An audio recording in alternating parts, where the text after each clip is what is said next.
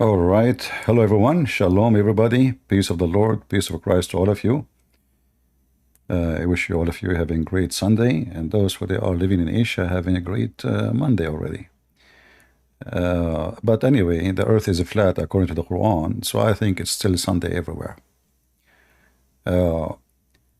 Actually, I was going to talk today about a different topic, but I just saw this video. I did not watch it yet. It is Muhammed Hijab, and by the way, as you see there, it says subscribe or else. I mean, seriously. I mean, how rude this guy. Subscribe or, I mean, how in the world even you want to watch such a channel? What? People, they say, please don't forget to subscribe. We beg you. You know, I mean, look at those Middle Eastern, man. I mean, subscribe or else. What? Okay, so I don't know. Like, if I'm you, I will not watch it. I'm seriously, you know. Subscribe or else? What? Unbelievable. All right. So I found this video just now. I did not watch it actually. I never saw this video before. And this video is made, you know, maybe Hijab is trying to copy Ali Dawah video before, if you remember about the Trinity and how Christianity, debunking Christianity in 60 seconds. So Muhammad Hijab, he decided to do the same. And you know, it's very easy to debunk Christianity. I mean, come on. I did not watch it, so this is the first time I see it. So let us see what this video is about. And I have a credit for his channel and the info in case, you know, in case. Assalamu alaikum, Brother Muhammad Hijab. Thank you for accepting our invitation. Today in this cross-examination concept, we will ask some frequently asked questions about Christianity. We are not Christians, of course, but we convey their difficult questions so that the truth can come out. But be careful. This is not Speaker's Corner.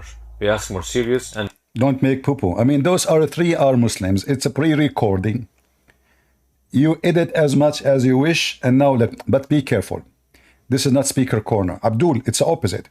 In Speaker Corners, people are recording. Here, it's only you, potato. I mean, look at the deception and look at the silly. Be careful, huh? This is not Speaker Corner here. We will get you busted. All of you are Muslims. I mean, do you see the stupidity? From the beginning, they are... Is Sylvester Stallone coming? The guy whose gun never get empty? That is a nice action movie. Continue. difficult questions. If you're ready, let's begin. Yes. Why you did not say to them what Ali Dawah said? Ali Dawah said to them, are you ready? I'm ready. Christians believe that Jesus is God, but Islam accepts him as a prophet.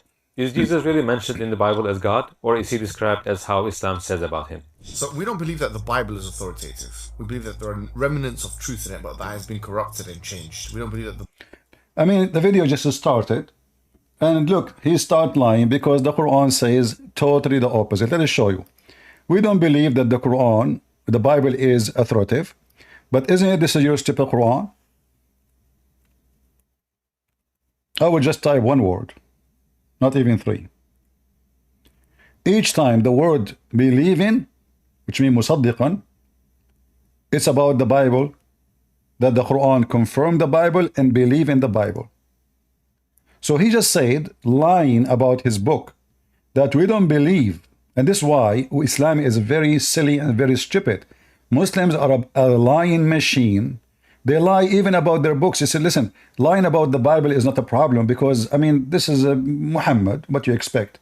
Muhammad, he could not find his name in the Bible. So, you know, this is, you know, okay. So now, isn't it this is your stupid book?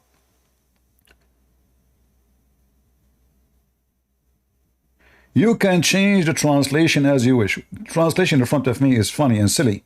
But you can change, like this is Muhammad Hilali Muhammad Khan. Is the Quran confirming our book? A book between two brackets from Allah, Quran, confirming what is with them, namely the Torah and the Injil, the Gospel. I mean, the guy, he did not even start the video and he started making poo-poo.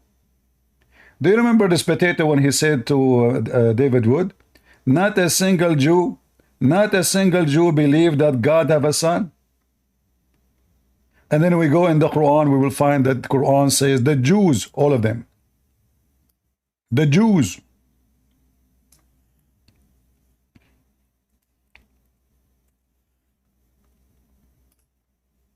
Do you see it?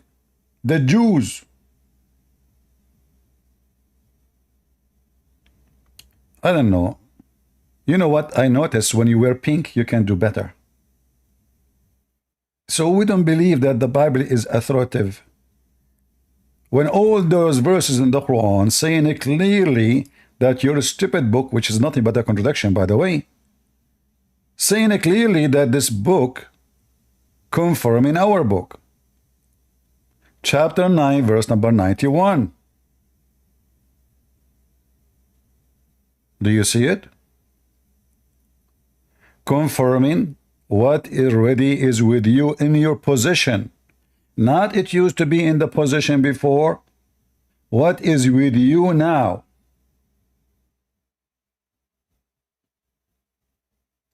So what we will do with those verses in the Quran, we dump them? Yeah, we dump them. I mean, there's tons of pictures of Muslims dumping the Quran in the sewage. You can search it in Google. In chapter 2, verse number 97, even it says in Arabic, and this Muhammed and Hijaban, she believed that he speak Arabic. Here it says, مُصَدِّقًا لِمَا بَيْنَ يَدَيْهِ, believing in what is between his hands. What is that? The Torah and the Bible. Look at the false translation saying, whatever there still remains. Who is a Muslim can show me those words in Arabic? In Arabic it says, مُصَدِّقًا لِمَا بَيْنَ يَدَيْهِ, believing in what is between his hands. What the translation say here? The remain. This is a translation made by someone. He is a fraud like Muhammad Hijab. We change the translator. This is Muhammad Cat. Let us see Hilali Khan.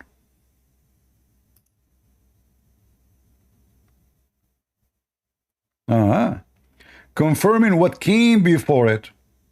Came before it, that's what it says. There's no between his hands now.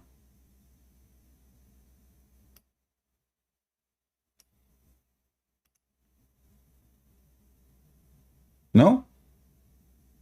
In his hands. I mean, even Google get you busted, you potatoes. So in the Quran it says that Muhammad even have a hard copy of the Bible, which is with us and with him.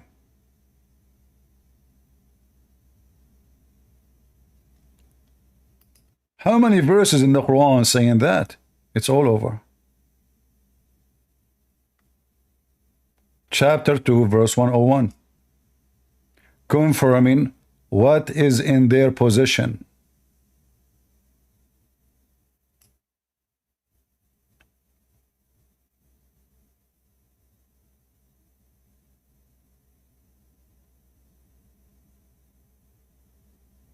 Here it says that they possess the truth of God, but they are not following. Look, they throw in their back. That's what the verse is saying.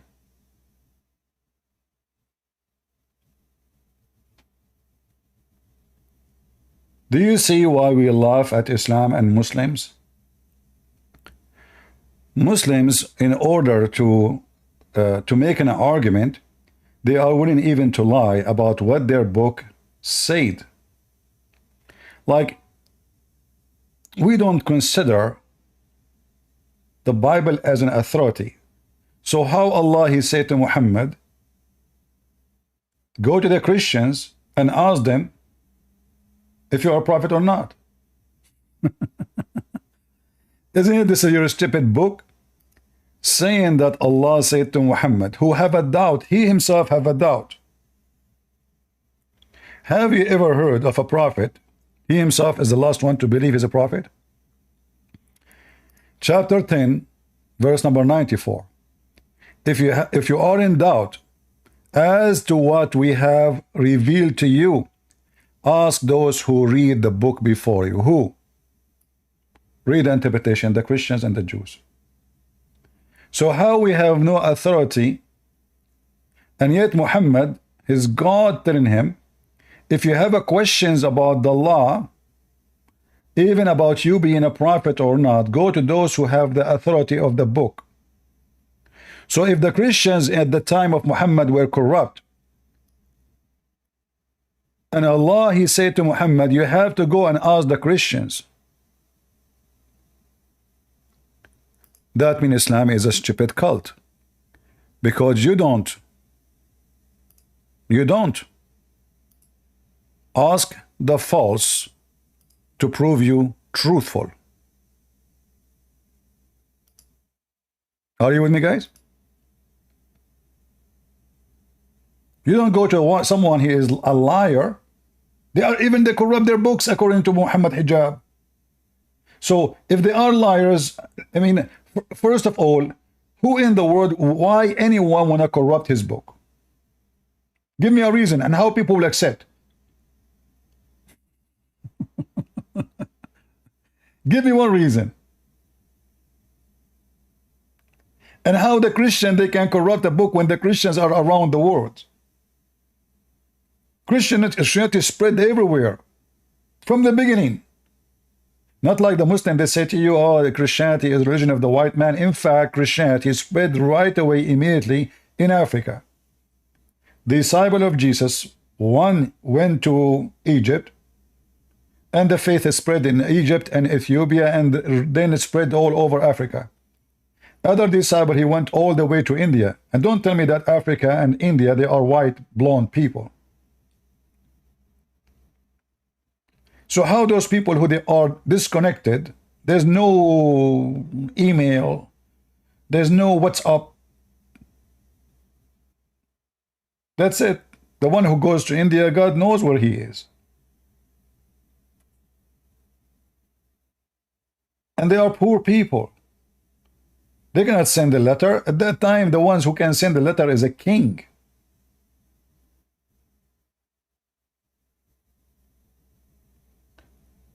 So how come all the Christians around the world agree upon what they have? And this is 600 years after Jesus. The stupid Quran saying to Muhammad, if you have a doubt about what is revealed to you, go and ask the Christians. Look carefully what the verse is saying. What we have revealed to you. So if the Christians approve what is revealed to Muhammad, then Muhammad is a prophet. If the Christians disapprove, that means Muhammad is a false prophet. It's in front of you.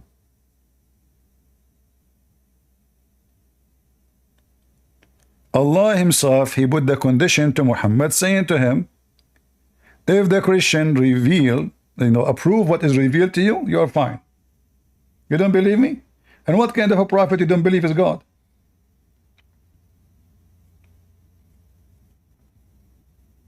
Why Muhammad he have a doubt? If a Muslim will say to you, well, he says if, are you saying to me Allah is not sure? So Allah is saying a false argument? Is the if here about knowledge or ignorance? So Allah is not sure if Muhammad is confused or not.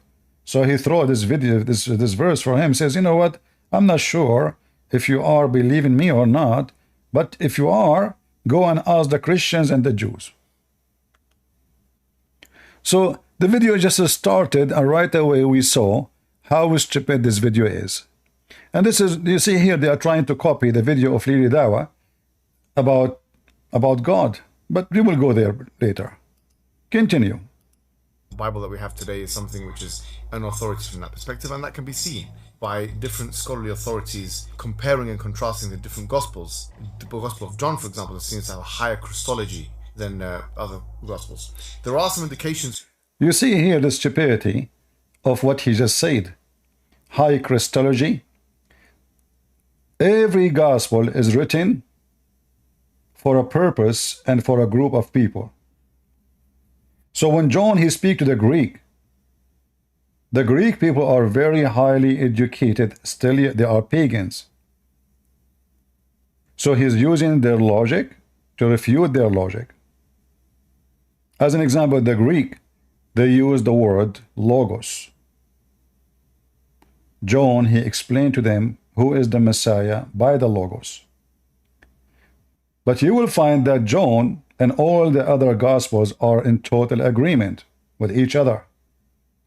And even they are sending letters to each other later, discussing issues they face when they are preaching the gospel.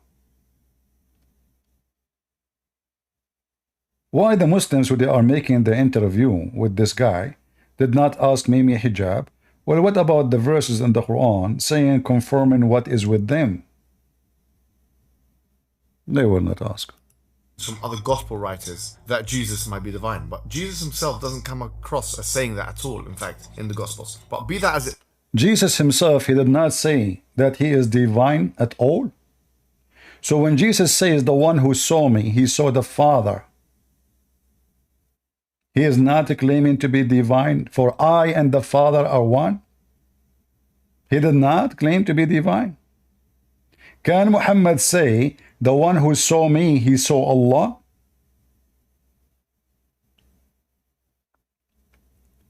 Do you see, Muslims, how you are a bunch of liars?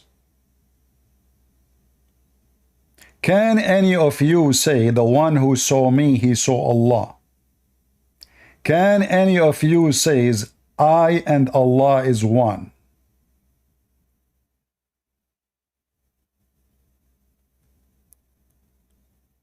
We have tons of verses in the Bible, Jesus saying it clearly that he is divine and he is God. Isn't it Jesus says, before Abraham I am, and Abraham he saw my day, and he rejoiced for it, which means he came to Abraham? So Jesus' existence have nothing to do with the day of his birth. But all of us, we knew that a human being, his birth date is the day he came to existence.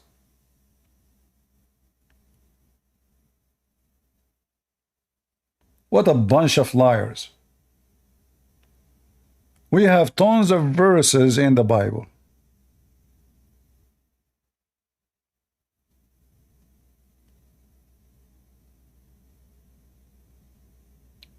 The word Yeshua, the name of Jesus, is about him being the Savior, Yahweh save. That is Jesus. Human being cannot save. The Bible says clearly that every human being is a sinner. A sinner cannot save a sinner.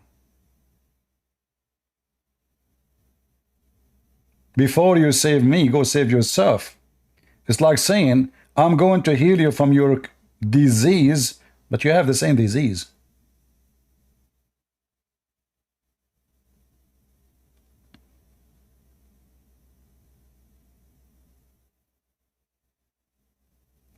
When Jesus says to the Father, glorify me, Father, glorify me, who is Jesus? Who is he to ask making such a demand?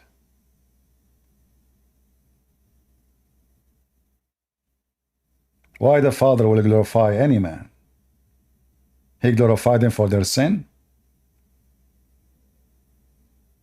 He glorified them because they are doomed. So when the Muhammadan, they speak, we laugh at their lies. And always I say to you, never take what a Muslim says to you as an answer regarding the Quran or the Bible. They lie. Islam without lies dies. If we go to John 8, you will see the Messiah saying, and Yeshua spoke again with them and said, I am the living God. Some Muslims, they will say in different translations, saying, I am. Yeah, that's exactly. I am. This is what God says to Moses. Moses says, what I will say to my people, what's your name? He said, I am. That's what Jesus said here.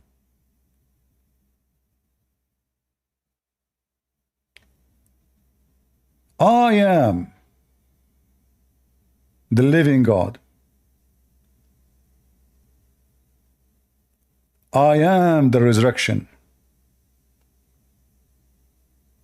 I am the truth. The 7 I am, which is all about God. And then the Muslim, they take the description of their God from Jesus. As an example, Muhammad, he come with a new name for Allah. He called him the truth. But it is Jesus who said, I am the truth.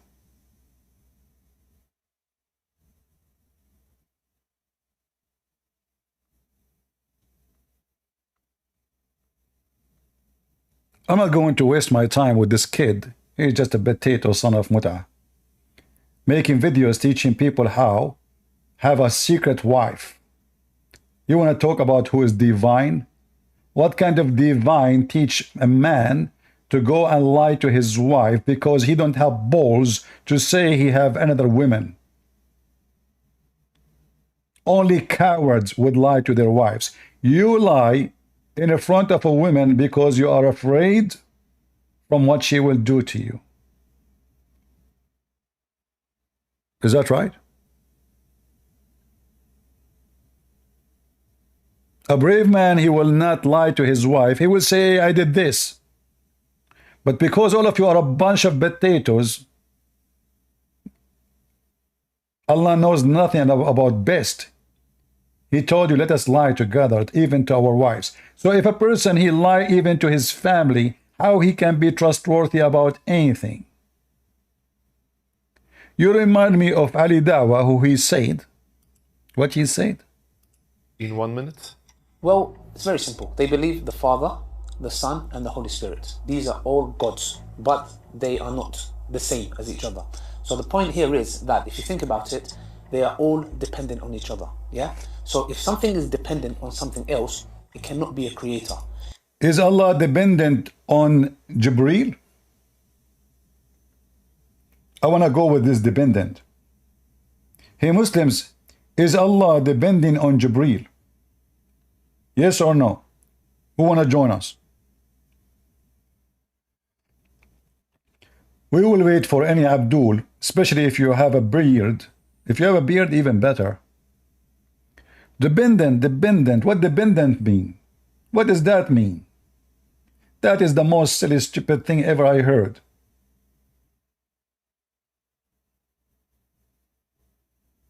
If the Messiah says, I and the Father are one, who depend on who?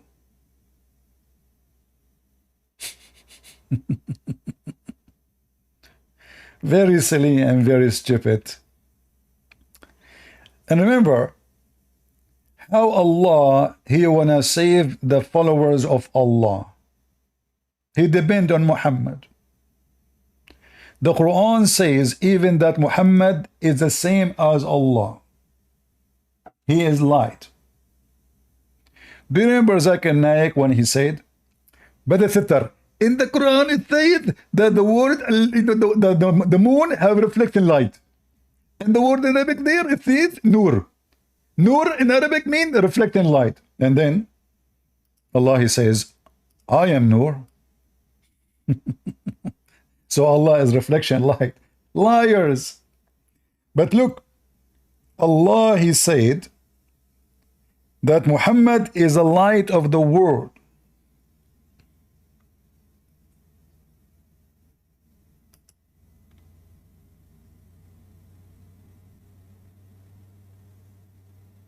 Do you see it? Can Allah guide people into Allah without Muhammad? Can Muhammad guide people into Allah without Gabriel? Can Gabriel guide people into Allah without the tablet? Can even Allah create anything? There's a guy from Senegal, his name is Ultimate Fort. He said that the angels are the one who created everything. So what Allah created? Can even Allah forgive Muhammad's sin without asking other Allah to help him? Allah himself, he pray, making supplication, asking other Allah to forgive the sin of Muhammad.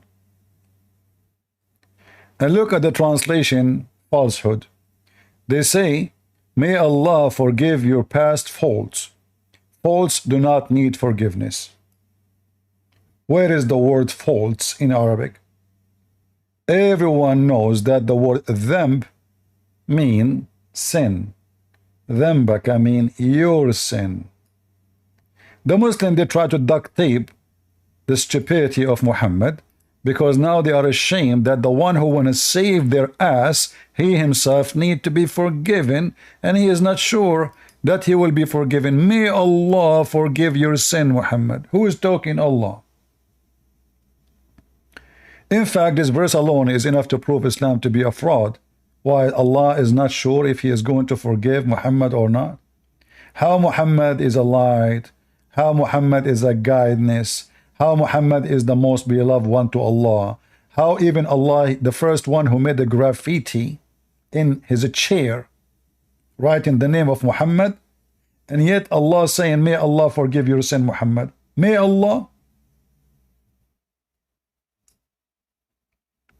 Do we have any Abdul would like to join us from the religion of May Allah?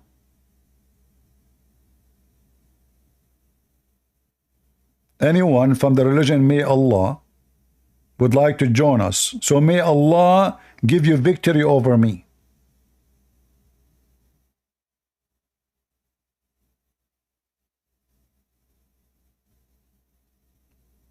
Any Abdul? May Allah forgive your sin, Muhammad. And you are talking about authority. What authority have Muhammad if he himself is sinner and he himself is not sure is going to be forgiven? In fact, Muhammad, he asked the Muslims. Do you remember when Muhammad Hijab, he said to David Wood? David Wood asked him, you Muslim, you say sallallahu alayhi wasallam, pray on him and salute him. Allah, he pray on Muhammad. He said, supposing now this is a smart answer, he said, hey, this is why the translator says, pray for, not to. Does it really make a difference if Allah pray for, not to? The question is, if Allah, the Muslim, they say, well, Jesus, he is God, but he prayed to the Father. Well, the speech between the Son and the Father is a prayer, for it is a holy speech. Same time, the Messiah always says that my Father is greater than me. So when the Messiah, he speaks to the Father, he prayed to the Father. Allah, he prayed to who? Do we have a Father?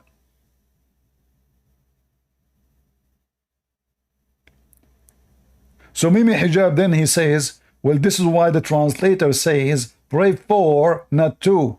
It doesn't make any difference, you idiot. Pray for, pray to is the same. I pray for you. I'm praying to God for you, for your benefit. Allah praying to who? Do we have any Muhammadan? Prove that Jesus is God. Join me, Abdul Rahim, Abdul Rahman. Hey, click at the link in Discord and join me, and let us see if Jesus is God or not. Why you don't do that? You don't have a beard? Grow one. If you don't have a beard like Zakir Naik in your face, we accept the pubic area. Beard. Be a man. Do you have even a beard there, or you don't have it? Like Mimi Hijab, before he took off his t-shirt, he shaved all the hair in his body because he want to be pretty. I am not surprised, by the way, because his prophet used to do something called a nawra. What is a nawra? Sugar. In the Middle East, if a man he do sugar to take hair from his body, that is a big shame. Only feminine men do that. You can go and ask. In fact, if a person he shave his mustache, they laugh at him.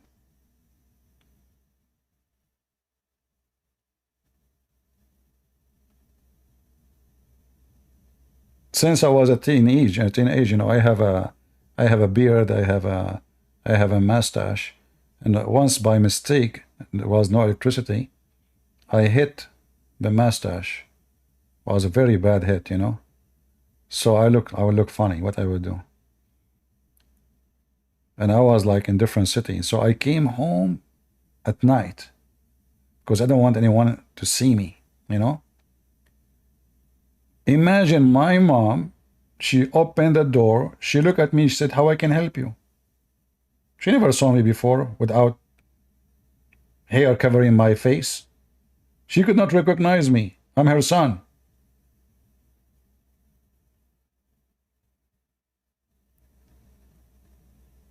Do we have any Abdul who have hair somewhere?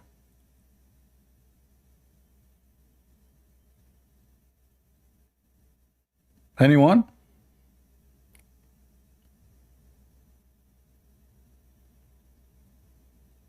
May Allah forgive your sin, Muhammad. Is that God making a wish? Is Santa Claus is going to listen? Did Allah forgive Muhammad?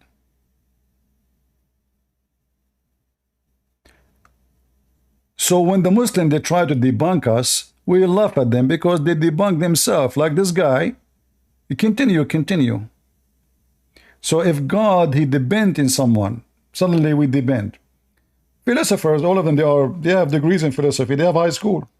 So if something is dependent on something else, it cannot be a creator. If Jesus walked the earth as a human being, ate, slept, and went to the toilet, we do not believe this is the... Can you show me where Jesus went to the toilets? Secondly, are you saying to me that when Jesus, he ate and he walked in the earth, that strip him from being God? I will go with you. So now, if God have any similarity with a human being, then he cannot be God. That's what you are saying. Well, everything about your God is the same as a human being. Your God, he forget. Have you ever heard of a God he forget? Huh? Your God get angry. Well, God is all wise. Why you get angry? Where is your wisdom? I'm going with your logic. I'm not using my logic. This is not how we Christian, you know, think. But their logic is, if Jesus have things which a human have or they do, that means he is not God. So now because Jesus eat, he is not God, but Jesus, he make people come from the grave. According to Muhammad, Jesus, he command the son of Adam to come from the dust. We are talking about the first generation after Adam.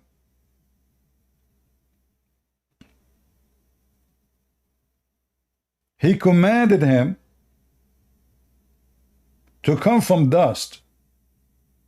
A person who died thousands of years ago, the dust became that man, and he came to him, and Jesus told him, tell them what happened to you.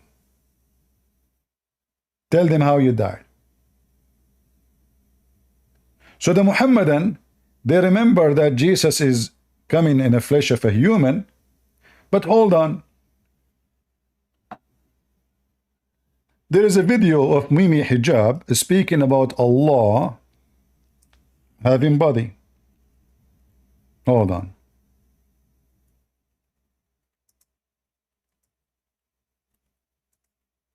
Let us laugh together.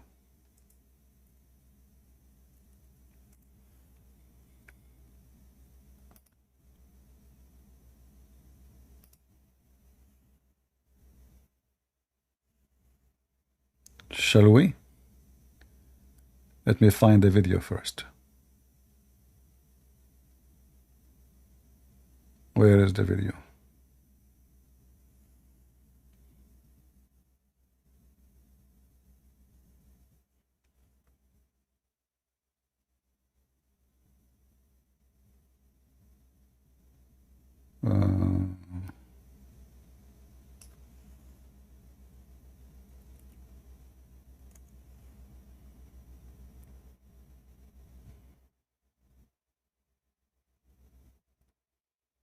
I need to find it so we can laugh. He was jumping like a monkey. And all those, even guys, even they are making fun of what their prophet said. Because the one who said that is his prophet. Where is the video?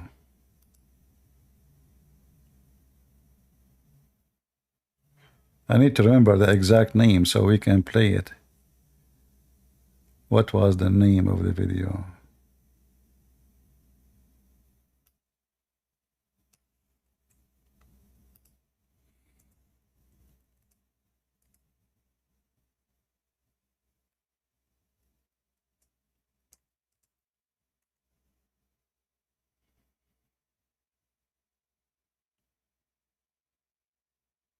Where?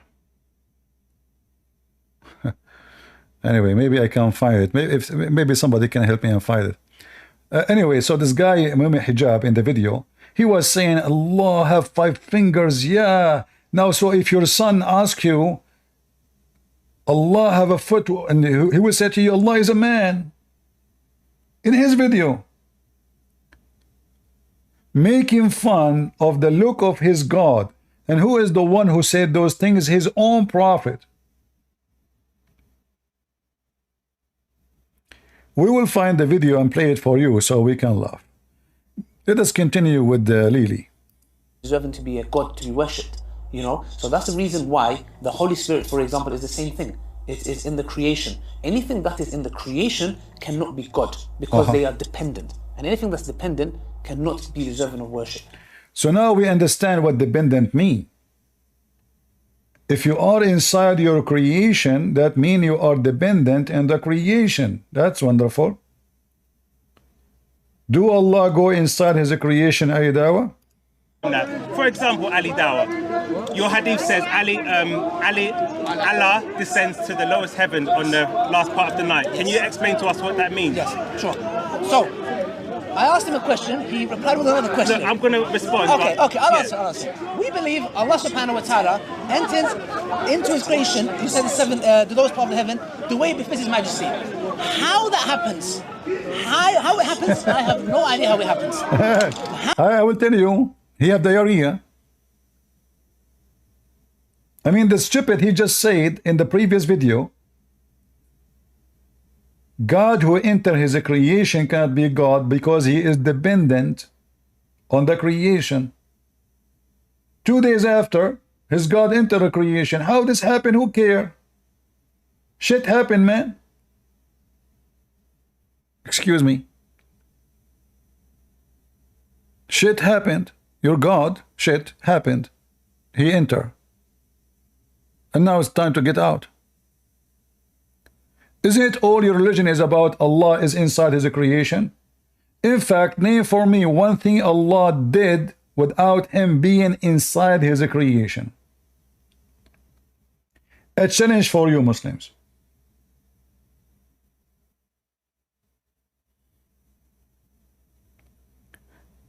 Shit is a swearing? Really? So when somebody says shit, he's a swearing? Oh, okay. Well, you do shit every day. Are you swearing every day? How many times you swear when you go to the bathroom? Do you swear with sound or without sound, or smell without smell? Since when shit is a swearing? Anyway, people, they say whatever they want. I'm describing the situation. This is shitty shit. You don't like it, get out. People are sensitive. All day long they are shitting. First thing you do in the morning, you go and shit. What do you do in the morning? Before you make your coffee, you swear. Let me swear. Unbelievable. Do we have any Muhammad that would like to join us?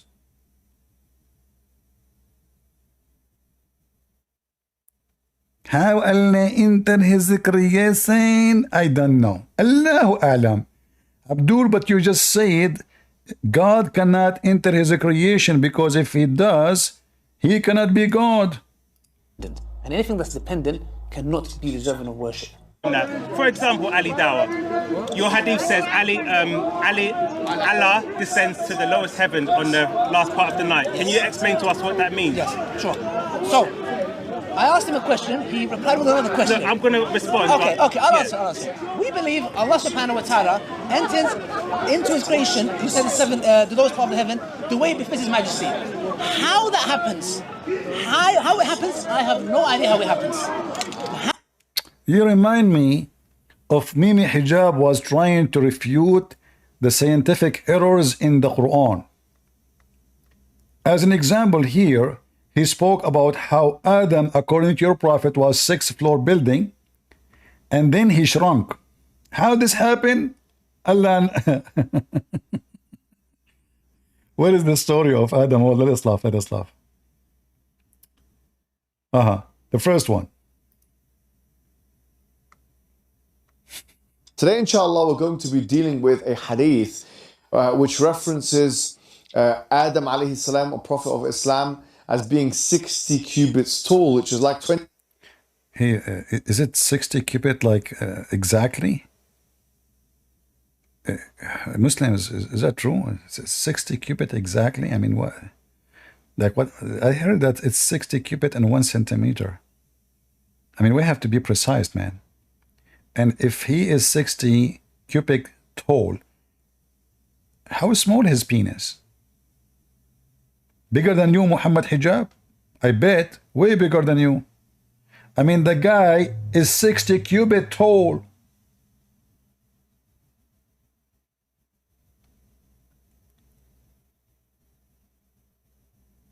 I heard that Adam, brother, he used to destroy rocks with his penis.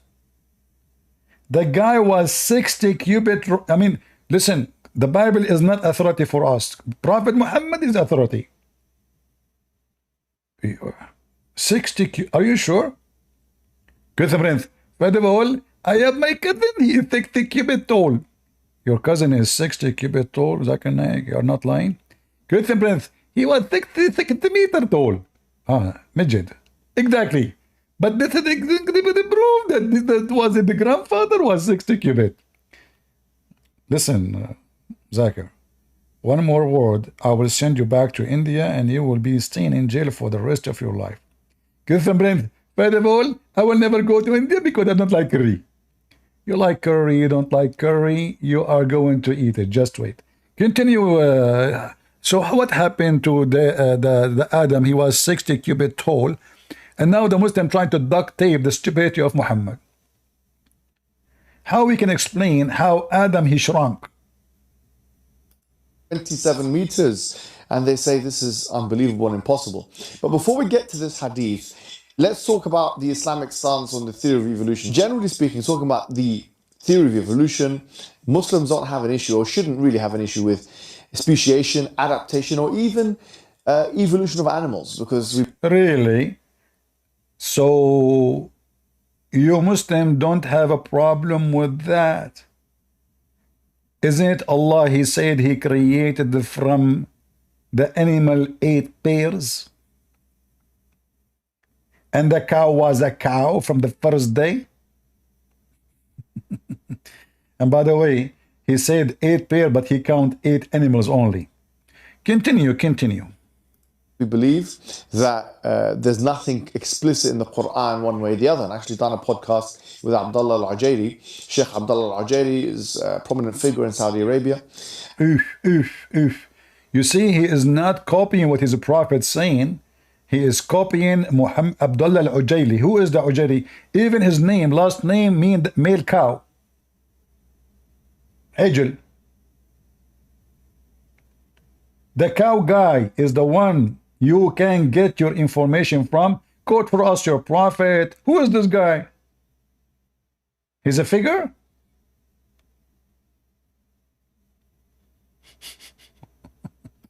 Who researches these matters and well published in this field.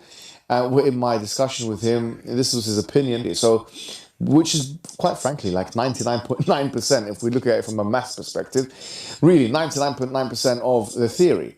The issue we have, we take issue with, or the point of evolution, the slither of which really diametrically opposes some of the Islamic narratives, is human evolution. Now, obviously, we have a narrative. We have a narrative in Islam, which is that. Just to show you how stupid liars they are, Because the Quran make it so clear. How many animals Allah He created and He named them.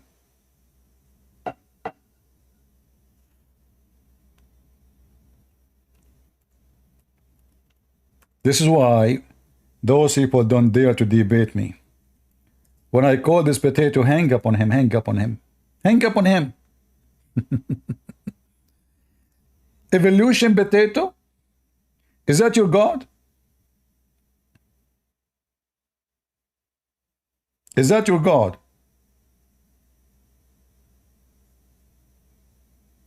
So you Muslims, you believe that the sheep used to be something else before. What used to be a pig? And by the way, Allah, He did not create the pig. Where is the pig? And here, just to show you how stupid the one who made the Quran, it says here that Allah created 8 pairs, and then Allah, He start counting. He says 2 sheep, okay, 2 goats, okay, that's 4, 2 camels, okay, that's 6, and 2 cows, that's 8. Where is the 8 pairs?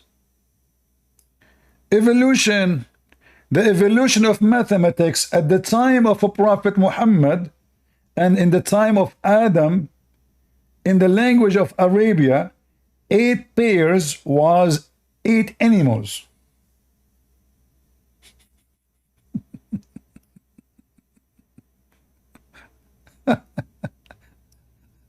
And they say to you the Arabic is amazing. Quran Arabic? So good, man. So good.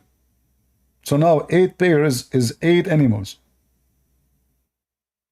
Why you are using the word pairs if they are 8 animals? Just say 8 animals. Why are you using the word pairs?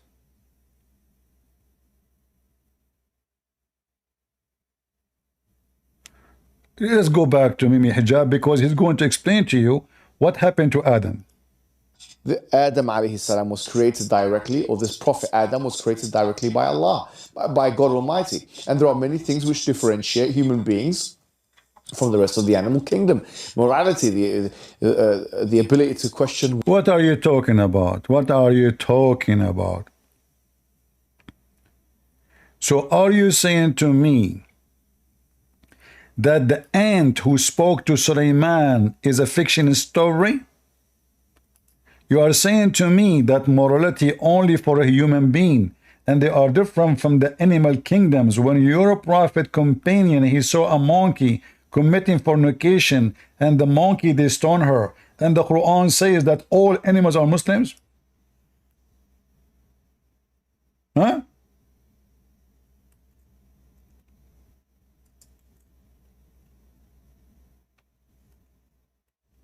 Isn't it your prophet, he said, that is going to judge between 2 goats trying to steal something from the Bible, which is not about goats, it's about God will be just for everybody.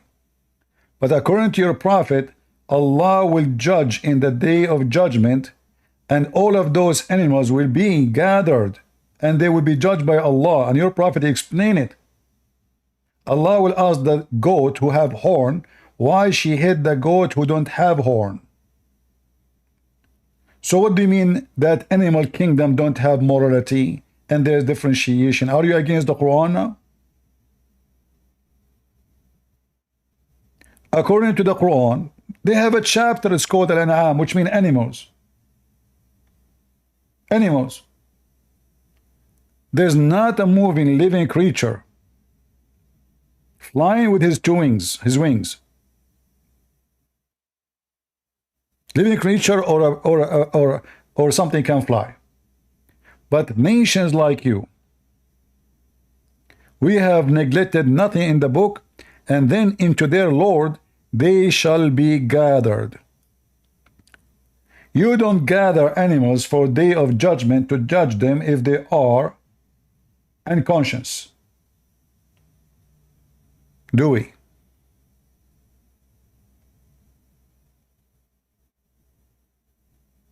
I asked a Muslim sheikh once, so Allah will bring the mosquitoes and he will question them why they are sucking our blood? He will say, exactly. But idiot, isn't it Allah is the one who created the mosquitoes to live like this?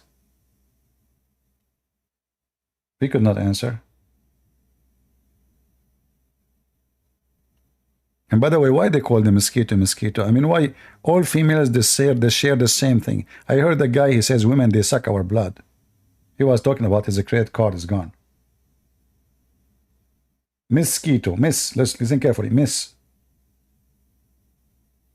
She is a Japanese. Mosquito. Anyway. So what happened to Adam? Police be upon him. Why?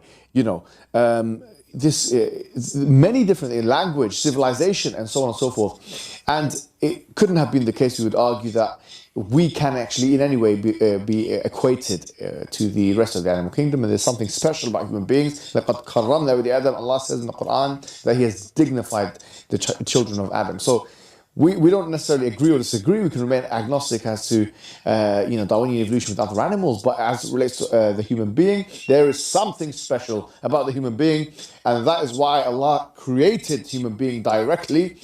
And in this hadith, there's indication that He created Adam in 60 cubits tall. Now, the question is, this seems unscientific on many grounds. And I'll tell you what, on three major grounds. Number one is biological.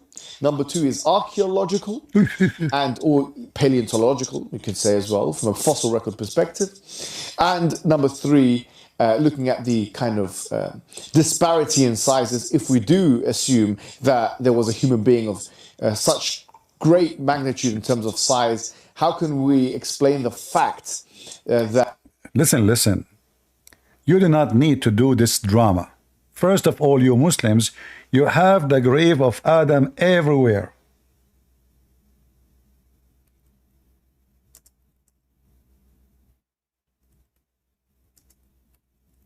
Is that right? Why you are trying to refute it? You have a proof.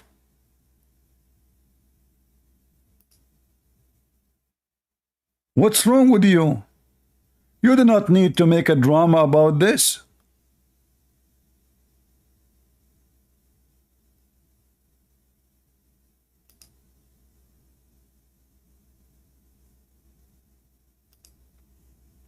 Look, the Muslims, because they are a unique species, they were able to find a grave for Adam in every country Muslims are exist.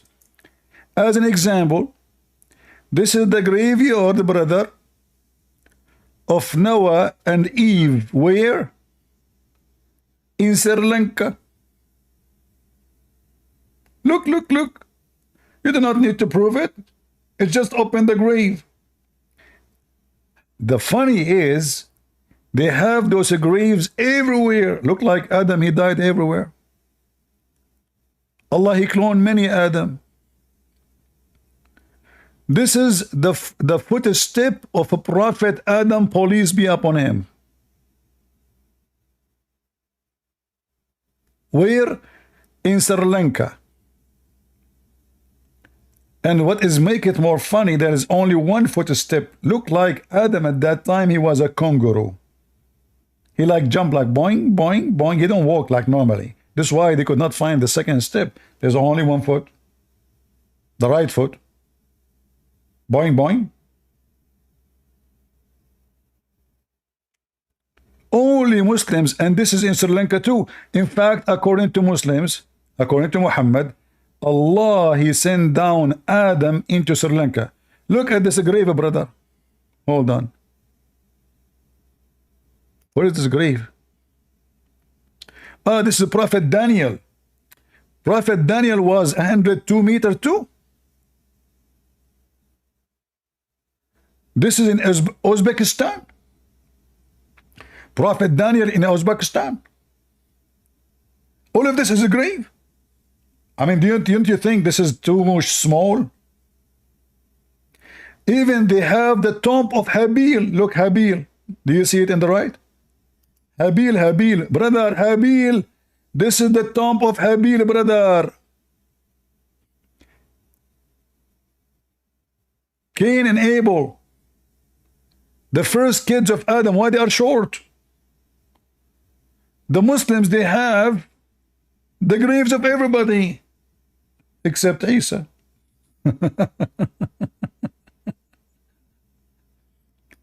So I find it very funny that Muslims look at this short grave. Oof, this is a falafel grave. Brother, seriously, this is a grave? Huh? Is that a subway grave?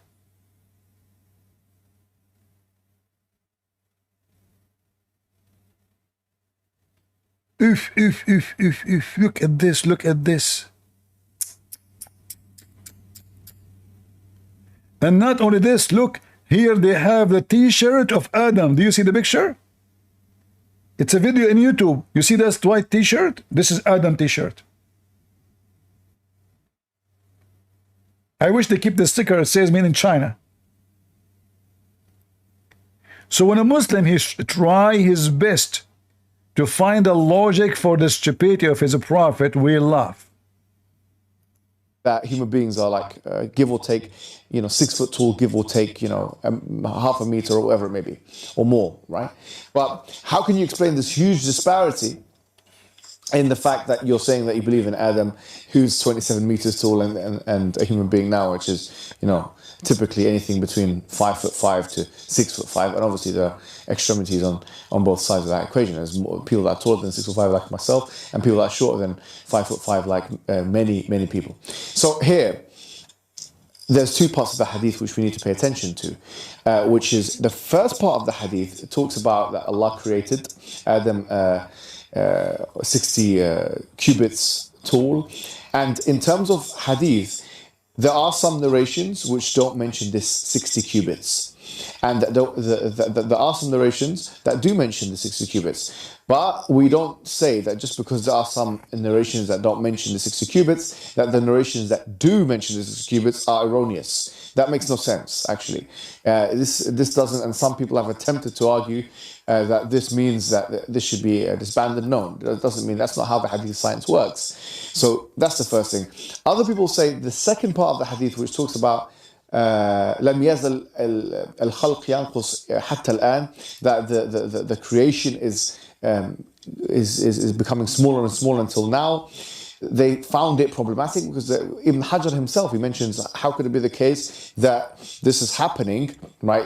And we can see Ad and Thamud's kind of indwellings, the archaeological remnants of their indwellings, and we can see that their houses and the doors and so on were not so tall. And he assumed, without, by the way, nas and evidence, that Ad and Thamud were closer to Adam than they were to us human beings. And obviously, the only real evidence we have anything between Nuh and Adam alayhi salam there's no evidence. I mean, there's only Israeliyat, or kind of biblical narrations. So potentially he was using those to kind of raise his eyebrow, but he did not say that this hadith was mu'allal or defective, as many believe that he did. Now, because of nas reasons or content reasons. Going now forward to answering the contentions. There are variations of this hadith which refer to fis sama, okay, that this was in the heaven. Not heaven as in Jannah, but fis sama. Now, obviously, if you look at the Quranic cosmology, heaven, al-Jannah, is above, okay, because obviously we know that the Prophet was taken there in the Isra al-Mi'raj. So it could be the case that this height and this mega size of 27 meters is specific to Jannah, and there's nothing wrong linguistically in believing that, because obviously we believe that Adam alayhi salam, he started his journey, yes, in heaven. I mean, we have a whole narrative where he was in a completely different place, and then Allah, he sent him down to the earth. He sent him down to the earth. Yes, he's created from the elements of the earth, but he was in many ways an extraterrestrial because he came from a completely different dimension and he came to this earth. Now, in that transition period, could he have shrunk? Could Allah have made him smaller? That's also a possibility. We're not disregarding that as a possibility, but there's no evidence of that from the Quran and Sunnah. So we can't say that that is what happened. Now, what we will say is this. Let's assume that Allah, he brought Adam down.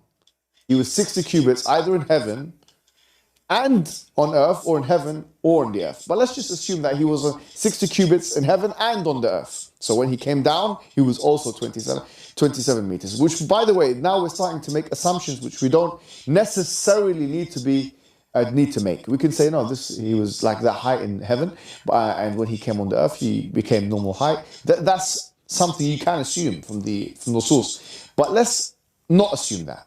Let's say he was 27 meters on the earth. What's the problem? The problem are three different things now. Number one, biology. If we use the human anatomy that we have today as the reference point, if the human anatomy today is the reference point, how could it be that something that tall, or a human being that tall, the bone structure can maintain that kind of size, right? Because it will collapse because of the weight of the human being. Well, this is a fallacy, because we're not starting with the human being today as the reference point. We're starting with, why would you start with today's human being as a reference point? The reference point is that 27 meter human being that we're talking about. That's the reference point. So if someone says, well, we know that if we keep doubling sizes, as I've even heard some Muslims try and say, keep doubling sizes in height, then the height will be so tall, and then the weight will be so much, and then the bones will not be able to handle that. Density of the bones will not be able to handle that. You're using your reference point as the human anatomy of today, and then do qiyas backwards, which is a qiyas mal farq, if you like. Or guys, after listening for 5, 6, 7, 8 minutes, did we understand anything? What is the answer? How Adam is 60 cubit tall? Potato. Do you see how Muhammadan, they struggle with the lies of Muhammad? And now they struggle with the duct tape method? False type of analogy. It's a different kind, it's false kind of analogy. So that's the first problem. You can say, oh, it's inconceivable that human anatomy can handle that size. Well, it's only inconceivable on the basis of analyzing today's human anatomy. That's the first thing.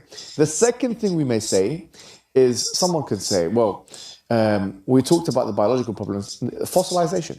How comes there is no fossil record of such a huge human? The National Science Foundation says that 99.9%, 99.9, no way, 99.9% of species have not undergone fossilization. So fossilization, you expect to find one specimen of a fossil of a human that, we don't know, tens or 100,000, whatever it is, years that he existed before. So now he is denying that his religion have the lineage of Prophet Muhammad to Adam, and it's less than 5,000 years. Suddenly now Adam exists hundreds of millions of years before. You see how the Muslims, they lie about the religion? If you go right now and check the lineage of Muhammad, they claim he is from Ishmael. They have the lineage and the names from Muhammad to Adam. Suddenly now it's hundreds of thousands of years. Do you see Muslims, how Muslims lie to you? I want every Muslim right now, go check out how many thousand years before your Prophet Muhammad and Adam according to Islam. Is it hundreds of thousands of years? Or this guy is lying to you?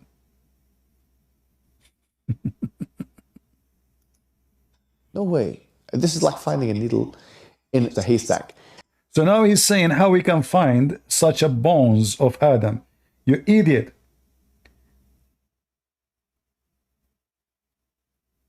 If a man, he have such a size, and he was exist in this earth, how come we can find the bones of the dinosaur? If Adam have kids, well, his kids will be like him.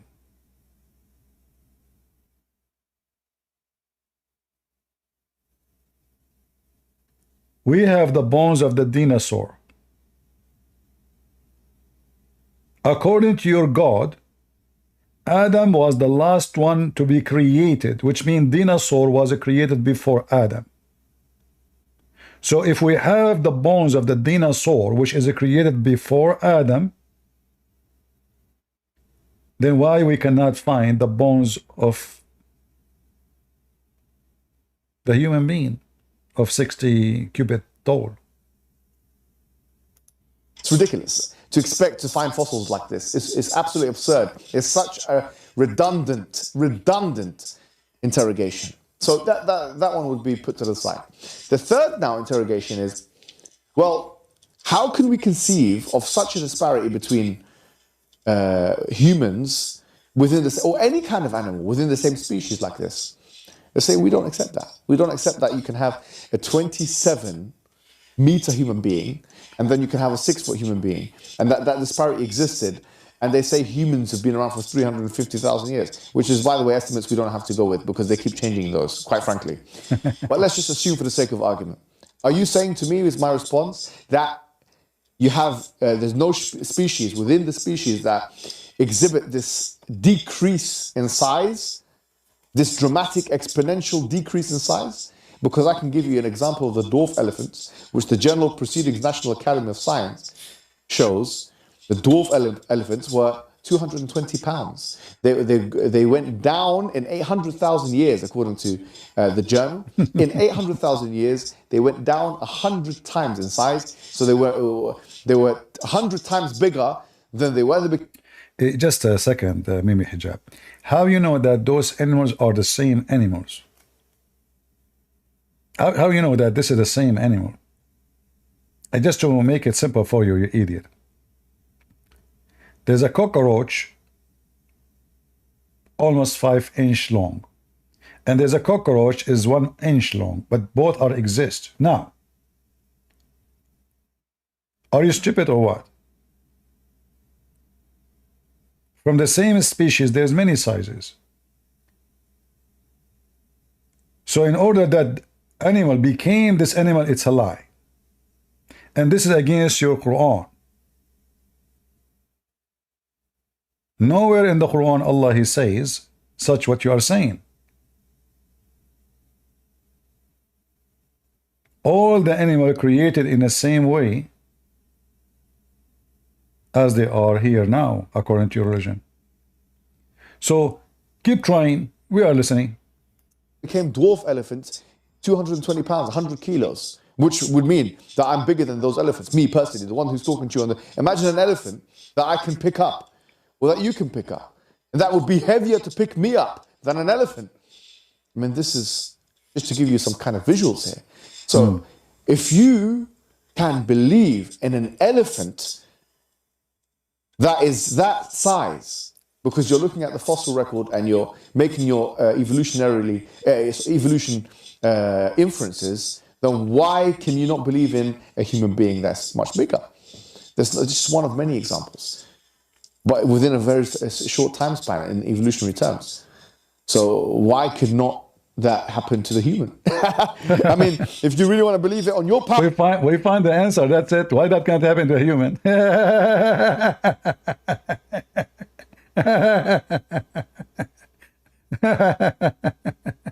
All right.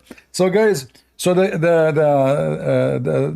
thing what happened now, that the human being, he starts shrinking by size. He was so big, and that's it. It was 27 meter tall, and now it is 2 meter tall. Okay, we found the problem. We solved the problem.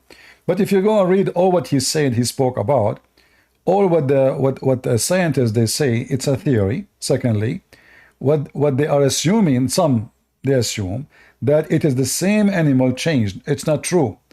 Animals who have big size, they could not survive. Their size did not help them. Animals who are smaller in size, because their need is less, their need for space, their need for water, their need for shelter, their need for anything, their size helped them better to survive. As an example, insects are the most survivor between all creatures in this earth. We mentioned cockroach. Cockroach can handle a heat which a human being, he will die immediately. As I remember, cockroach can handle a degree 400 degrees, and still he's alive. So if nuclear attack happened to a city, everyone in the city is going to be killed, except cockroaches. They will survive. So a Muslim trying to find a solution for the stupidity of his prophet, it doesn't work. Why? Because simply this is a human being, and your God Allah, He said clearly that He created Adam in His image. And this is a phrase taken from the Bible.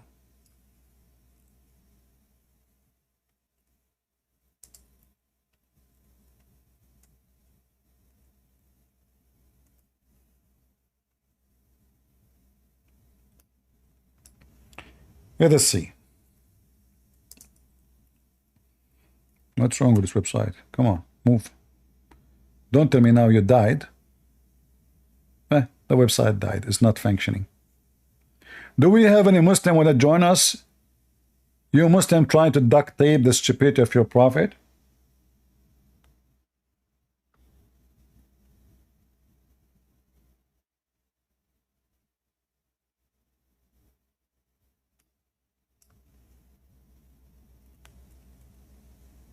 Any Muhammadan?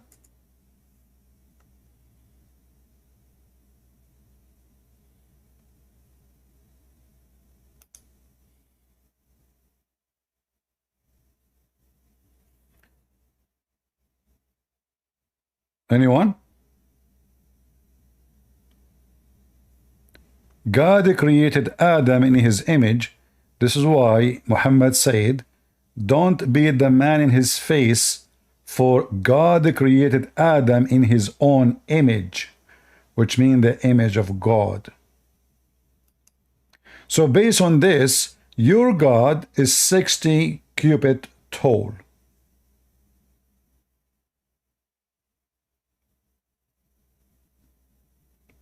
Right?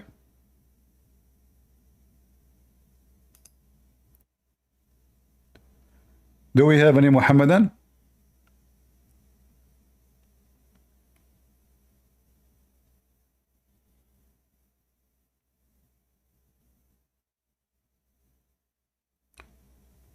I feel sorry for you, Muhammadan. You try to attack Christianity, but as you see, your religion is the religion of garbage. Fiction stories is stupidity. You know, if you read the story of Adam in the Quran, you will die laughing. Who is a Muslim dare to call me and talk about Adam, as long Mimi Hijab talking about Adam? How Adam even, he was kicked out of heaven. Very laughable story.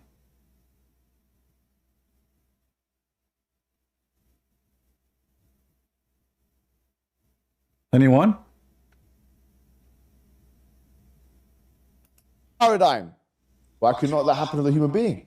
So it's okay when you say these things, but it's not okay when we say these things. You make a mockery out of the hadith. Well, the hadith makes the mockery out of you, because this is actually what you believe in as well. And hopefully that answers the question. Assalamu alaikum wa rahmatullah. What is the answer? What is the answer?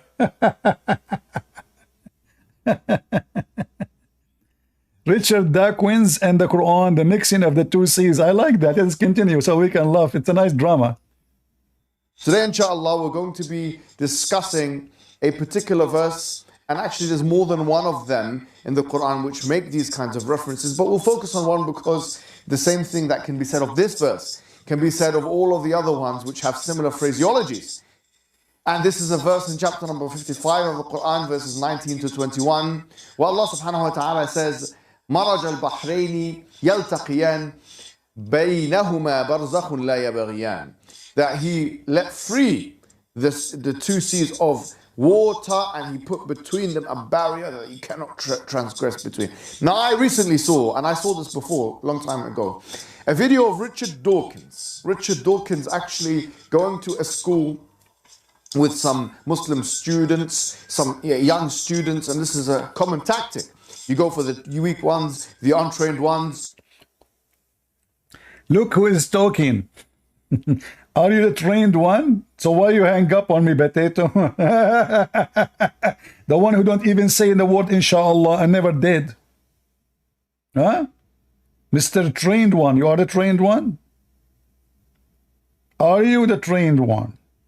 Okay, answer about the two C's. Let us laugh together. The students that they're not theologians, they're not learned, they still actually even haven't finished their GCSEs. And this is the kind of, engagements that Richard Dawkins and the rest of the New Atheist movement are used to doing with the Muslims. You get some weak one and you try and brainwash them into your worldview.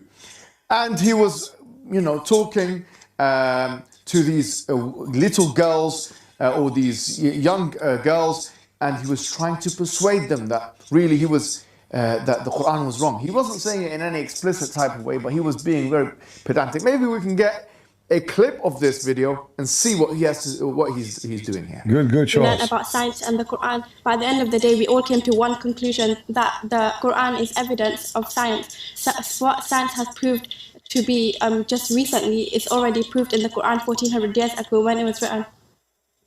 But that doesn't include evolution, apparently. No, it doesn't. So what does it include? It includes stuff like the shape of the earth, about the mountains, how they secure the earth, and how look at this ninja. They don't mix the salty water and the drinking water, so it's pure for us to drink. They don't mix, but they pass through each other. Salty water and fresh water don't mix in the sea. No, it's like the natural barrier. I was shocked that RE elbows out science like this. As you saw, this man was badgering the kids. He doesn't want to go to train theologians, Muslim theologians, or... But here you see the stupid Mimi Hijab, he forgot that this is what you Muslim teach your kids, and she is the one who mentioned that to him, is not the opposite. It's your kid.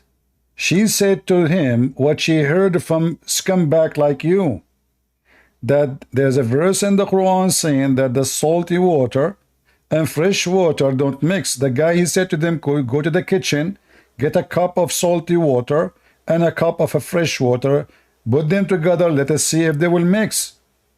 So it's you stupid people who lie to your kids, make them go in the street, say the nonsense, and when the nonsense you made come back to you, you accusing him that he is going after the weak. She was 6 years old, or she was the same girl who called me and she said that Jesus, he played with his mother boobs, and you said, did you say that to her, suckle me? You remember? Your sister was a whore and she is older than your mom, and you claim that she is a teenage. Continue. So he's targeting the weak. What happened? Now you are the strong, fix it. Does the Quran says Allah did not mix the two waters? Yes or no? Which obviously a very clear scientific mistake. Or public figures or whatever it may be, he's going for the children. And really he's arguing that this is false in the Quran. If the idea is that you have these, the sweet water, the fresh water and the salty water, that there is a barrier between no such barrier exists. He says you can go to the kitchen. Yes, you can put the sweet, you can put these two waters together and mix them and disprove the Quran. This is such a weak and lazy approach. Don't you want to research what this verse is talking about in the first place?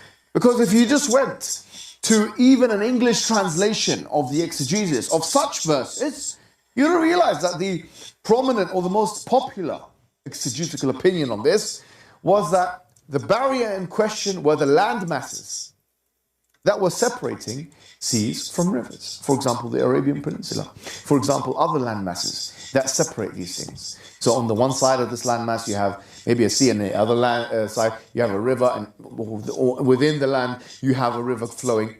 This is what is being referred to here. That God... This is what is referred to here.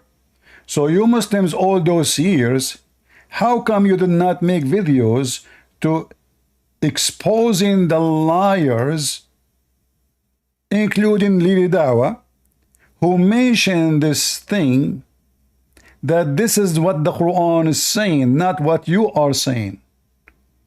Why you did not correct your friends in the speaker corners or Zakir Nayuk?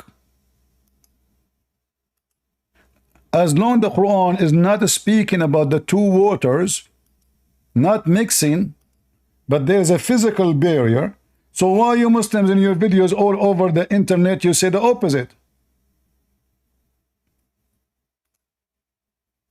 in the subject of oceanology, there's a verse in the Quran, in Surah Furqan, chapter number 25, verse number 53, which says that it is Allah subhanahu wa ta'ala who has let free two bodies of flowing water, one sweet and palatable, and the other salty and bitter. Though they meet, they do not mix. There is a barrier which is forbidden to be trespassed. The same message is repeated in Surah Rahman, chapter number 55, verse number 19. Maraj al-Bahrain yaltaqiyan, that He has let free two bodies of flowing water. Though they meet, they do not mix. There is a barrier, there is a barzakh, which is forbidden to be trespassed. When the commentators of the Quran, when they try to understand this verse, all of us know very well, and we knew it earlier also, that there are two types of water, sweet and salty. But they could not understand the verse of the Quran, which says that there are two types of water, sweet and salty. Though they meet, they do not mix. There is a barrier which is forbidden to be trespassed. There is a barzakh. The Mufassirin, the commentators could not understand what did it mean. Today, after science have advanced, we have come to know that whenever one type of water flows into the other type of water, sweet water flows into the salty water, it loses its constituents and gets homogenized into the water it flows. This transitional homogenizing area, according to the Quran, is called as the barzakh. It is an unseen barrier. See? So, one of them, he says, no, this is what the Quran meant. The other one says, no, this is Darkwind, Richard Darkwind, he is lying. This is not what the Quran is saying. If you go to the Quran, in 2 seconds you will find that this is not really what it says. In fact, Muhammad Hijab is saying the truth. But because now we debunked them already. But they were going with this lie for years and years, and they post videos everywhere, including Lady Dawa herself, that the Quran says there's two bodies of water, they don't mix. And now Lady Dawa, Mimi Hijab, saying, no, this is not true. This is what the Quran is saying. In fact, if this guy, Richard, he go to the Quran, he will find in 2 seconds that this is not about two water are not mixing because after touching each other. There's a physical barrier between them, which is a land. But look what Muhammad Hijab now he did. According to the stupid Quran and Muhammad Hijab, salty water and fresh water still they will never mix. Let me play the video again of what he said so we can laugh.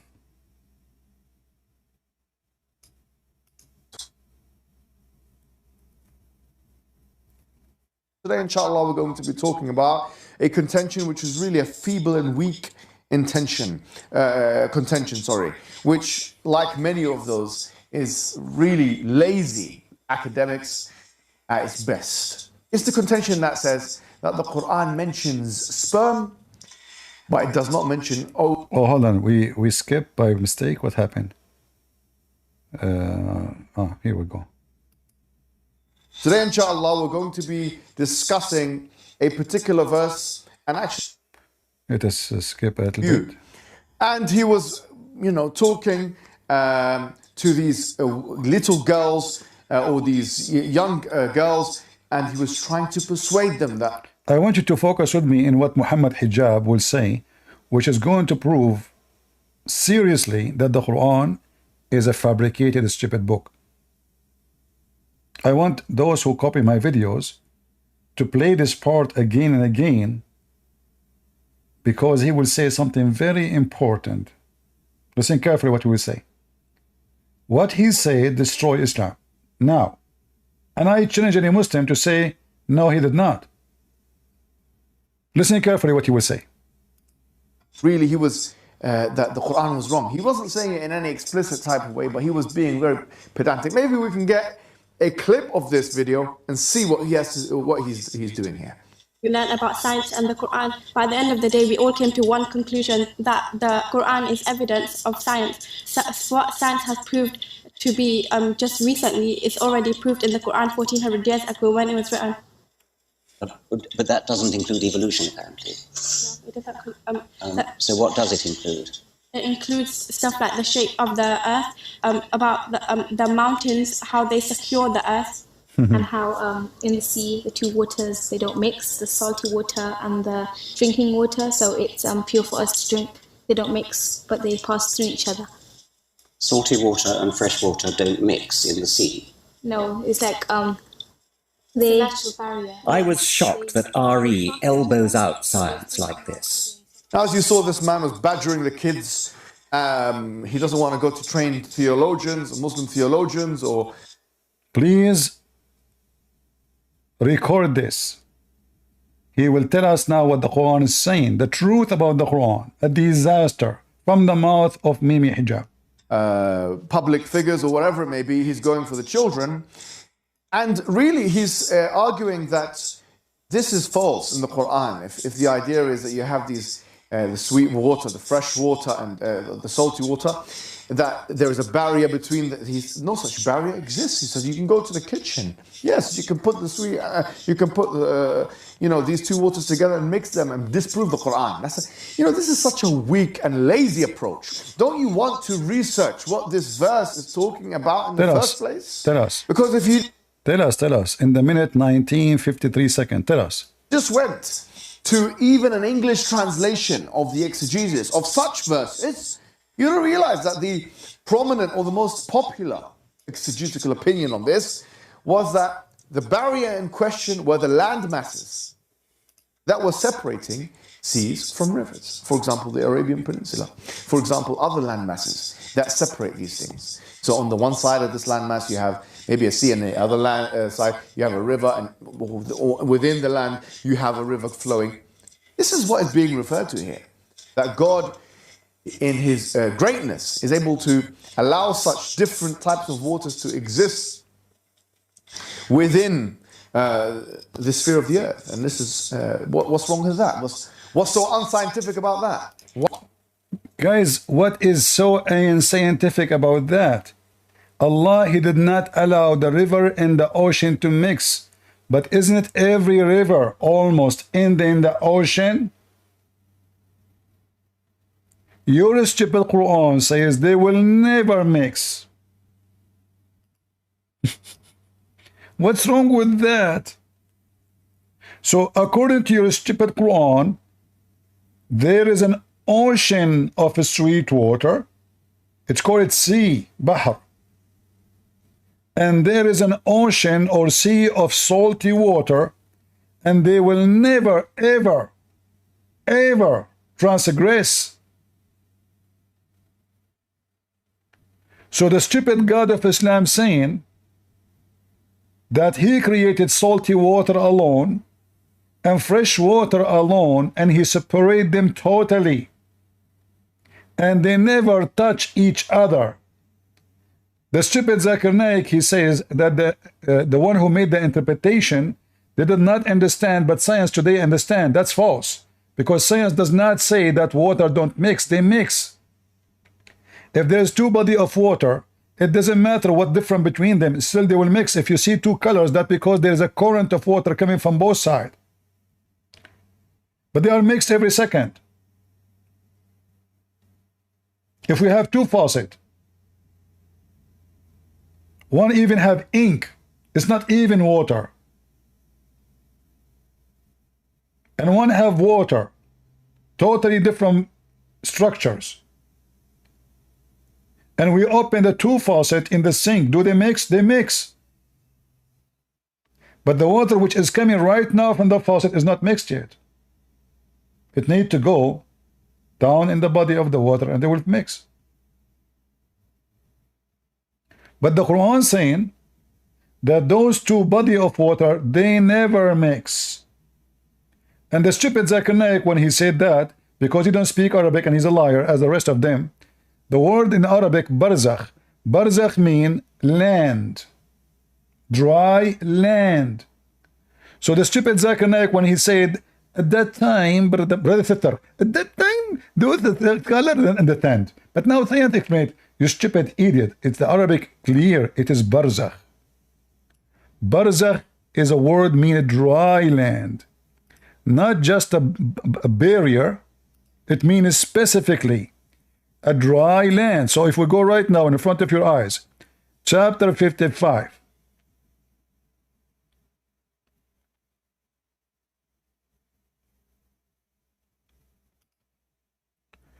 verse number 20.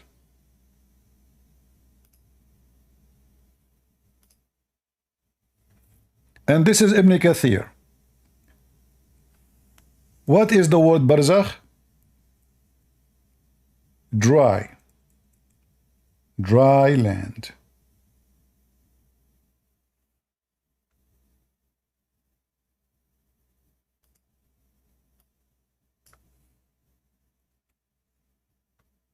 Do you see it? Meaning, he placed a barrier. He placed what? A barrier between them. What kind of a barrier it is? It is a dry land. Can you find more stupid book than the Quran? Do you see how they lie?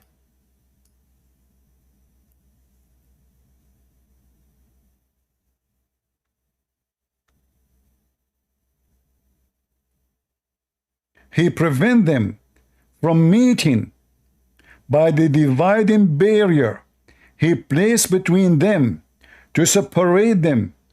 The two seas are fresh, salty water, fresh and salty water. So what the Quran confirm that those they will never meet. The stupid author of the Quran do not know that in fact the fresh water we have is coming from the salty water. It's just a cycle of rain. The major body of water in this earth is not the fresh water, it's the opposite, it's the salty water. The salty water vibrate as a steam by the sun, by the heat, go up to the sky have a cloud, the cloud move pushed by the air. The cloud give us rain. This is what the rivers are coming from. So what do you mean they don't mix? If we go right now and check every map for the Amazon River, for the Nile River, for all the big great rivers, you will find that all of them, they end in the sea. So when the Quran says they never mixed, it's a big stupid mistake. And now Mimi Hijab, he confirmed that the Quran is made by an idiot, because he just said, all what you need to do, go to the Quran and you will see he's talking about the land. They will not mix because there's a dry land between them. But still there's a mistake. And this is exposed all the lies posted by Muslims. If you go right now search on YouTube about the two seas don't mix, miracle of the Quran, you will find endless number of videos. So they spread lies about their religion in order to fool people, to convert them. They target the ignorant. He was saying that this guy, Richard Dawkins, he is targeting the weak. Well, should you ask yourself, who is the one who taught those weak that the water, salty water and fresh water don't mix? It's you. It's your Quran.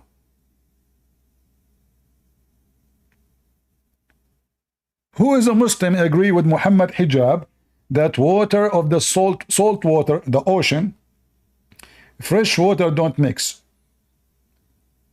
Anyone? This is a very clear mistake in the Quran, and Mimi Hijab just confirmed it. Such a weak and lazy approach. Don't you want to research what this verse is talking about in the first place? Because if you just went to even an English translation of the exegesis of such verses, you don't realize that the prominent or the most popular exegetical opinion on this was that the barrier in question were the land masses that were separating seas from rivers. For example, the Arabian Peninsula. For example, other land masses that separate these things. So on the one side of this landmass, you have maybe a sea, and the other land side you have a river, and within the land you have a river flowing. This is what is being referred to here.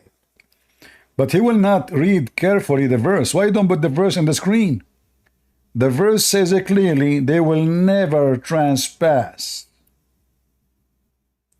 In fact, there's a mistake in Arabic. Why? Because in Arabic it says يَلْتَقِيَانِ, they meet. You see the word يَلْتَقِيَانِ? يَلْتَقِيَانِ mean they meet. Meet. You see it? So how there is a land between them and they meet? What kind of Arabic this Arabic is?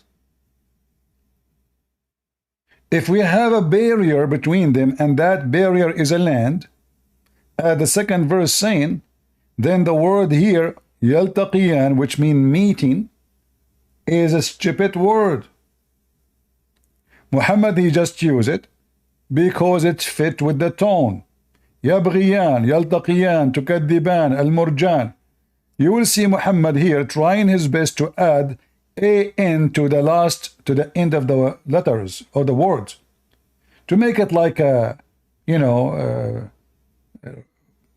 rap song. And this is why the meaning is messed up. How they are meeting, but yet they are not meeting. How it says meeting. Do you see even the Muslim translation? He said, if Richard Dawkins, even he go to the Islamic translation, any translation, he will find right away the truth. It says here they meet. But the verse after it says, between them there is a barrier, a barzakh, a dry land. So how they are meeting, but they are not meeting? Who is the stupid here? And why you don't explain how the fresh water and the salty water never transgress? If we open right now the map, shall we?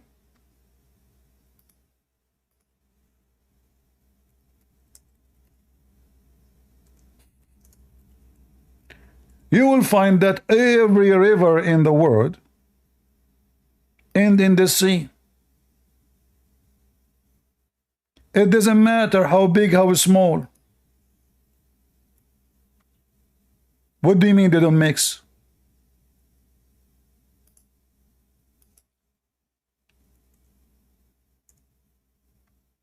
Do they mix or they don't? They do. This is the Nile River coming from the heart of Africa. Where the Nile River goes? All the way to the Mediterranean. Every river around you.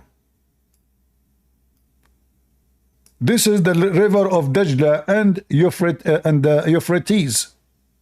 Where they end? In the sea. Look at any river, you will find its end in the sea. This potato, he did not explain the mistake in the Quran. He just tried to refute the guy laughing at the Quran, saying if we put salty water and fresh water in a cup, they will mix right away, which is true. But the Quran confirmed that those two water, and the Quran called them sea, they never mix.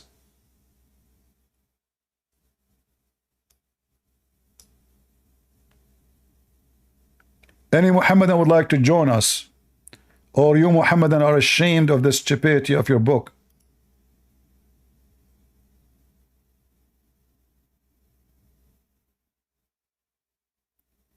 And here you see that you cannot trust a Muslim saying or making a video about his book. So now it turned, after all those years, making videos about the two body of the Allahu Akbar, brother, miracle in the Quran. Look, the two seas are not mixing. It turned to be a lie. All of it. That's why I made my books, you know, Quran and Science in Depth. You will find how we refute them easy. The word barzakh is a word mean dry land. It's not just a barrier. It's specifically a dry land. Not only a land, it have to be dry, which means it's not covered by water. So what the stupid Quran claiming that Allah, He made a favor for us, He made a sea, all of it is a fresh sea, not river. You see, what He lied to us too, He did not mention that the Quran using the word sea. I can let it go, says, well, in the old days maybe, because if a body of water is too big, they call it sea. No problem. But it's still here, it's making them equal. The two seas, the one is salty and the one is a fresh, they never mix. Any Muhammadan would like to join us?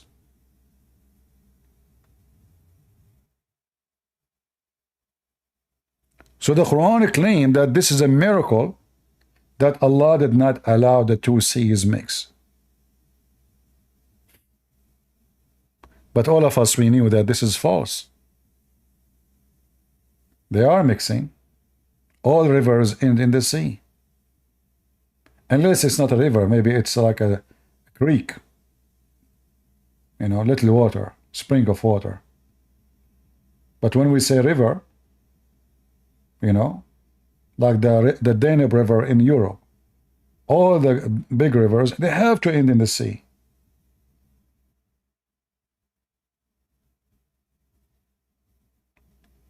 A river start in Russia, end all the way at the end of Europe. A river start in the Amazon, goes through many countries, the same as the Nile River.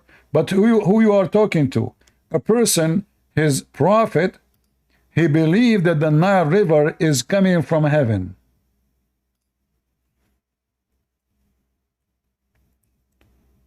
When Muhammad, he went up to the heaven, according to him, he saw where the Nile River and Euphrates coming from. Where? In the heaven of Allah, in the sky. So who you talk to? Muhammad the idiot? Did Muhammad he go all the way to Allah in the sky, or he went and he is confused and now suddenly the Euphrates, the Nile River, Sihan wa Jihan, three of those rivers, by the way, is in the north of Syria. One river is the Nile in the heart of Africa. According to Muhammad, all of them, they are coming from under the tree of Allah. Where? In the seventh heaven. So Muhammad did not go to heaven. He went in the Discovery Channel. He went to Africa. He think it says Syria.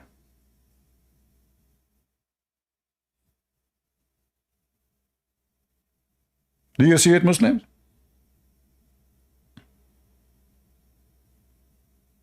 And Sihan wa Jihan, they are a dry river already. They are dead. So what is left? Little of the Euphrates, because the Turkish, they built many dams on it. And the only one is still running really is the Nile River. But according to Muhammad geography, you know, those four rivers are coming from heaven. Do Allah have salty water in heaven? Or only fresh water? The Quran says only fresh water.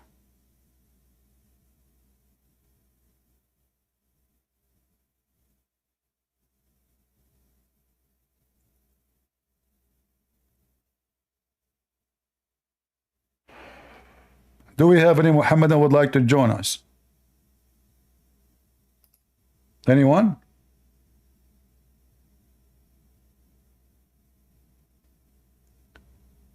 Trying to duct tape your religion does not help you. And where is the answer now? So now, okay, so now the fresh water, salty water don't mix. Solve it. Is that true? You have a big river go through England. Does it mix with the sea, you idiot? The Quran says no. That God, in his greatness, is able to allow such different types of waters to exist within the sphere of the earth. And this is, what's wrong with that? What's so unscientific about that? Why are you so lazy as to not go to a tafsir? Potato, the tafsir says, as you say, they don't mix. Well, this is a scientific mistake. They don't mix. I mean, do you see the stupid? Supposedly he's answering. What is the answer? They don't mix. Allah, he put a dry barrier between them, a dry land, and they don't mix. Are you going to piss on the don't mix now and forget it? How you can solve the issue that they don't mix? In English, and check out that was the primary exegetical method of understanding this verse. You see, this is what happens when you don't do your research. Yes, there are some scholars who say it's an invisible barrier, and this has now gone to the scientific miracles narrative and so on. But we're not even going to go there. Some say it's talking about estuaries, and others say it's this, and it's talking about... I'm not going there. This is enough for me to say that your shenanigans has been exposed. That you didn't even... He is the one who's exposed? Guys, he is exposed. The one who got them busted by a very simple example, that if we put a cup of salty water and a cup of a fresh water together, they mix. He is the one who's exposed. Can you believe it? Even make an attempt. You didn't even make an attempt to try and understand the verse and read up some opinions on it. Assalamu alaikum wa rahmatullahi wa barakatuh. What is the answer? Does the Quran mention a sperm, not an egg? I mean, this is a disaster. You look at this. They are trying to duct tape the stupidity of Muhammad. Maybe, who is a Muslim? Does the Quran mention a sperm, not an egg?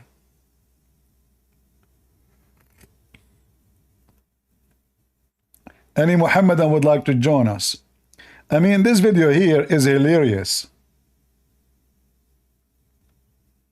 Huh? Look at this. Understanding the hadith of dates and poison. I like that. Let us see this one.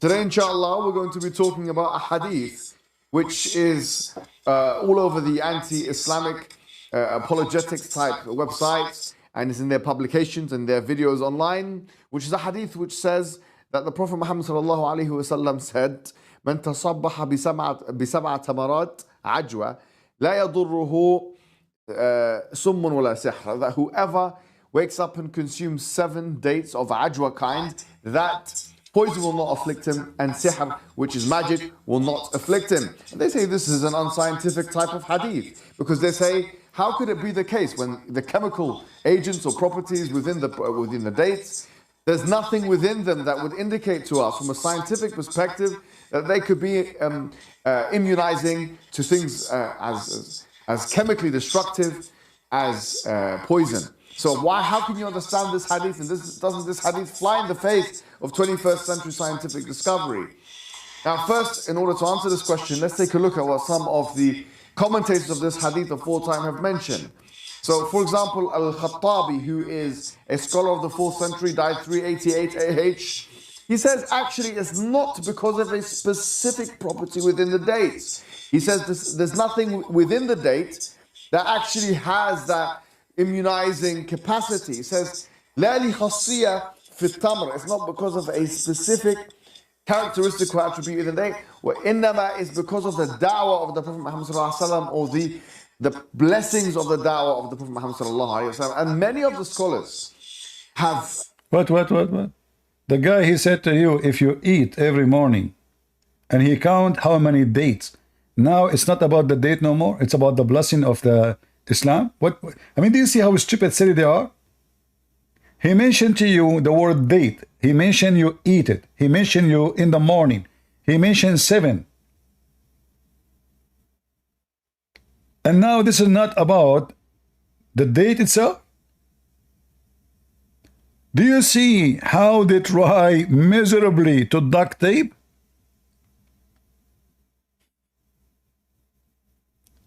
He mentioned the numbers. He did not say 6, he said 7. He mentioned date, he mentioned morning, he mentioned eat it. So how this is now not about the dates?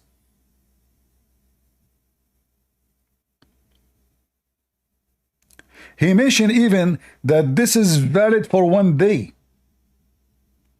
You will notice one thing, that Mimi Hijab, he avoid to put the hadith in the screen. Do you know why he do that? Because if you read it, you will see more details will be an evidence against his false prophet. Let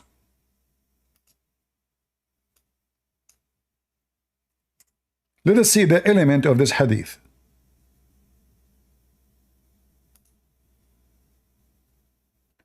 Allah Messenger said, he who ate 7 ajwa. So now we are talking about eating, consuming physically, not spiritually. Eat. We are talking about 7 in number. We are talking about physical fruits, not reading Quran verses. And we are talking about every morning.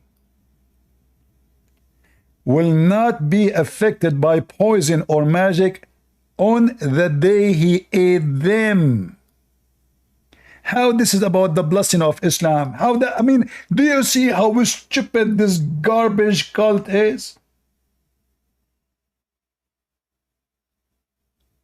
He said eat. He said in the morning. He said 7. He said, he named the fruit. He said, nothing will harm you in that day. How that is about Islam, not about physical practice. And what make it more funny, that Muhammad himself, he died because of poison, according to Muslim books, authentic hadith, and he was affected by magic. So Muhammad, he eat himself, he failed his own teaching. He claimed, and because he eat every day 7 ajwa, every day in the morning, not 8, 7, brother. Why, O Prophet of Allah, you eat 7 ajwa every day? Oh, because the one who eats 7 ajwa, no poison can affect him and no magic. So Muhammad is eating it to protect himself from 2 things: black magic and poison. And here you will notice the Muslim, he skipped the issue of a black magic. You Muslim believe in magic, you donkeys. You are talking about science and scientifically and etc. What magic? In the Old Testament, when they speak about Moses, it says his magic, he overcome their magic, because this is what they think. They thought that this is a magic, Moses doing a magic, but all of us we knew that this is not a magic, this is a miracle.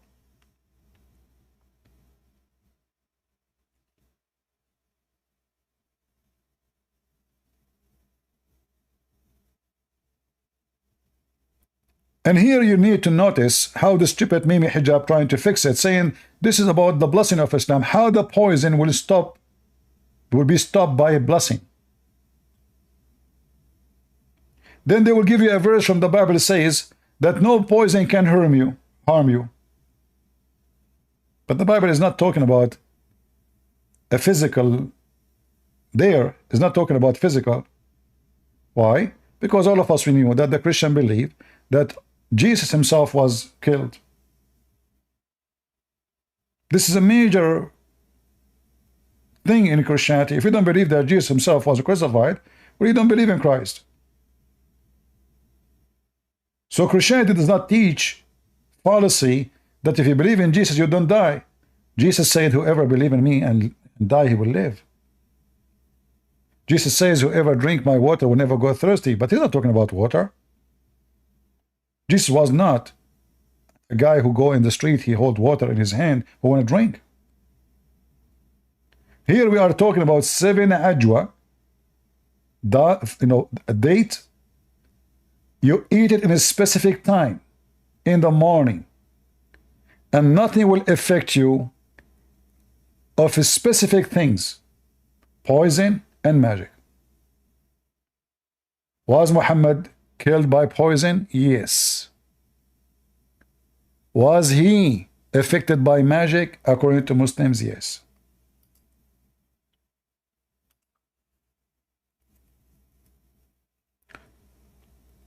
And here, by the way, you will notice that Muhammad, he depend his security on 7 ajwa, not on Allah.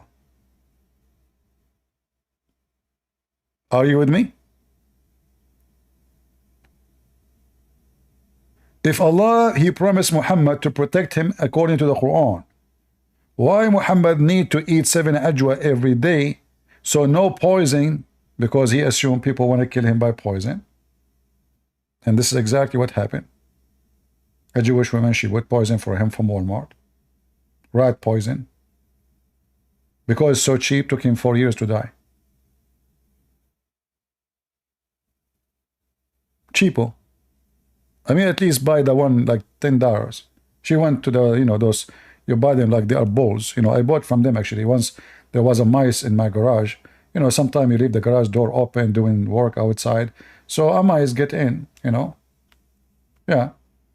Democrat mice. So get in. Oh, I put even a camera there to watch the mice. The funny, he don't even eat my cheese. I mean, he's from a big family, must be. Like, he like maybe caviar or something. So I went to Walmart and I found like those green things, green balls, you put them, and I bought the trap, Yeah, I got him, finally. He died. I did not report it to the police, by the way. I saw a comment in Amazon about that trap. A guy was saying, what a horrible trap. Inhumane. The guy want to kill the rats or the mice, but he wanted to kill it in a humane way. Weirdo. Anyway, go back to our topic. Do we have any Muslim? Oh, we have Ali here. We have Ali. That's good. Finally, we have a Muslim. He would like to join us. Go ahead, Ali. Hello, hello, my friend. How are you doing? Can you speak louder, please?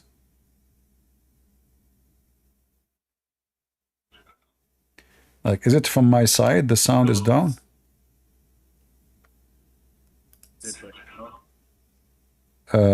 It's low for some reason. Speak loud.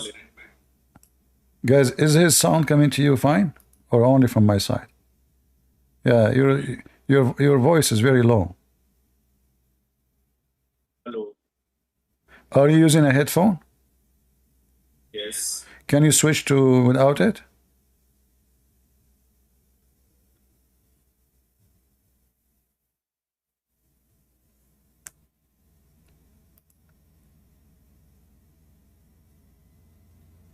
All right.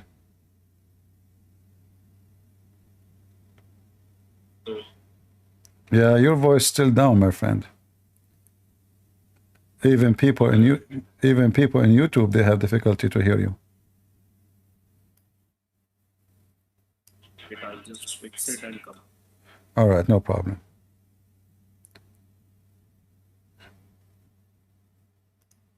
Do we have any Muhammad that would like to join us? So Mimi Hijab, suddenly now the 7 dates, because it's stupid, suddenly now this is about the da'wah of Islam will save you. What Islam have to do with 7 date? I mean, do you see how silly it is? I've looked at this hadith in this kind of way. Ibn al-Qayyim said no, it's for a special time and a special place and it's not applicable to us. Special time, special place. Well, a second ago it was not about eating date, now it is. I mean, a second ago you said it's not about the date itself, it's not about the structures of the date itself. A second after, oh, it was at that time, the date at that time. Special time, special time. Well, as you see, your prophet, he died because of poison. Al-Qurtubi said it can only be seen to be applicable to us if it goes through the experimental method and succeeds, in the sense that we can actually prove that the dates are in fact immunizing to poison. And this shows us that the commentators of hadith had a very sober approach to science and hadith and science and Quran. They understood that sometimes these are two separate areas of jurisdiction, if you like, and sometimes they have an overlap.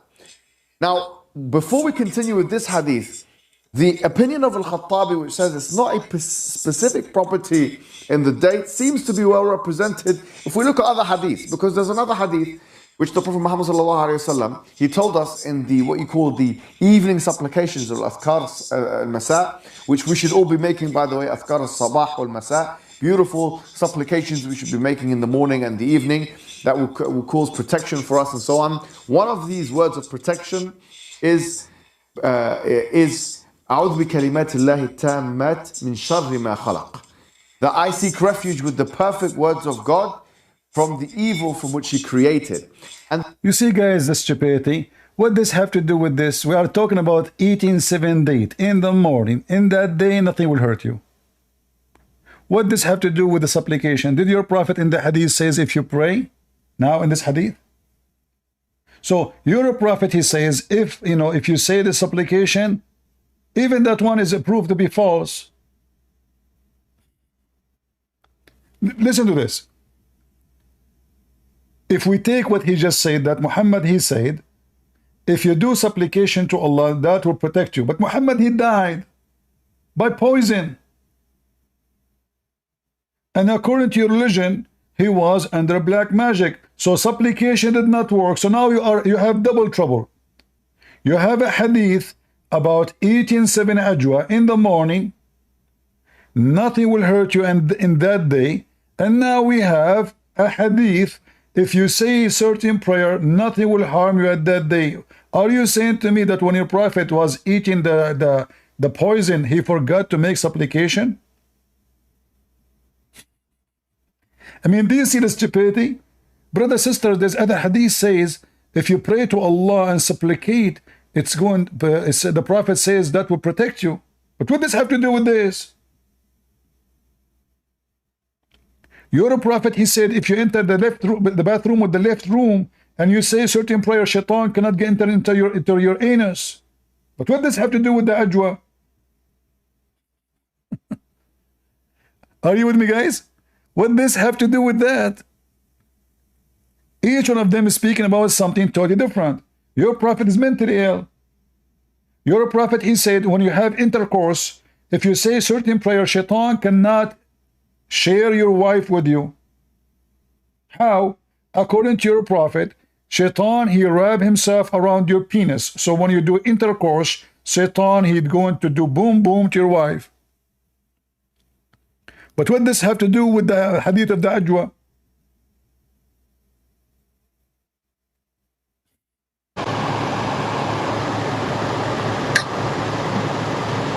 Go, Ali. Oh, now the sound is really bad. Hello? Hello. Okay, go ahead. What do you want to say, Ali? Is it audible now? It's better.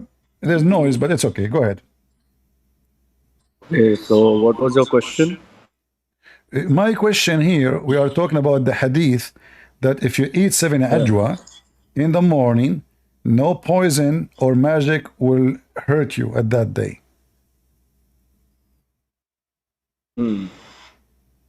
What do you think about this story here? Did your prophet made a false statement, or this is true? I don't know, man. It may be true. Might be true, All right. So do you think, I want you to try to do this. You live in India. What about you give a rat 7 ajwa in the morning, and after that give him poison? Let us see if he will survive. What do you think? I mean, 7 ajwa is good for a man in the size of 6 foot. 7 ajwa will be very strong for a rat. Would you like to try that? Maybe the rat will be surviving the poison. I don't know. All right. Well, look like you are from This the topic, you are from the kind of I do not know. So yeah, but can we skip this topic? I'm not going to ask you I don't about know something you do about not know. Can you tell me something you know? Something you know about Islam to make you believe in Islam? Something you know. I don't want to talk about something you do not know. Yeah, we worship only one God. Okay, those who We worship worship 3 gods. those who worship shaitan, they worship one God, and we don't worship 3. Even your Quran says we worship one God. Why you are lying? Shaitan is not God. No, he's God. Let me prove it to you. Are you listening? Yeah. All right. The one who worship a person, that person is his God. Do we agree? What? If somebody worship a stone and he believe it's a God, well, this is his God, correct? Yeah, it's God for them. Okay, wonderful. Now, you Muslims worship Allah or you worship Shaitan? Allah. But isn't Allah and Shaitan is one? No, it's not. Allah means God. And Shaitan is Shaitan. All right. So Shaitan is Shaitan. Let us see if Shaitan is How Shaitan can or you Shaitan call is Allah. Shaitan a God? All right. So why we call this person Shaitan? Is that because he lie and he deceive? Yes. But isn't this what Allah he do? It's his nature. Isn't this what Allah he do? No, he never lies. It's not in his nature. Okay. Can you see my screen? Yeah, I can. All right.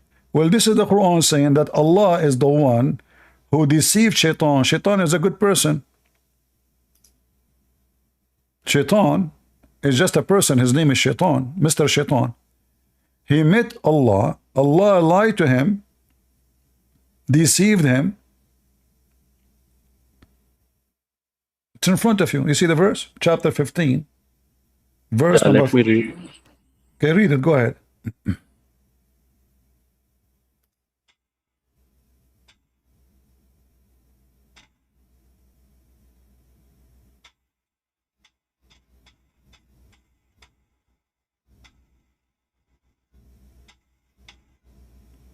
Read.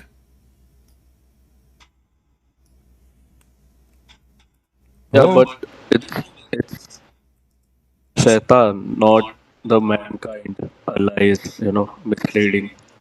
Well, you said to me that the Shaitan is the one who deceive and mislead. As you see, Shaitan is the first the first victim of deception is Shaitan. Shaitan is a victim in Islam. Shaitan is a good person. He believed in Allah. He worshipped Allah. And Allah, he mislead him. Yeah, I can see that, yeah. So who is the true So what's the point? So who is the true Shaitan? Allah or Shaitan? Because the first Shaitan is Allah. The first one who brought deception is Allah. It's not Shaitan, he misled Allah. It's Allah who misled Shaitan.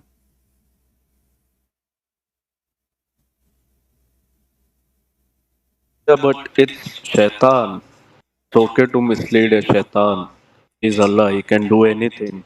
But he So will Allah, never okay, deceive mankind. so what you are saying to me, you have a God, his name is Allah, but his ethic is satanic. He can do whatever he wants. He's satanic. No. Yes, that's what you did. Why he mislead? He did it with Why? Satan. No, you just said to me, he can do whatever he like. But is it ethical to mislead somebody?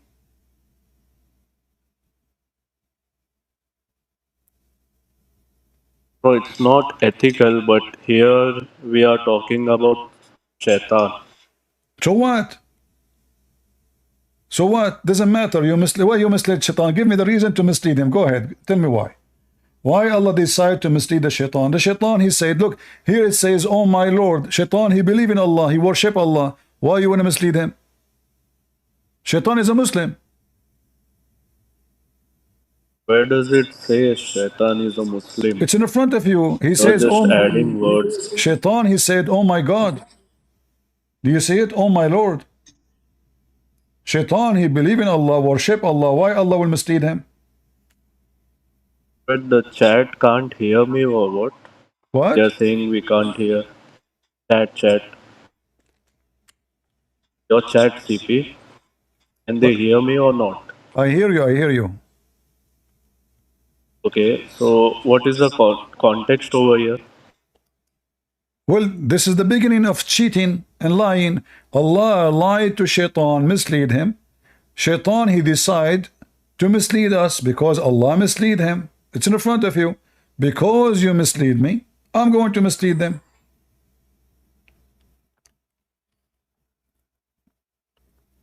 Yeah, right.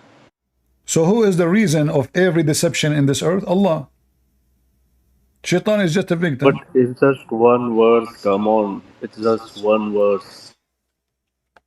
It doesn't matter, one verse destroy. So are you the kind of a person who says we can run the car without the engine?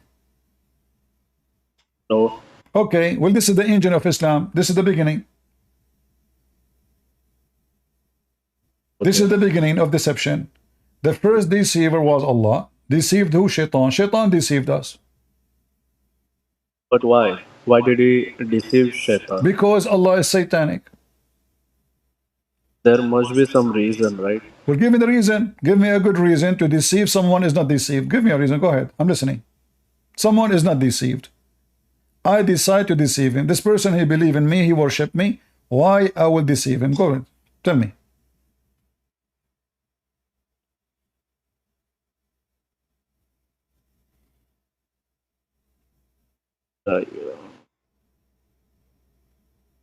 Huh?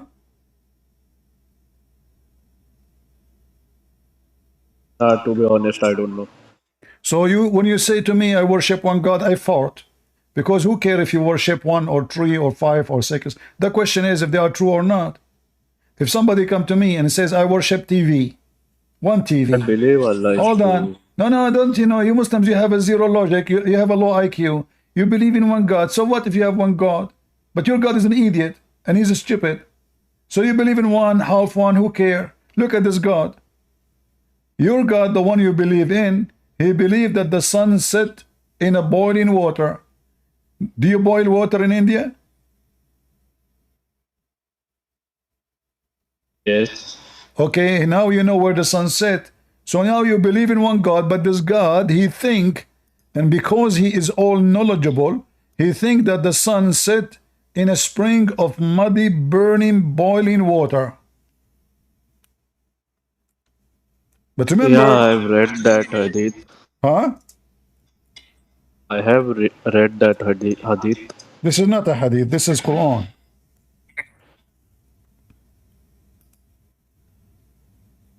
Did you see where the place where the sun set in India? Do you have a place where the sun set? Because in my area the sun doesn't set. I don't know where the place. I try to travel, but they don't give me a visa. He found the sitting place of the sun. Where is that? Until when he reached the setting place of the sun, he found it setting in a spring of black, muddy or hot water. Yeah? Where we can reach the place of the sun setting? Where is that? Where we can reach it? He's not telling that it is actually setting in the muddy spring. Oh, the word actually is he's not... just so seeing. It's what? Might be it's his perception. Where is the word perception? Did it say he thought?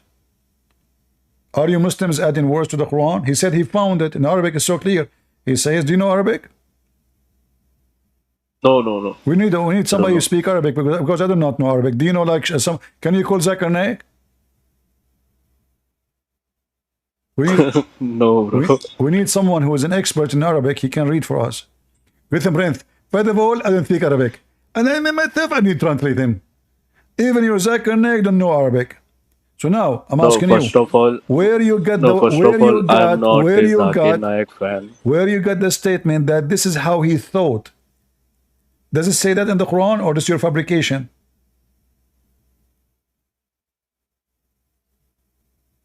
Like, I can think of it like it is a perception. Where is the No word one would perception? believe that Where we can find the word Earth is. where we can find that this is his perception? And how that can happen? According to Zakir Naik, he said, when you go to the ocean, you see the sun sitting in the water. And this is from his brethren. But Abdul, here it says a spring, spring, spring. Where is what ocean? Do you see it says a spring? He found it. He's reporting a fact. The one who's talking is Allah. The guy is not even talking. He found it sitting in a spring of boiling water, which is murky. So it's a spring. There's no way by imaginary you can see the sun sitting in a spring. It's a spring. It's not an ocean.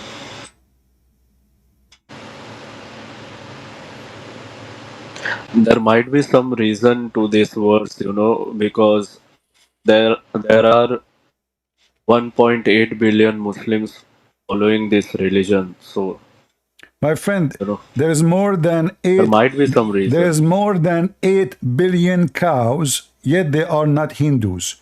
Who care? What's wrong with you?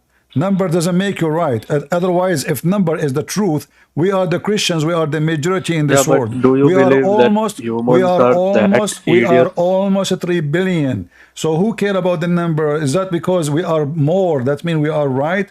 So now you have 1.8, and by the way, you Muslims, you are growing so fast. I mean, yesterday you were 1 billion. Next year you will become 10 billion. What's wrong with you? Are you rabbit? All numbers are lies. There is no Muslim left. Look at you. You don't even believe in all Muslims you are don't idiots? even believe. Okay, let me ask you. The one who deny what his prophets say, is he a Muslim or not? No, never.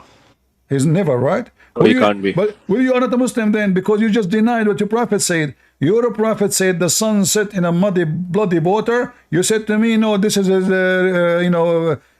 this is what he thought. You don't believe. It is a perception. You don't believe. Your prophet said, here we go. This is your prophet, he said. And he explained the verse. But you Muslims don't believe Muhammad. You said to me a second ago, the one who don't accept what Muhammad said, he is never a Muslim. Well, you are an apostate now. Here we go. You just told me that you don't believe that the sun set in a muddy, boiling water. But it's your prophet. Do you see it? Read it. I was sitting behind the messenger of Allah, who was riding a donkey while the sun was setting. He asked, "Do you know where the sun sets?" I replied, "Allah and his apostles know best." He said, "It sets in a spring of warm water, Hamia." Hamia mean burning, boiling, blazing. Yeah. So now, do you believe your prophet, or you believe Zakir Naik saying this is from his reception? Is this Sahih? Everything in Islam is da'if. Your prophet is da'if. He can't even go to the bathroom. And by the way, you are reading the hadith wrong. It says, I was sitting behind the donkey of Allah, who was riding a prophet, while the sun was setting. He asked, do you know where this set? So obviously the one is talking is the donkey. And he was riding a prophet, because the donkey he's riding on is more smart than Muhammad. What kind of a prophet he think that the sun is going every day from point A to point B, and this is where the sun goes? He said, yeah, if we actually do you know where the wrong. set? Can you tell me please where the sun set? What do you mean where the sun set? You're a prophet saying, do you know where this set?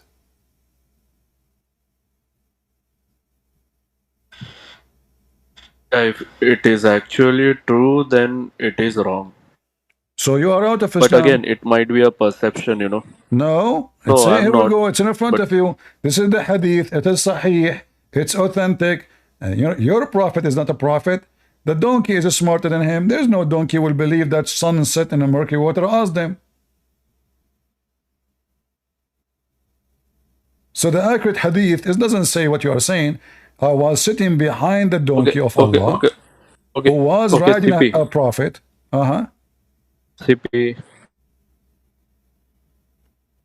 So, can you tell me, other than this, why should I leave Islam? You already left Islam. You just said you don't Can you believe show the me sun. something that, You left Islam already. that is strong You enough? just said you don't believe that the sun set in murky water, which your prophet he confirmed. No, I didn't. No, I didn't. Okay, do you believe your prophet saying? Do you believe what your prophet saying? Hadith, you know, hadith. What hadith? So what if hadith? Hadith is the Yes, same. I do, but again, it might be a perception, you know. It might be. Okay, I want you to explain to me from his perception. The one is talking. might be. The one is talking is not the guy. The one is talking is Allah. The guy is not even talking there. They asked Muhammad, the Jews, they asked Muhammad about Zulqarnain. By the way, what kind of God he named a person, the guy with the two horns? Are we talking about a cow? Who is this guy? Have you ever heard of a person, his name is the guy with the two horns? Are we talking about a human or a cow?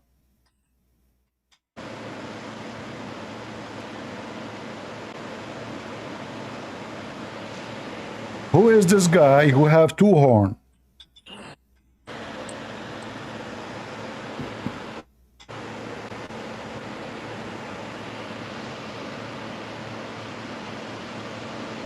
Are you there? And they asked, yeah, I'm reading.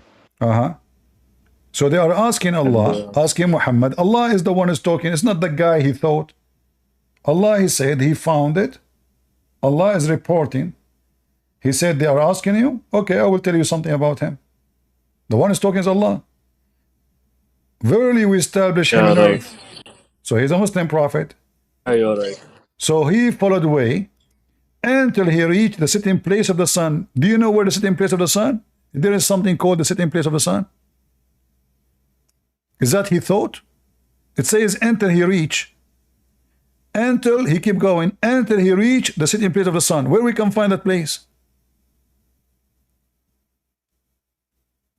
And what does it say in Arabic? Do you know Arabic? No, I don't know. Well, I do not know Arabic too. Now we need somebody to speak Arabic. Can you call a sheikh who speak Arabic? Because I don't know Arabic. Muslim laugh at me. They say, Christian Prince, you don't know Arabic. They claim that I'm German because my name is Einstein. And I have a curly hair. What do you mean, you know? Why you are asking me to read it in Arabic if you do not know Arabic?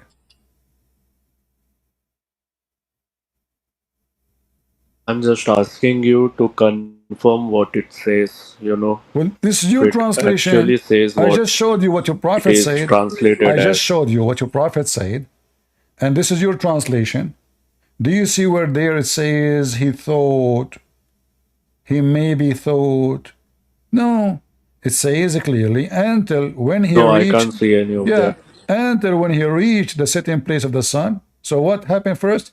He reached a physical place. It is where the sun set, correct? Yes. Well, that alone is a big mistake.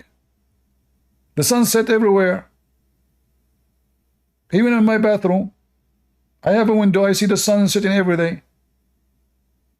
But sun doesn't set. No, it's set in my bathroom, I promise you. I can let you use it. Honestly, there's a sun rise there and the sun set there too. I have two windows, one from the right, one from the left, you know, because I opened them both because the smell is so disgusting. You know, we are Christians, we are not clean. Not like you Muslims. Your prophet, when he shit, the earth opened her mouth and he eat his shit. Is that true?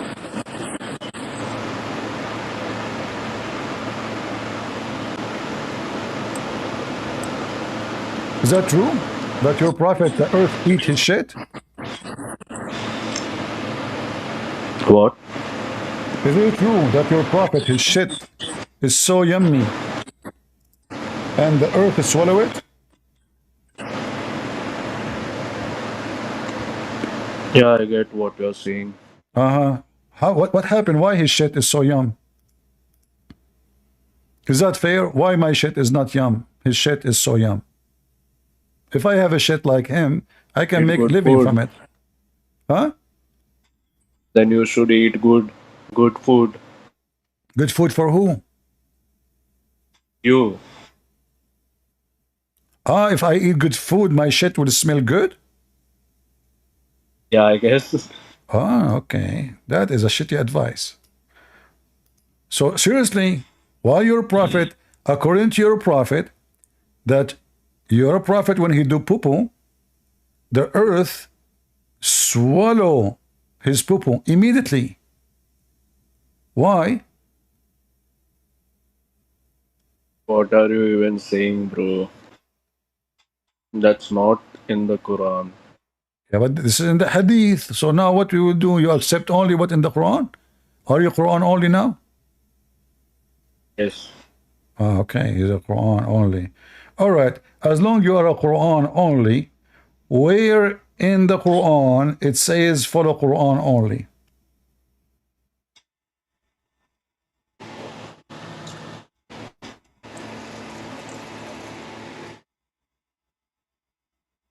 It's the word of Allah, you know. I know, word of Allah. No, it's not the word of Allah. The Quran says that this is the word of the messenger, not the word of Allah. Where does it say? You do not know? No. Okay.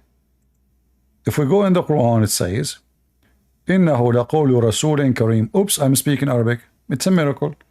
Gabriel, he just squeezed me 3 times. And mayonnaise with Arabic coming out. Here we go. This is your Quran saying, chapter 69, verse number 40, chapter 81, verse number 19. It says clearly that this is the words of honorable messenger. Is the word of Allah, is the word of a messenger or the word of God?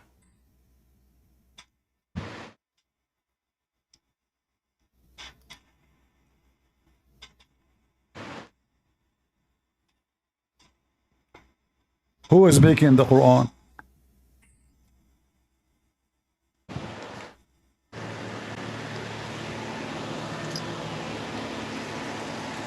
Are you there? It is the word of Allah, but no, it says, reciting. It says, verily, this is the words of an honored messenger. Who is the one making the Quran?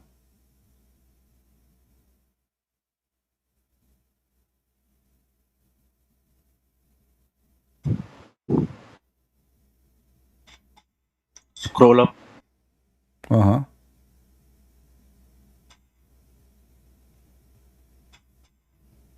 are you going to read the whole chapter? There's no connection. The Quran have no connection. Verse before it, verse after it. Don't think for a second that will make a difference. Quran is just a stupid book. There's no connection between verses before and verses after. But now it says clearly that this is the words of an honorable messenger. Who is that? If the Muslim they say this is Gabriel, that's even more horrible. Gabriel is your God? Jibreel? No. So why it says this is the word of honorable messenger?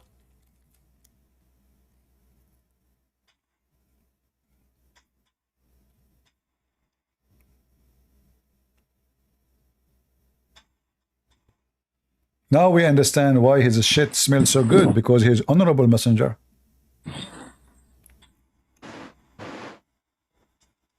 And Allah, he honored him by giving him a shit smell so good, and the earth eat it right away.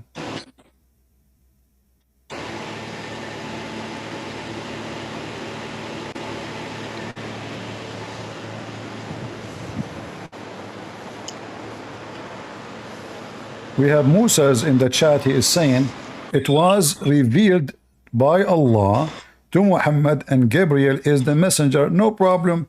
But here it says this is the words of honored messenger. So the Quran is not the word of Allah. You see, if the verse says delivered by honorable messenger, delivered. Here it says, it is the word, the word. If I deliver a message, this is not my words. It's my word if I, the one who made the message.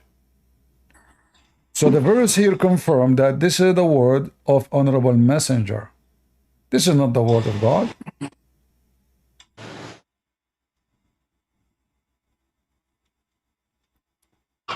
You're still a Muslim, Ali? Yes, yes. You found where the sun... Did you find where the sun rise?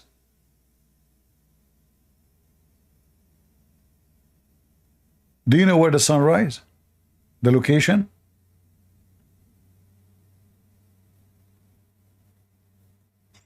Sun rises in the east. Do you know the location? Where is the location? Is it in Delhi? No, it doesn't set. So there is no rising place for the sun?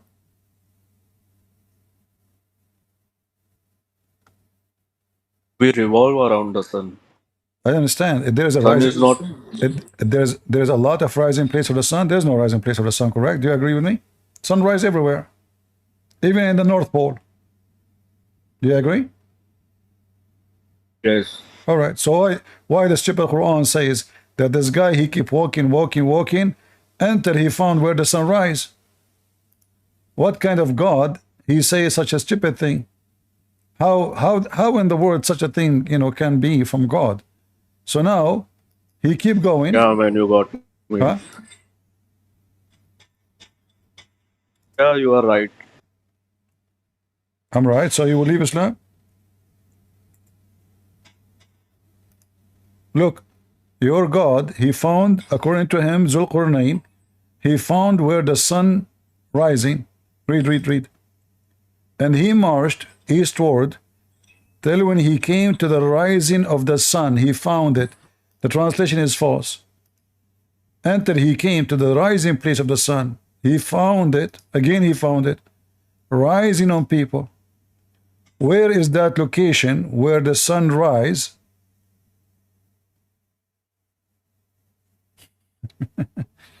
He found it rising on people?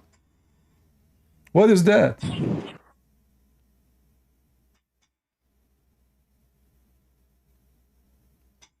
That's bad. Is that a discovery? I think your prophet, he used to watch Discovery Channel run by Mr. Rabbit.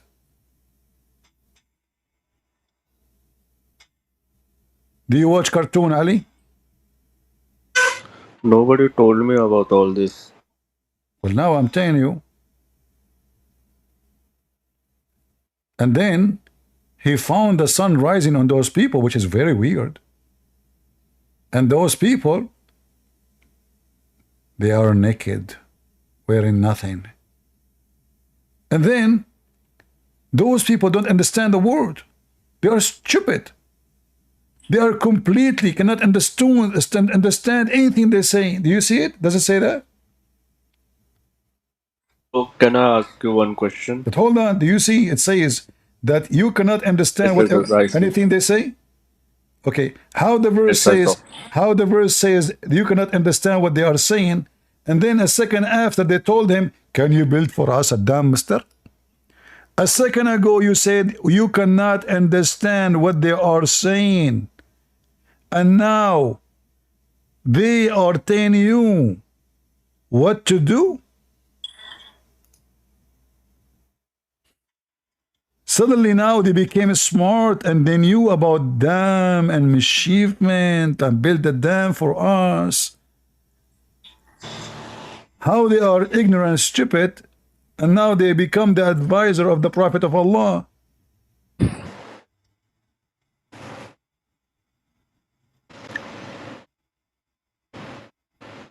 So if not Islam, then what is the true way? Well, if you decide to leave Islam, let me know and I will tell you what the truth. No, I can't leave Islam before knowing the true way, you know. Well, if Islam is not truth, why you want to stay? It's just because you have to stay in a place. Are you going to be homeless? If Islam is false, it's false, regardless where the truth is. Based on what you learned, is Islam is false?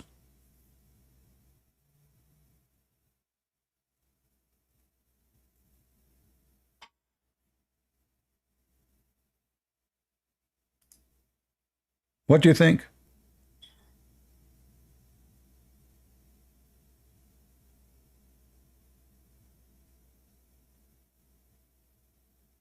Is Islam is false based on what you saw?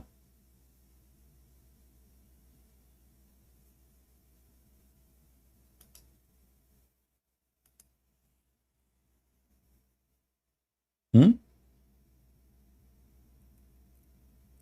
Are you there? Yes, yes.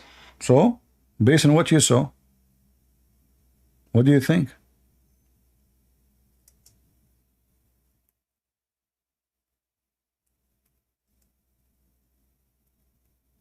I don't know, man. It's hard. What hard? I just gave you all the reference.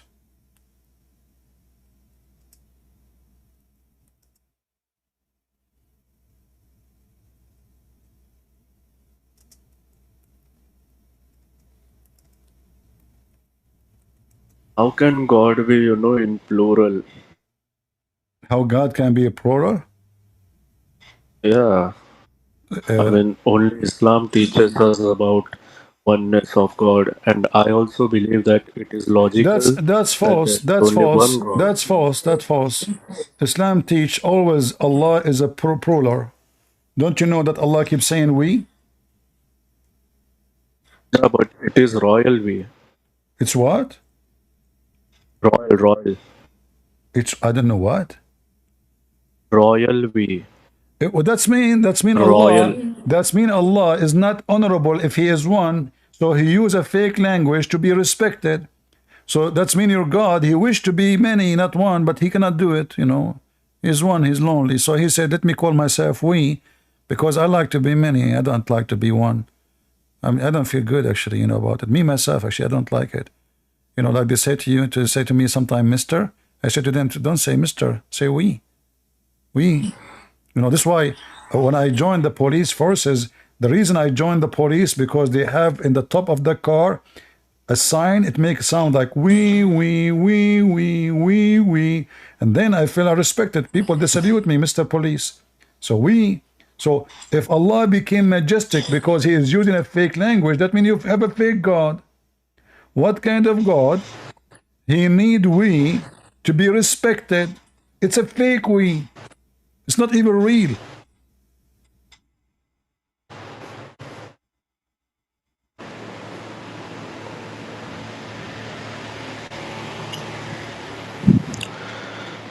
But doesn't God of the Bible also uses we, they, But the them? God of the Bible is the Christian believe in the Trinity, 3-person, one God.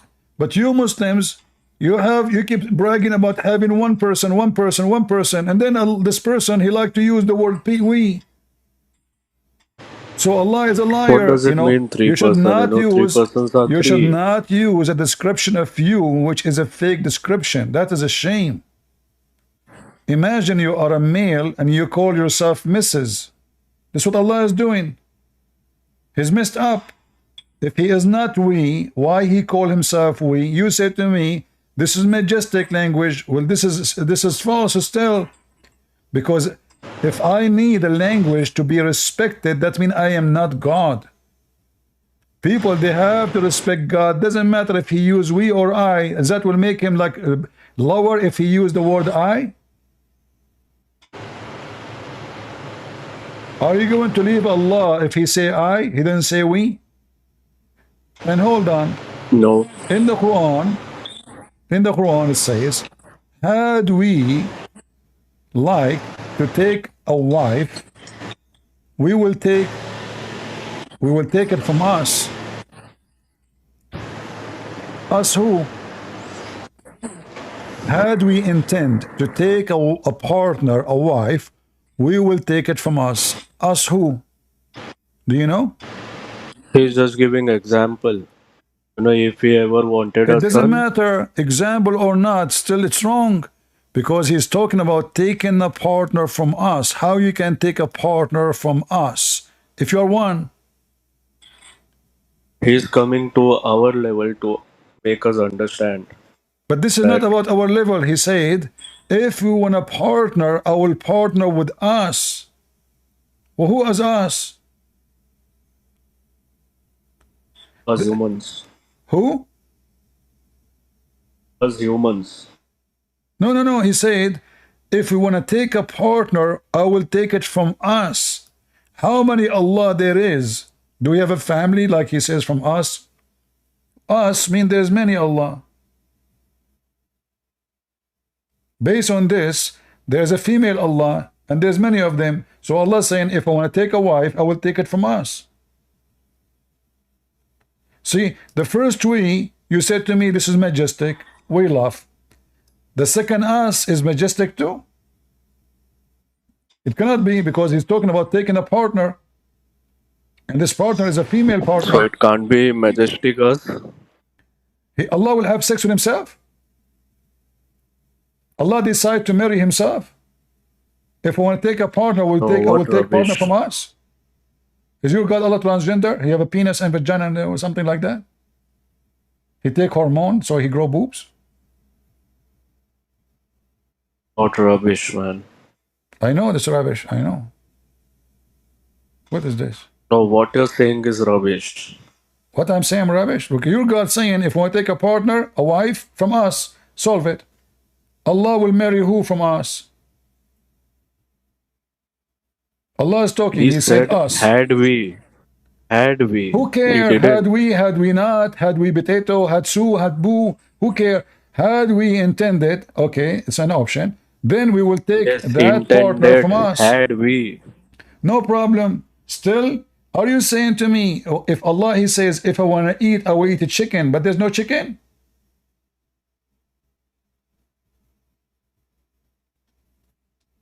Why would Allah wants to eat? Not a human.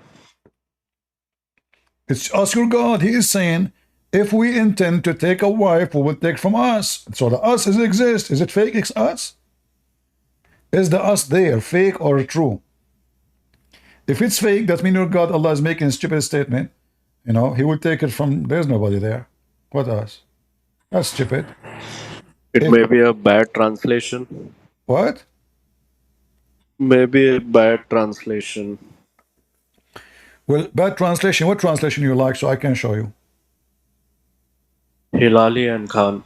Hilali and Khan? This is Hilali and Khan? Yeah. The one you said it's bad, it's Hilali and Khan. Oh. Oh, yeah. Oh, no. Oh, boy. Uh-oh. Yeah. Uh-huh. So what we would do now? So go to another translation. Like what translation you like? Some other translation. What translation you like? Trump? Give it a name. Joe Biden translation. You know the thing. Translation. Anything. What do you want? What translation you want?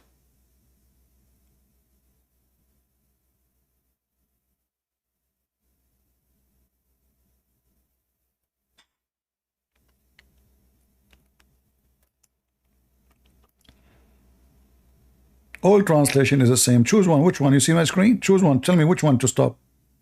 Let us play Lotto. Which one you want? There's Shakir, there's Sarwar, there is Sahih International, there's Kurbala, there's Kari, there's Biktad, there's Muhammed. Yeah, take Sahih International. You like Sahih International? Okay, Sahih International. Yes. I like Sahih International. It's very good international Sahih. Okay, here we go. It says the same. What the hell? Yeah, what the hell? Look like Sahih International is wrong international. Sahih International is international wrong. So what we will do?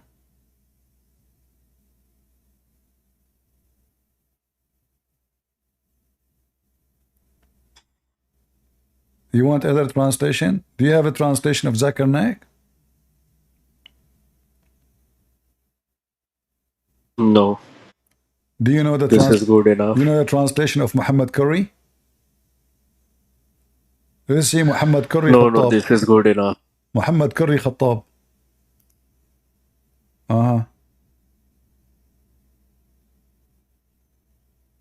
You see, every Muslim, he give you different translation. Darbadi, there's a human being, his name is Darbadi. What happened? Maybe it's an accident, you never know these days.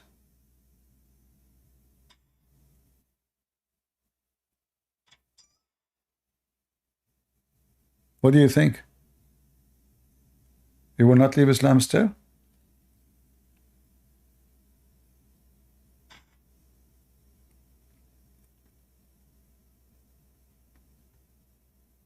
Is that because you like virgins? Be honest with me. You like women, don't you?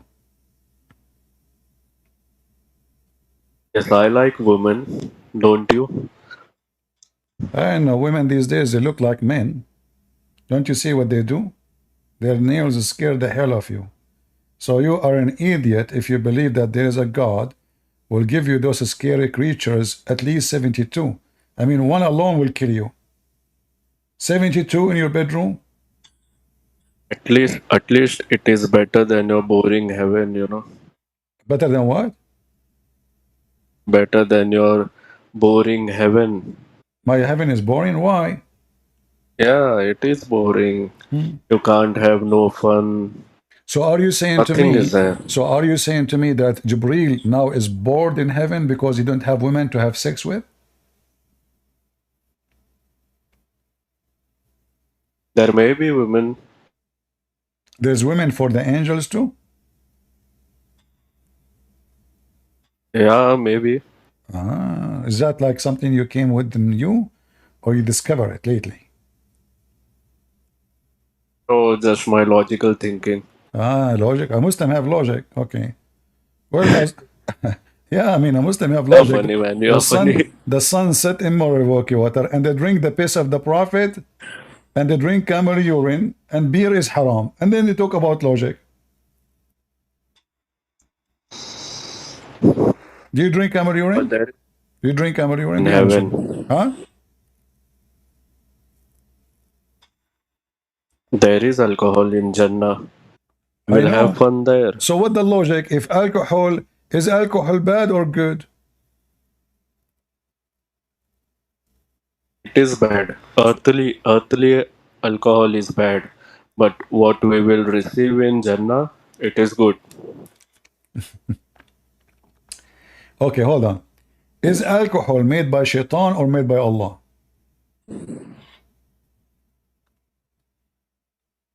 Earthly alcohol is made by Shaitan, and Jannah, it will be made by Allah. Do you have reference for that?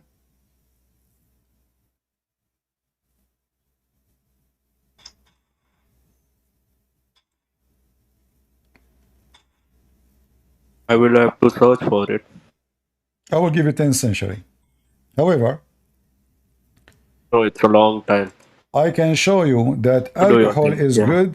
You say that alcohol is bad if it is in the earth, correct? Yes, right.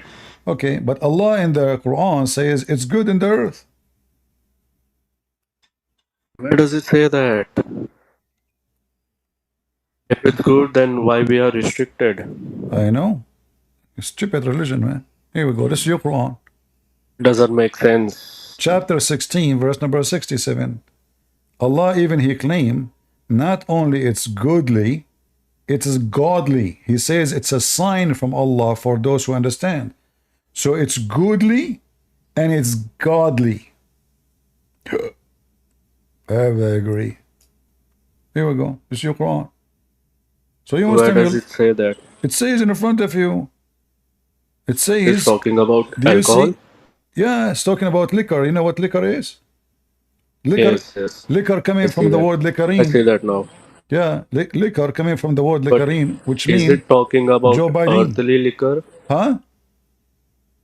Is it talking about earthly liquor? Yeah, it's talking about us. We make it from the palm date and the grape. We make liquor, you know. It's a goodly provision. And also, and it's a sign from Allah. Go to verse 66. Chapter 16, verse Go number to verse 66. This doesn't matter here, right here. It's still about Allah, He made for us those things. So this is in the earth. Allah, He made for us cattle. Yeah, He made a lot of things. So is alcohol is bad or good? You said to me in the earth it's bad. The Quran says it is not. It is from Allah. It is talking about Jannah. No, this is about the earth. What does it say? Or it says in the front of you. Here we go. I created for you. Huh? Allah, He sent from heaven water to make the earth. Heaven sent down from the heaven water. To the earth. And then He is talking what would happen in the earth. And I created for you cattle. And from the date you make alcohol. So this is about what we have today. You can open the interpretation.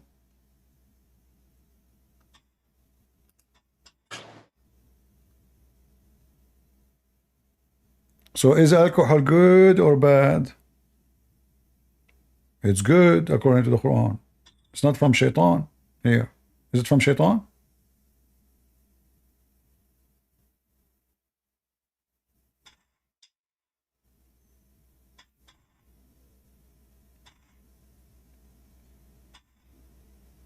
Switch back to Hilali and Khan. You want Hilali and Khan? Translation? Yeah. Okay, Hilali and Khan, all right.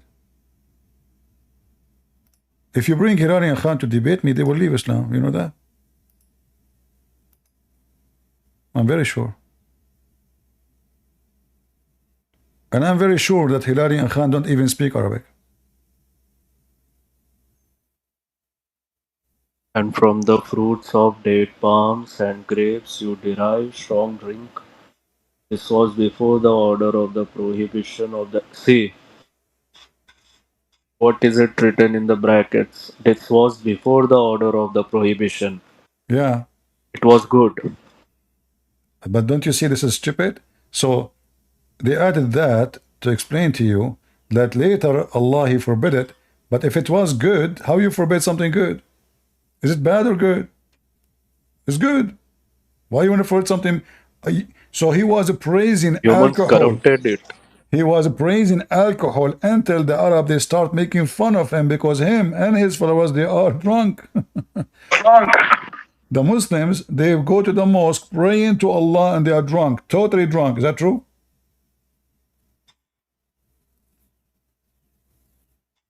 Maybe this is the reason why Allah restricted alcohol. But don't Allah because knew? They were drunk. So why He is saying here is good? Should be bad all the time. It was good. It was good before the prohibition. How it was good before? It's the same wine, nothing changed. Same alcohol, same beer, same vodka.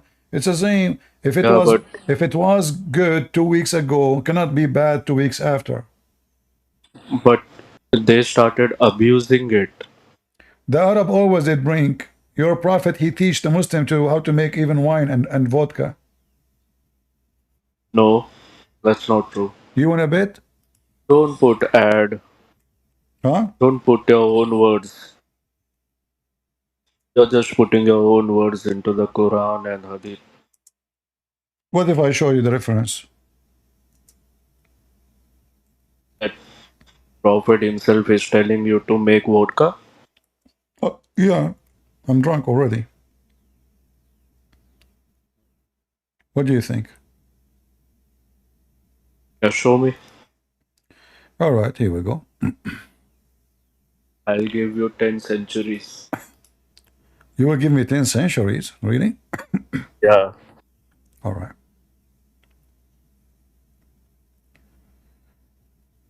Let us see.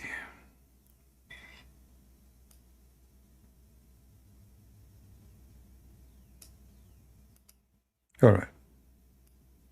Read for me this hadith here. And let us love you can see. No problem, you will see it. It's still not. Yeah, I can now. Let us see if we can find.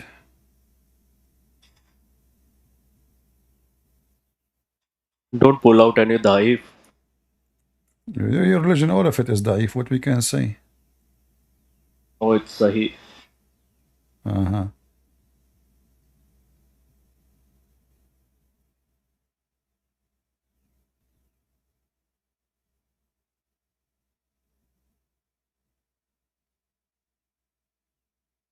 Let us see here.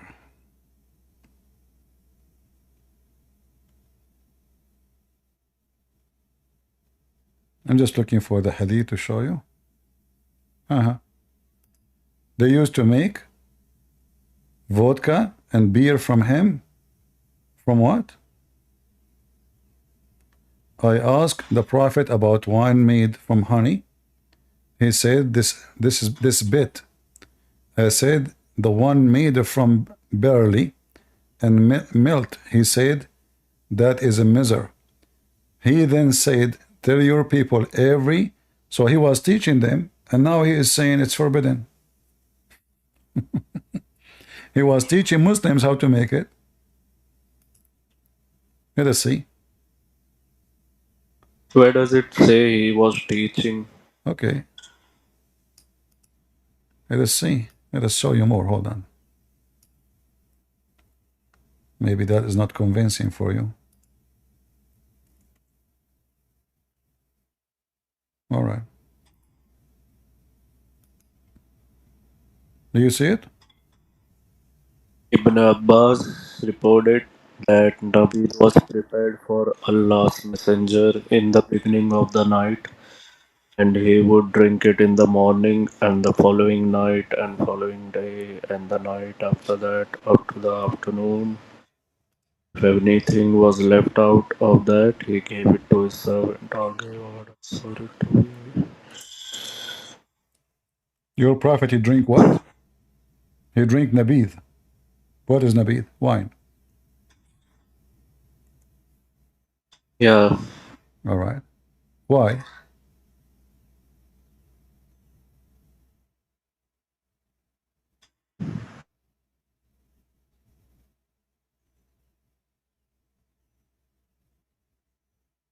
But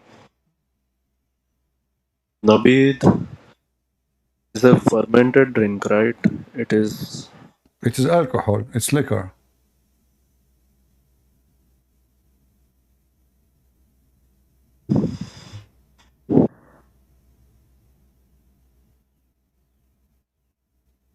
But Nabid is, only for short time it is fermented before it becomes alcohol. My friend, this is a nabid. You don't call nabid unless it is alcohol already. And this is Saudi Arabia. It is very hot. So now, they are telling you that I'm reading Google. You're a prophet, he drink wine. He drink all kind of alcohol. What does Google say? What does Google say about Nabid? You're a prophet. Because many Muslims consider alcohol haram, Nabid is usually only fermented Okay, for can a you show me short where time in the before Quran it becomes says, alcohol. where in the Quran it says it's haram? It doesn't say not even a single once. It says ijtanibu, avoid it. No, not haram. alcoholic Nabid is haram. No. Ijtanibu. If it is fermented for a short period of time, then it doesn't become alcoholic. It is alcohol already. That's why it's called nabid. You don't call it nabid unless it is nabid. Drink is called drink. Juice is called juice. Nabid is wine.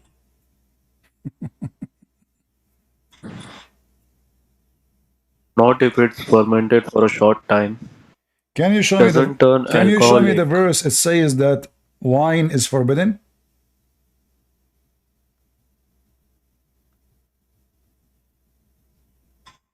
Nowhere. No, I can't show.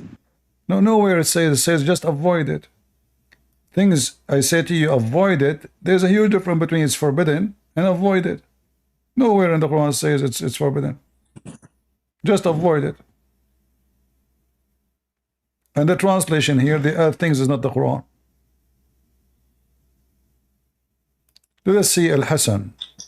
Go ahead, Al-Hasan. What do you want to say to us? If I speak, you're gonna run like a coward. Watch. Are you gonna run? This guy, he don't Gonna believe run in now? this guy. You He gonna believe. run? Listen, Ali. Watch, brother. He's gonna run, brother. Watch. He's gonna run. This guy, he Watch. believed that Are you gonna Allah, run? Allah I did bet not. I won't Let me run. talk. Allah did not create Yes. anything. The angels is the one who created everything. Tell Ali, tell about the angels creating everything. Go ahead. No, we're gonna talk about alcohol. You got a subject. Okay, right? but no, tell him about the angels creating everything. No, we're gonna talk about your subject. So Don't run away. But why You said first of why all, you don't no, no, because he believed there's one you. God. I found you. You have a topic. You're gonna talk about your topic. Listen. He We're gonna talk about he believed in one God. Ali. You see, And Ali. believe, He wanna run away from his topic, Ali. You see? Here we go. Ali. This is no. We Ali, will watch. talk about. We will. Okay, let's talk. He's let us gonna talk run away about from his who topic. is the That's one- your topic. Who is the But I one who can't hear create? you. Who is the That's one who your created topic. the Is wine? alcohol. Talk one at a Listen. time, please. One at a time. So the angels. One are at a created- time, Siddiq. So Don't run. Ali, listen. I will let you talk. Don't Hold on. run. Don't. Ali, listen. This guy believed that Allah is not the only true God. There's angels who they are the creator of everything. He said that. It's recorded. That's why I don't want to talk about it. Okay. So he don't Ali, believe in one God. Ali, let me. Okay. Let me talk about it. Let me talk about it. Allah says. Everything. I'm not Listen able to to me now. understand what is going on. The other guy is Muslim or a Christian. I'm He's a not Muslim. able to He's a understand. Muslim. He's a Muslim. Tell him. Ali, he's a liar. Ali, let me tell you what I said. Right? I am here. Tell him. Okay, tell him. I said, Allah, there's two verbs of to create. To initiate is to fatir. Allah does it alone.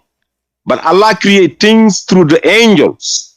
How Yeah, That's what I said. Like what? That's what I said. He's lying. Like what? I said. Like what? He created Allah- things through the angels. Exactly. Okay. Well, like what? Like what? Allah sent angels to go send the waters. The angels make it rain. The angels doing things for Allah. The angels create. I said, God of show the me, Bible show me also the did verse that. in the Quran says the angels Listen, create rain. Go ahead. listen. Show, Maybe that's show what me the the God of the verse in the Bible also Quran did. saying So that the what's one who wrong with creates that? rain is the angels. Go ahead. Allah is describing the angels. You want to run away from your subject. You lied on me. Say, listen, What you between just said, fatir and halak? What's the difference between fatir and halak? Rain. Guy, did he say the angels make What's rain? the difference? What's the difference between to fatir and to halak? You don't even know Arabic. Don't mention. I don't even understand what you are saying. Okay, answer the question. Teach me. Okay, can you Difference. show me the verse in the Quran? It says angels make rain. No. Tell me what's the difference between to Don't fatir change the topic. or You halak. say the angels make rain. Show Fatir. me the verse. Show Let me me the verse. let me Show me educate the you. verse. Quran only. Let me Quran educate only. you. Listen, Mr. Quran only. Let me educate you. Show me. I am about to. Don't I waste am my about time. to. Don't waste my time. Show me. Everybody heard you. The fatir, I am create about to. rain. Let me talk now. Ali, you see? Show me Because the verse. I whooped the hell out of him. That's why right now he's just trying to kick me out of the room.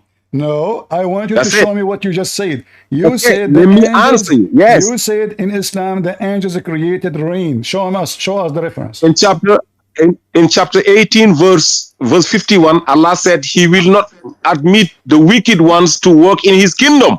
What does have to do with the rain? To work in kingdoms, Abdul, Allah, you're doing things for Allah. Abdul, Yes, Allah said. Abdul, Allah give me said in the chapter verse. But Give what me is the the I'm verse. answering you. God has Abdul, created? give me the verse where I am where I am the Quran answering you. says the I am angels. Let me talk now. You ask a question. You can let me speak. Give me the verse. You ask a question. Give me the You verse. can let me so we speak. can Right, love. Ali? Give Right? me the verse. Give me the verse. I give you 4172 and 1851. In 4172, Allah said, they said, yes, that the close angels do whatever Allah asked them to do. So what? They're working for Allah. What does it have to do with the creation Whatever. the rain? I'm asking You you, said, can you yes, show whatever me? Allah. So Listen to me. Abdul, Listen to me. Potato, show me the verse says the angels that created the Listen rain. to me. Show me the verse. You are a liar. Show Allah me. said, Allah is describing them. Allah is describing the angels going up and down, pushing the things, making it rain, blowing the winds. Where all it of says that angels are where doing. it says they are pushing the things and making the rain. Show me the verse. Or what I'm asking you. Read chapter 19, verse 64. Okay, let us go. Read it. Yeah, let's go to the chapter, please. Read it. 1964. We is talking as angels. I'm going to educate you today. Here it says angels? No. Okay. Okay. No, just read it. We descend. Okay. Not but by the comment. You see the we? The we is descending. Okay, and we are Hold it. descending. Where I'm is gonna the whoop angels you. are created? Let me read the verse now. Where is the angels creating Let the me rain? read the verse. Abdul, Let the me read the angels verse. You said the we was Allah, right? Abdul, the Let angels me come read the down verse, by guys. the Look, he's command. running. The Ali, you want angels. let me read the verse?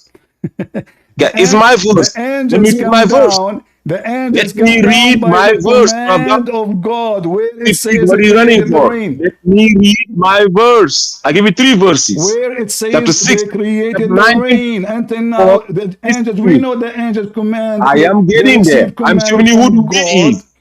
Show I'm us, showing you the we. Abdul, show us Let me where it talk. says the You're angels running created like the a little rain. coward. That's what I do. I whoop the shit out of Can you you show and me, you run. Mr. Shitty? Can you show Can me? you time the debate? Let me Can we time it? let me get you busted. Ali, can we The time it? Ali, you Quran see I says, cannot talk, man. Ali, the Quran Ali, says say it is something. Allah who Yes. sent the You water see, he won't let down. me talk.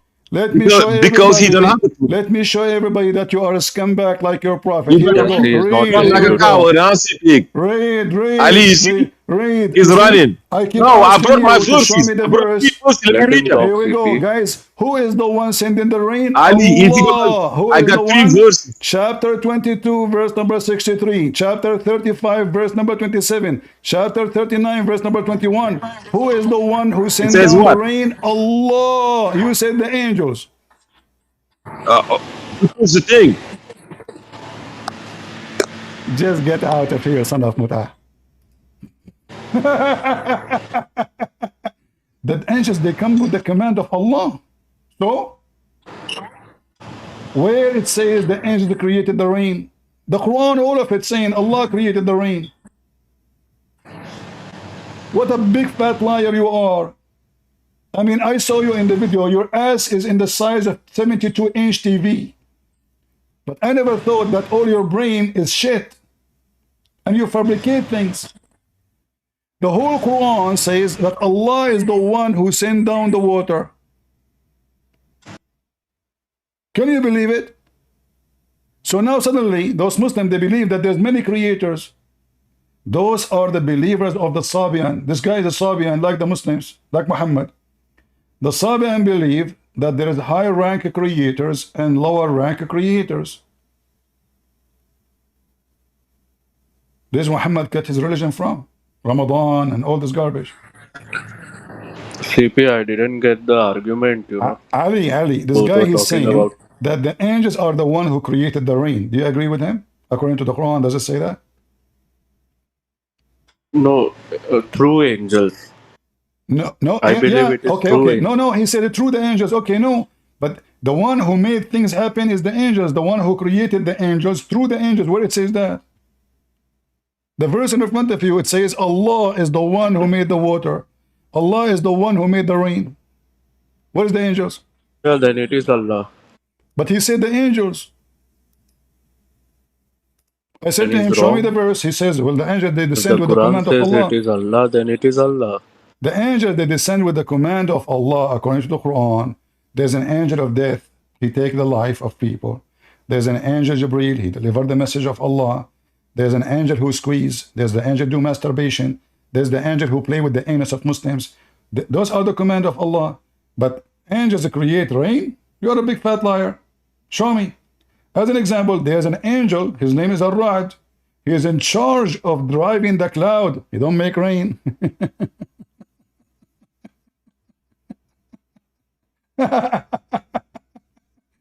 The stupid Muhammad, he thinks that thunder is an angel. So he is saying that angels are creating rain. He said that, yeah, he said that. Quran didn't say that, right? No, the Quran never said that. That's why I keep asking him where it says that. So yeah, if Quran never said it, then he is wrong. No, he's right. He's right. Because Muslim, he is right when he's wrong. All of you are donkeys. A Muslim, it doesn't matter how much you challenge him. Listen. I'm not insulting you. All of you are Muslims. Not me. I think logically. All of you are donkeys. I am very honest person. I want you to tell me how in the world this guy, he come to the conclusion that the one who create Allah, he created things through his angels. So Allah, he lie. Because if the angels are the one who create things, that means there's many creators. How many creators do you have?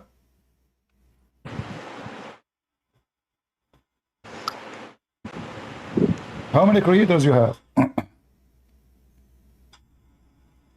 No, I believe that everything is created by Allah. So why? And Allah So gives why is certain why? powers What do to you think the intention of angels. this guy to lie and say it is the angels? Allah created things by the angels. Why he said that? What do you think is? No, it is shirk. Huh? It is shirk. It is shirk. He's a mushrik. Well, yeah, he done. But you know, by the way, you are a mushrik too. You don't believe in the hadith. You believe in the Quran only. He's the same like you. You don't follow Muhammad. When the Quran says it clearly, you have to obey Muhammad. Yeah, we obey. I asked him. I will We ask you a obey question. and You follow said Rasulullah. you believe in the Quran only, correct? Yes. Who is Muhammad? Rasulullah. I'm not asking you what his job. I'm asking who is he. Show me from the Quran who is Muhammad.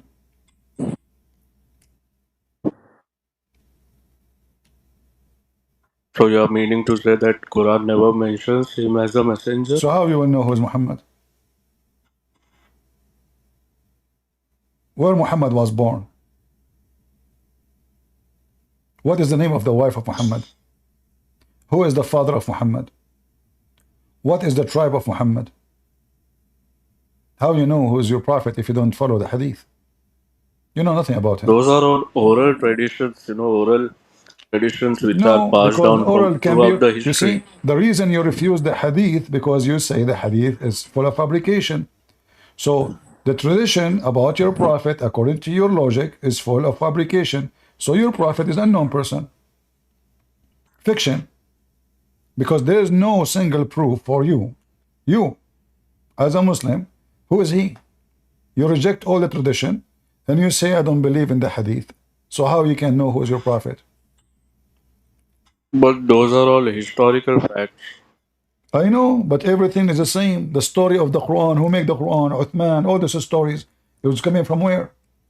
Who is the one who printed the Quran for you, this Quran? Can you give me from the Quran, who is the one who did it for you? Nothing. The Quran says the one who will do it is Allah. Did Allah really print the Quran? Or Uthman? And Uthman, he burned all the See, Quran. the Quran is the eternal word of God. There's another It is question. not a book. Who is the one who collect the Quran? Allah or the Muslims?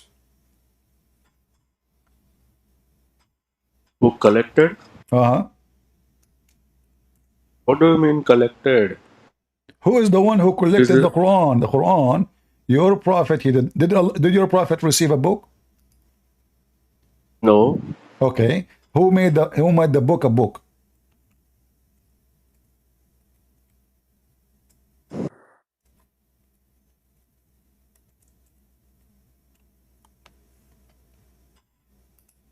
You know? There are scribes like those in the Bible. You say to me, okay, you see, when you say something, show me the reference. You are Quran only. You see, all of you, when you say those things, you are stupid. When you say to me, there's a scribe, show me where it says the scribe collect the Quran. Remember, you are a Quran only. So either you go with the stories written all over the internet, or you don't. Which one is yours?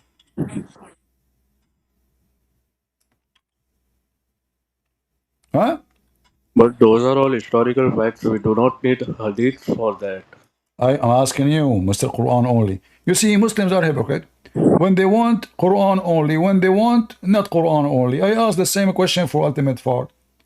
I said to him, who is his father? Yeah, we can't find it Who is in his Quran. wife? He said Aisha. I said, where do you get this from? He said, from the books of history. Yeah, that's where we get it from. So now let me repeat the question for you. Who is the one who collect the Quran together? How you can know that this Quran is coming from Allah? As you see, it's full of mistakes. Sunset in murky water, sunrise, etc.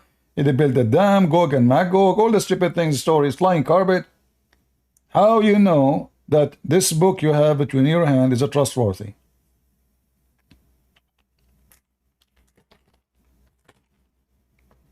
Do you?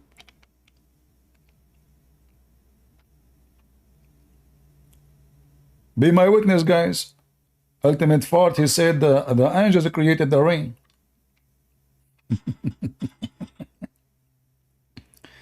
Unbelievable. Can I ask you something about Christianity? And you can ask me, but first you have to leave Islam. Leave Islam and ask me as much you want. I'm here to No, beat first I Muhammad. will ask, then I am convinced enough, then I will leave Islam.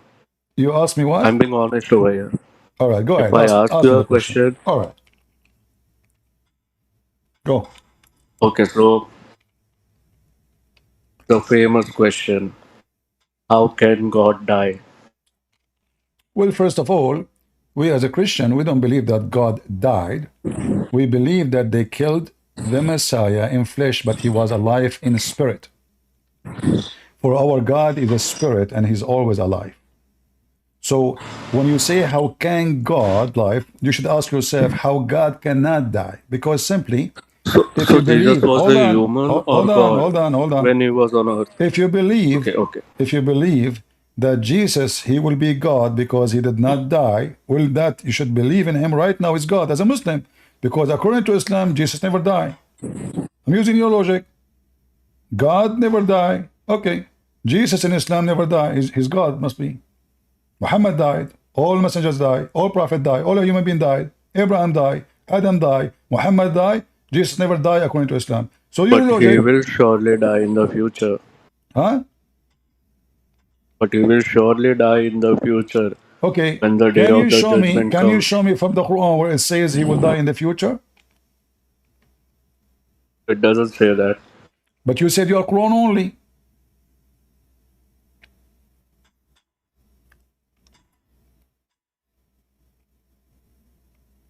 Yeah, it does say actually. Wait. It says in the future. There is a verse. I don't remember, but there is. It says in the future. The day where we raised you from the dead and all that.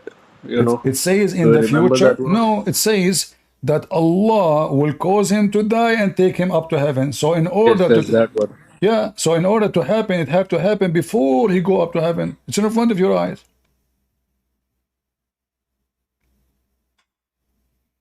You see the Muslim line. Look at this translation. It says, I remember when Allah said, "O Isa, I will take you and raise you to myself." That's not what it says. In Arabic, it says, "Inni mutawaffika." I'm going to cause your death, and then I will take you to me.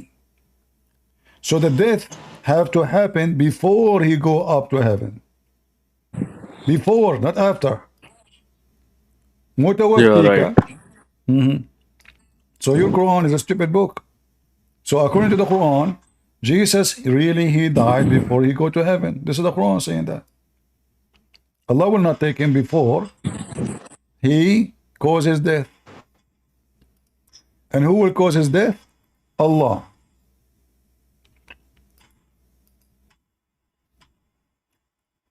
And look at the first translation.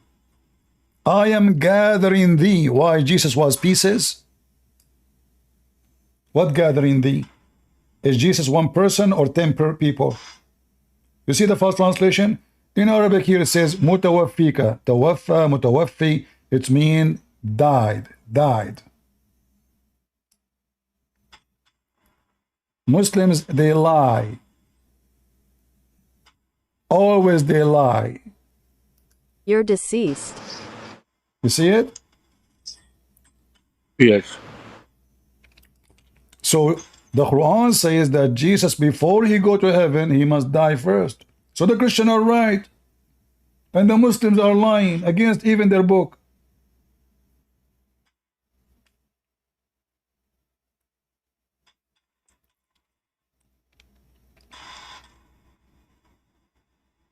Remember, you said to me, if I answer you, you will leave Islam. I answered you.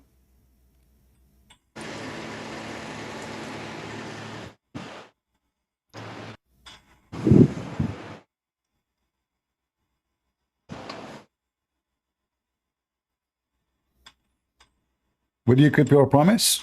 Or you were lying to me? But let's be honest, CP, you didn't answer it clearly enough. You know, I No, I asked you, answer it. How I can God answered, die?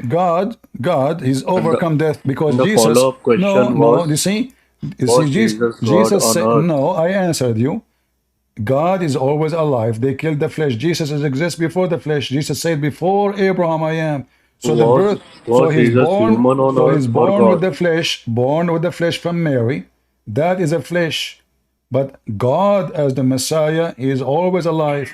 So they bury the flesh in the tomb for 3 days, 3 nights. Resurrection is you reuniting with your flesh. That's what Jesus did.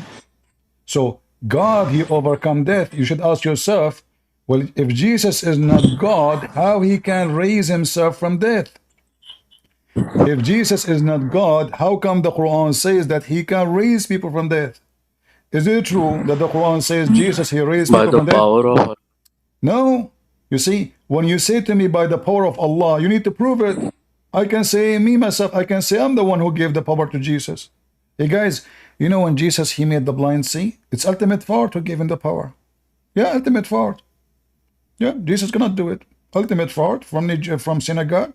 He said, Jesus, I will let you do it. But the talk is cheap. According to your religion, your God Allah, in order to raise a person from death, we have to beat him by cows, beef. Is that true? What? Huh? What? According to Islam, if Allah want to raise somebody from death, he have to beat him by beef. Is that true?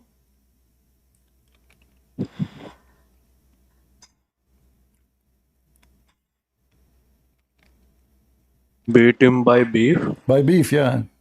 You Muslims are Hindus. The power of the cow.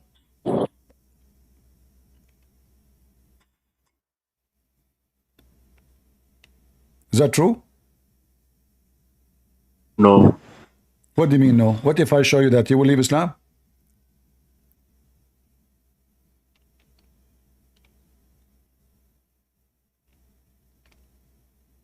So your question is, if someone raises someone from the dead, I he just must asked. be beat by the beef. Yes, you beat him by beef, he come back alive. It's in the Quran? No, this is what this is a story in the Bible. There's a guy, he died, and they beat him by beef, and then he come back, and he told the police who killed him. What do you think about this story in the Bible? Is it stupid story? Why are you bringing Bible? I'm sharing with you the truth. So do you like this story? True story? Or this is stupid story for you? This is stupid. That's stupid. But this is in the Quran, not in the Bible. You just said it's in the Bible. Yeah, the Now Bible you of are saying Muhammad. it's Here in we the go. Quran. Because you see, because Muslims are not honest. So if I say to you in the Quran, you will not say it's stupid. I say to you it's in the Bible. Oh, it's stupid. Stupid. Here we go. This is in the Quran, not in the Bible. Now, can you take it back? No. Everybody heard you saying this is stupid. So you are trapping me. Chapter of the cow. Look, even the story in the chapter. That's why they call the cow chapter, because this is the power of the cow. Allah cannot resurrect people from death. Read carefully. We instructed, strike the dead body with the piece of the cow, specifically the penis. The power of the penis of the cow. This is how God, he raised people from death in Islam. And here it says, thus, this is how Allah, he raised people from death.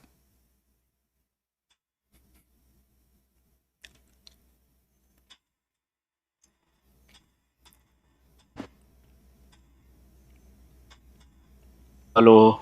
Hello, hello. Remember, you said to me, this is stupid. You are out of Islam already. Okay, I didn't know about this. But you are out of Islam already. Everybody heard you saying, this is stupid. Guys, did he say this is stupid? You just called Allah stupid. You called Allah, police be upon him, stupid. You are out of Islam. You're in graduation. You are out of Islam, my friend. Happy for you. Do you want some baklava? Hello. Why you decide to leave Islam?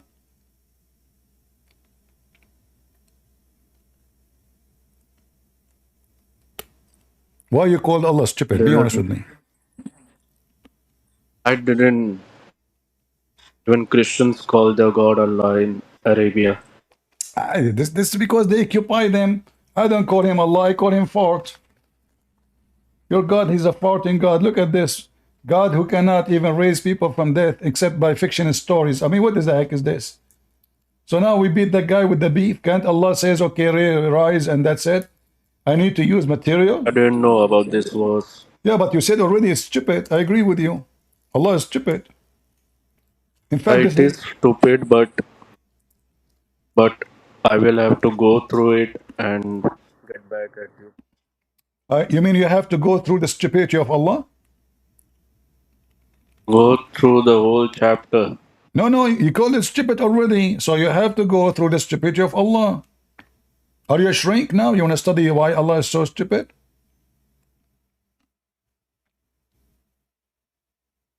Did Jesus beat the dead man and he resurrected him to come back from life to life? He went to the butcher. He went to the butcher in India. He asked him to give him some beef. And they told him, I'm Hindu, I cannot sell you beef. What is this? True story, right?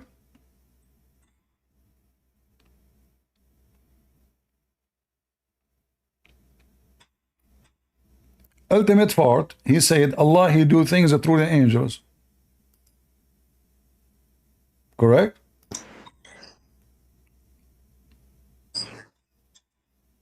I said. Yeah, I agree. It is stupid. I know. So are you out of Islam?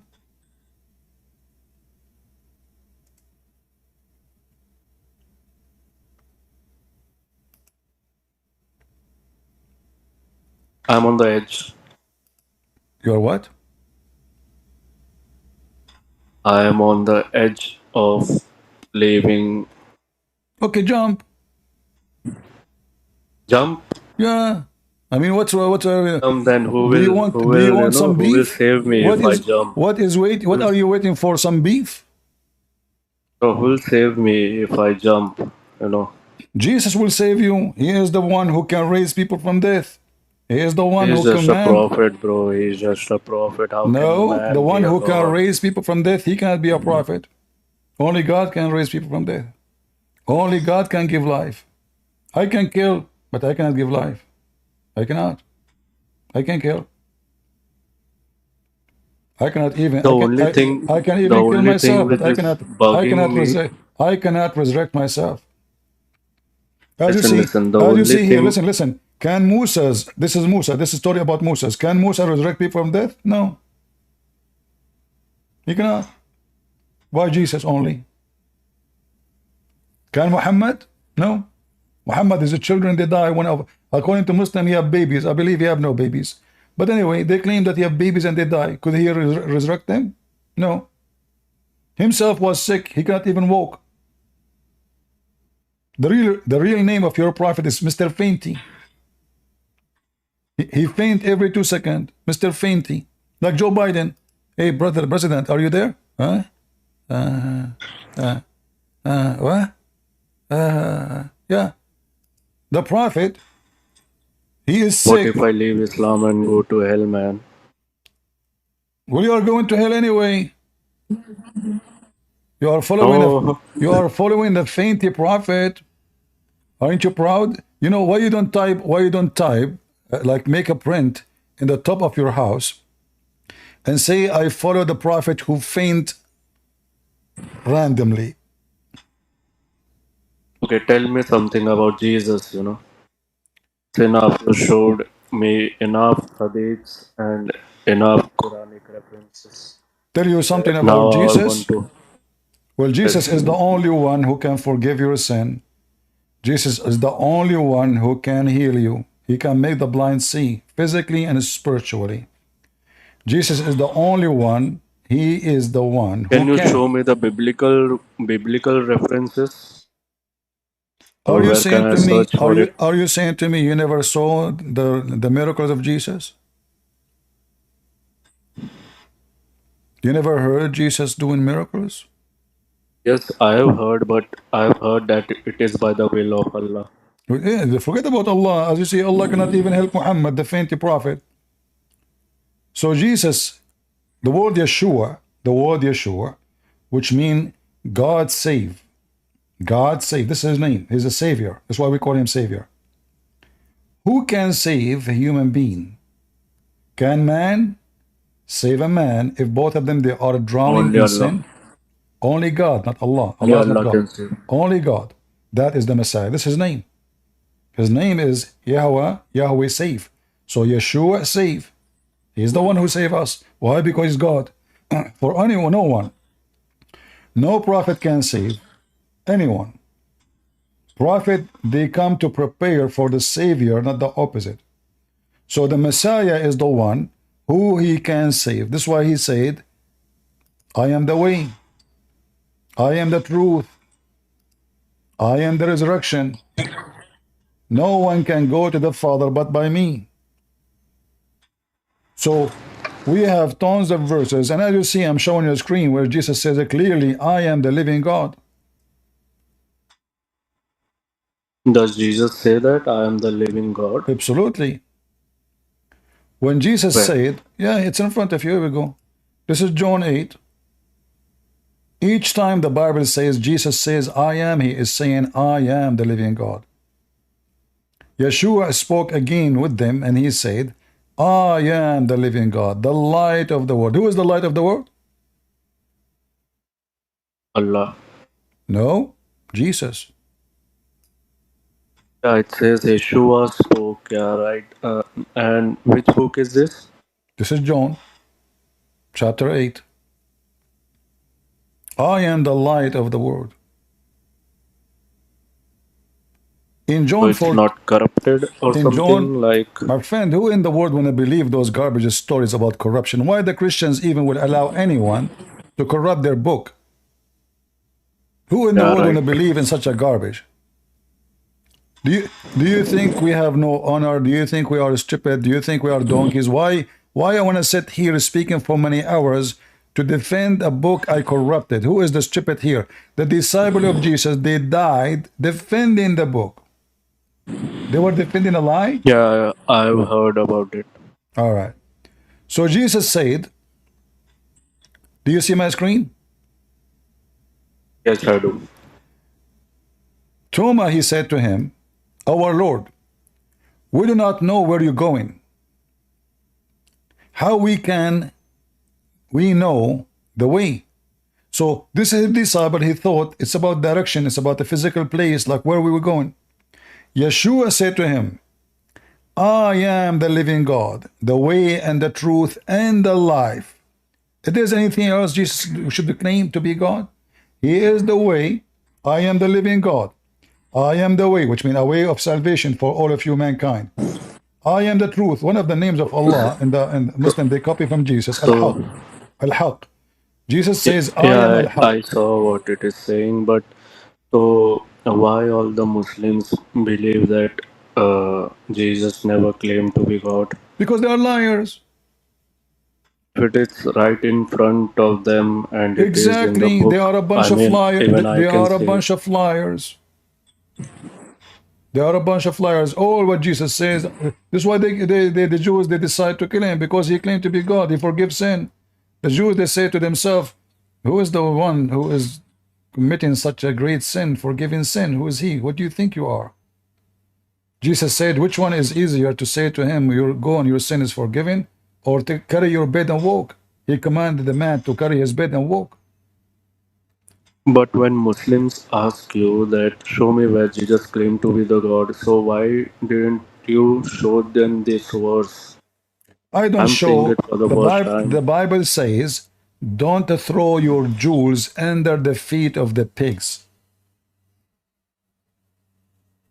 So if a Muslim coming to laugh at the Bible, you yourself, you just said, why then the Muslim says, Jesus never said, I'm God.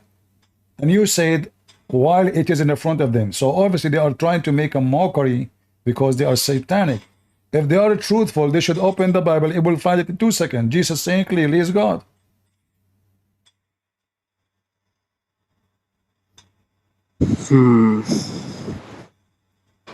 It's, I don't know what to say. See, this is why I'm saying to you, I will tell you about Jesus when you leave Islam. Because you Muslims, you act like pigs. I'm not insulting, but this is truth. You make mockery of Jesus. All religion is based on mockery on Jesus. Islam have nothing, no target, except to be the Antichrist.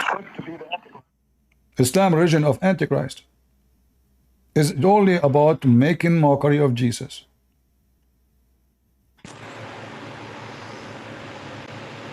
So first, I need to check and see if you are out of Islam, and then we can go and talk about Jesus. What I'm trying to make, is what I'm trying to do with you. You leave Islam, then I will tell you about Jesus.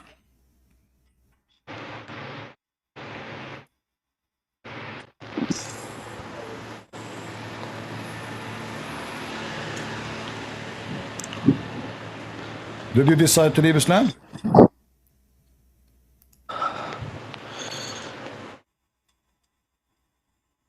Yeah, I think so. All right. I'm happy for you, my friend.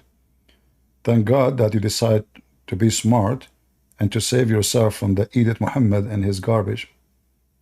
Well, now, as long as you decide to leave Islam, you see the verse in the Bible which about don't throw your jewels. You know what I'm committing, right? You know what I'm committing by saying that I leave Islam. What are you committing?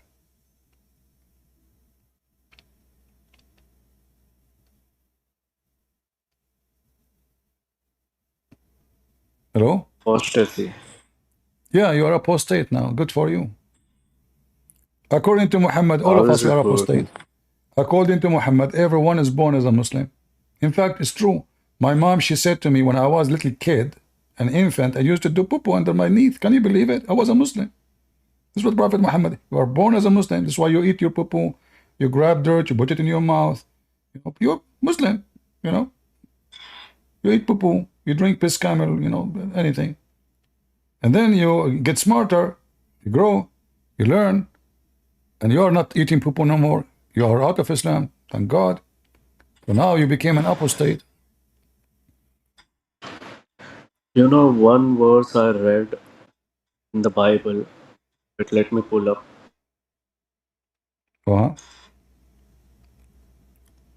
It's bugging me a lot since.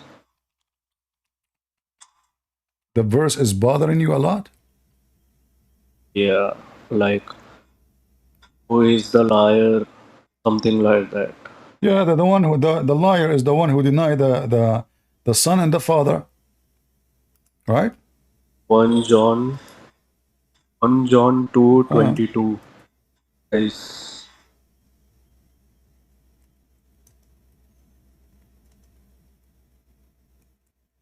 yeah, like if this is not corrupted, then I don't think Allah is God. Allah is not God anyway. And Islam is the satanic cult.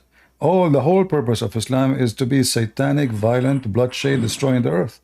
It's not only to fight Christianity. The purpose is to fight Christianity is to destroy the earth. This garbage cult, wherever it goes, peace run away. India, no peace. Pakistan, no peace. Israel, no peace. Somalia, no peace. Iraq, no peace. Syria, no peace. Wherever the Muslim goes, even in Europe, no peace. Wherever the satanic people of Muhammad goes, peace run away.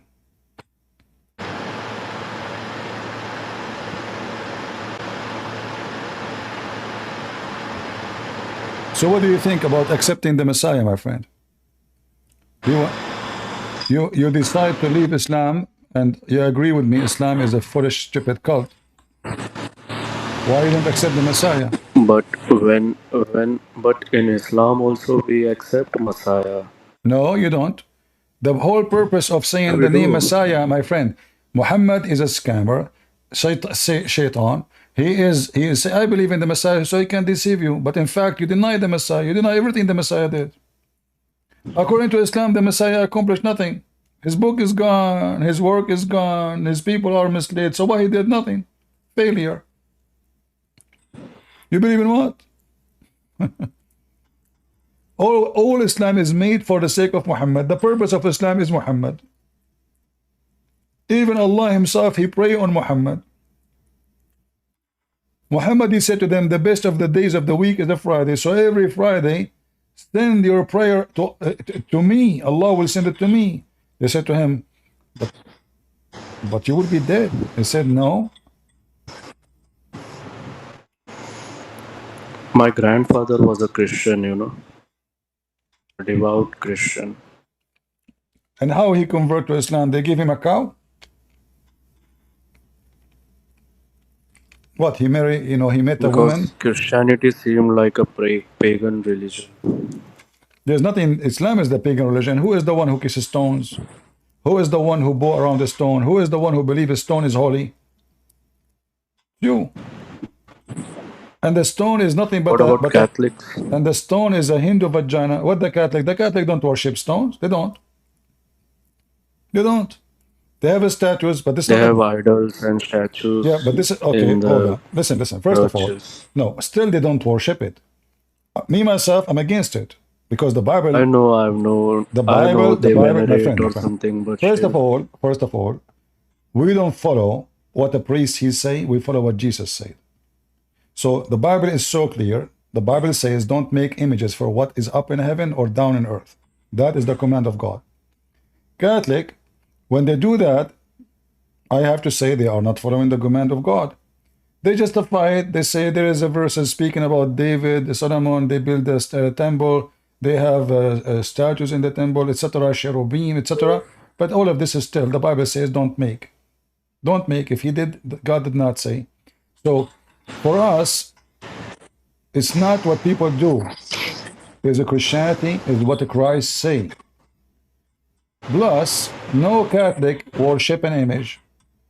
If you worship an image, he is no Christian. Anyone who will believe the image is God is no Christian. But they knew it's an image, they knew it's a statues.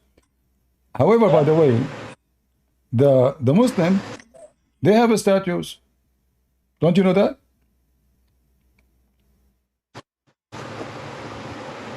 What, Muslims have statues? Yeah, even Allah, he commanded Suleiman to have mosque with statues.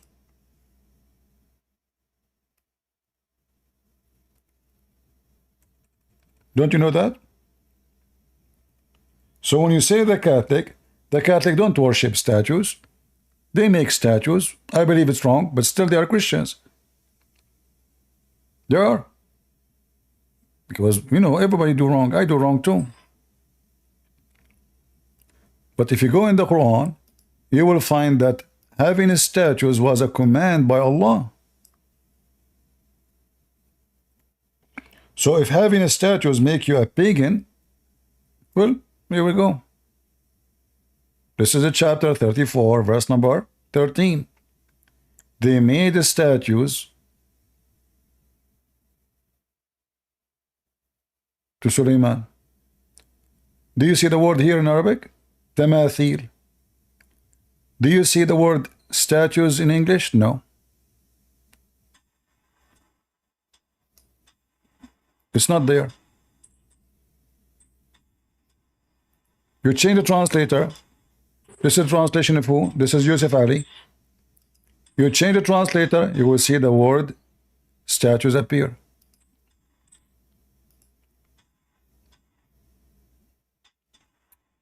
This is Hilary and Khan. There's no statues. Okay, no statues here. Let us see. Big tab.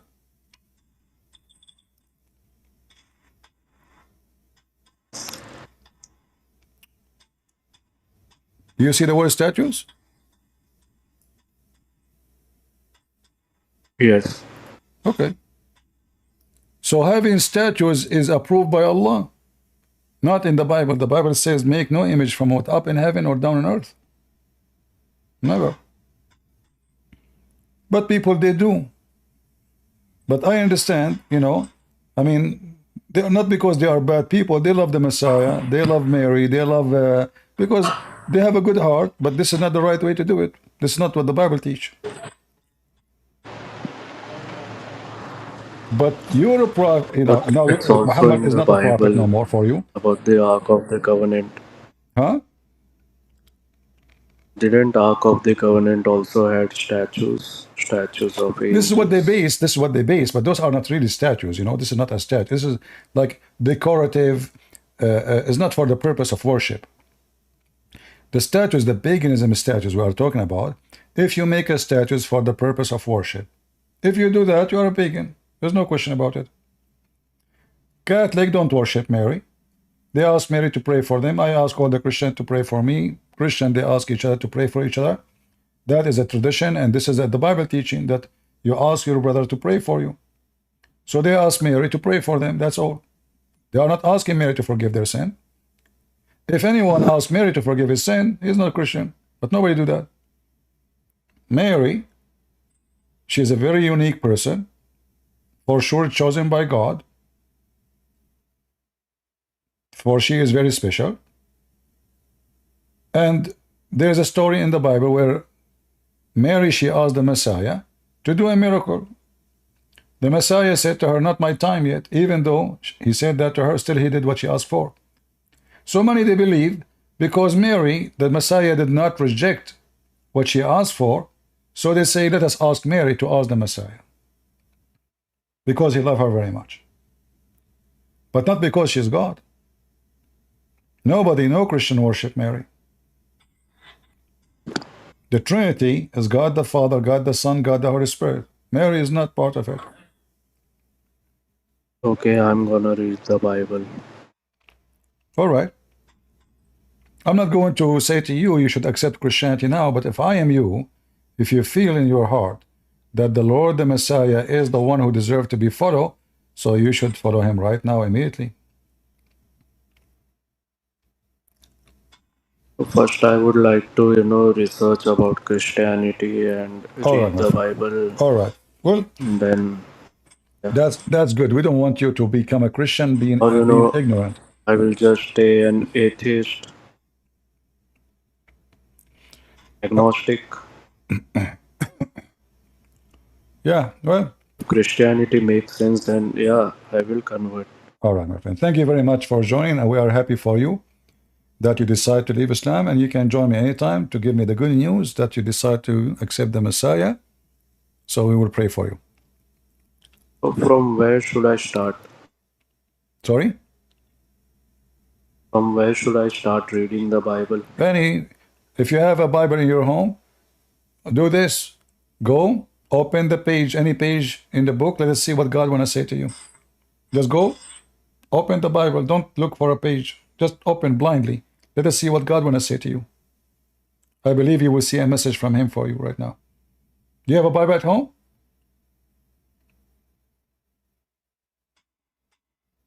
No, I do not. Okay. If you can get one, get one. Open it But blindly. it might be somewhere inside, It's All not right. kept outside. Anyway, you can get the Bible from the internet. It's not, it's for free. And no problem. What is this New Testament and Old Testament? This is why it's called New Testament, version? Old Testament. That's mean after Christ and before Christ. Before Christ, he come to us by birth, and before Christ. So it is the continuation? Yeah, Jesus, he said, I came to fulfill, not to destroy. So the Old Testament and New Testament is just a continue. It's not a new religion. We are thought like Old Testament was upgraded to New Testament. Like old was corrupted, so they wrote new one. You see, the liars, if Christians are liars, they should do the same as the Muslim. They should say, oh, the Old Testament corrupted. We don't. We don't. That would be silly and stupid. Christians don't do that. Why will I accuse the Jews? Why the Jews will corrupt it anyway? That's stupid. That is even very stupid to say.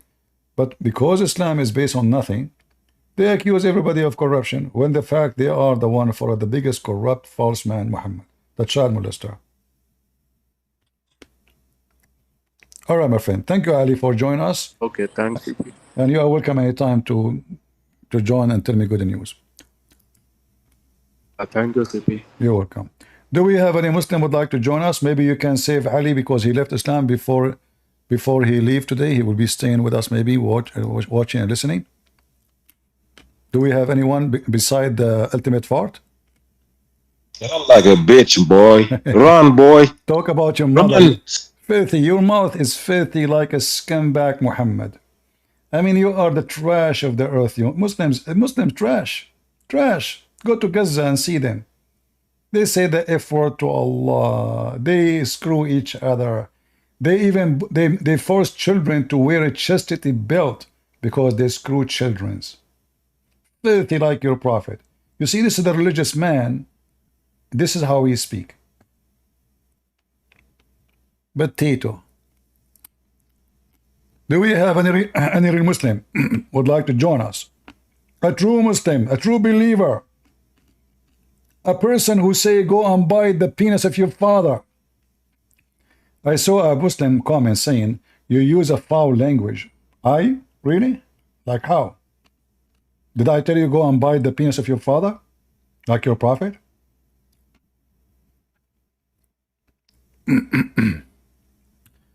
Is it true in the Quran it says Allah will insert in your anus a chain? Sexual torture? Now we know where those horror movies coming from. Any Muhammadan?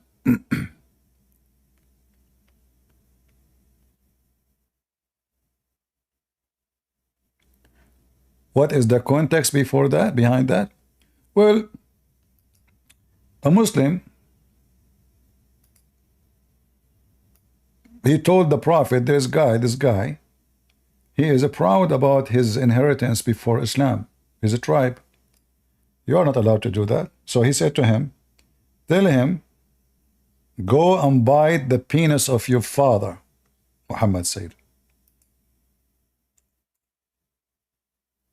This is how filthy scumbag Muhammad is.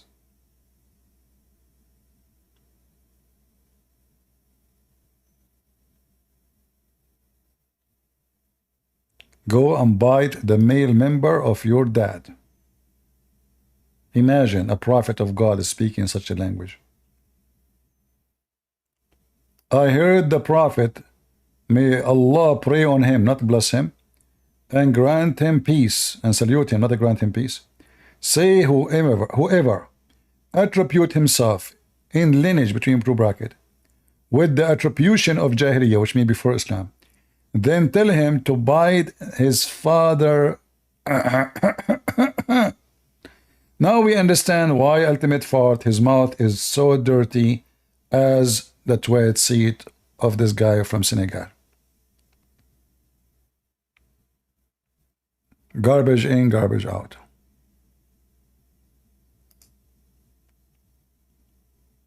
Any Muhammadan?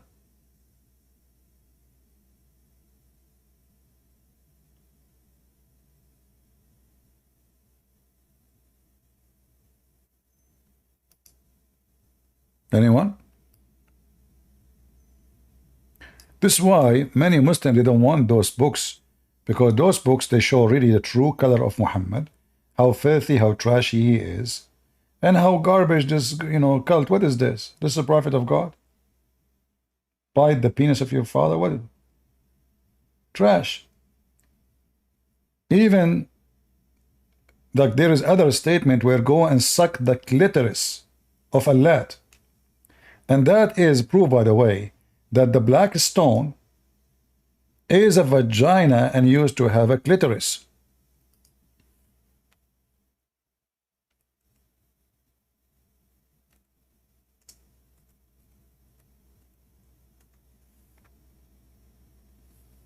Go and suck the clitoris, the Caliphate said, which is the Prophet said. Where we can find it? Umsus Badr Allah. Let us see.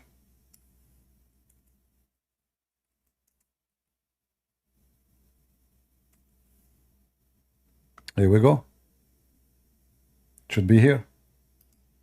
Look. In Arabic here it says Umsos Badr al-Lat.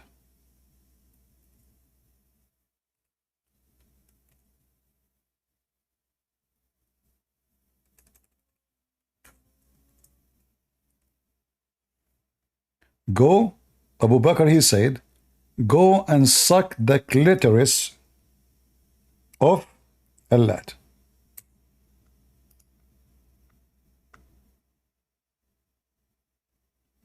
Those are the companion of the Prophet. And this is the language of the Prophet. Go and suck what? A vagina clitoris. Let us see here if they say it in English translation.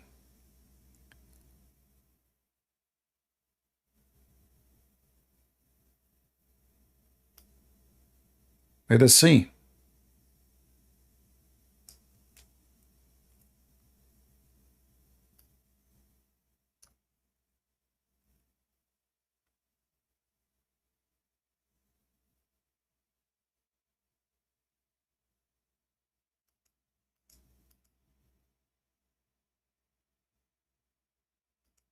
Maybe they took it off. I didn't see it.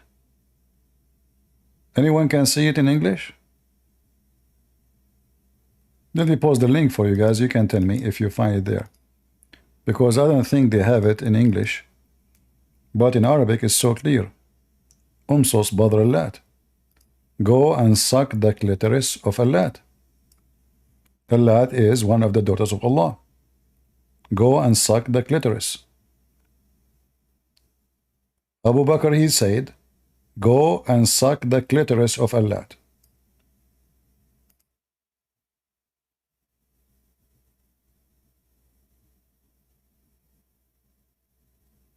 Even Google was able to translate it. Abu Bakr told him, suck Al-Lat's clitoris. Do you see it? Do you see it? Even the stupid translation of Google was able to solve it. I wasn't expecting it to, because, Google might be confused about the word bother, which is a very ancient word for the clitoris. So, even Google was able to find it. Look at this. Go and suck the clitoris. This is the Muhammad and his religion. Muhammad says, go and bite the penis of your father. Abu Bakr says, go and suck the clitoris. Those are the nobles of Islam. What about the garbage? So what do you expect from this guy from Senegal, who his wall was covered by shit when he opened the camera for me?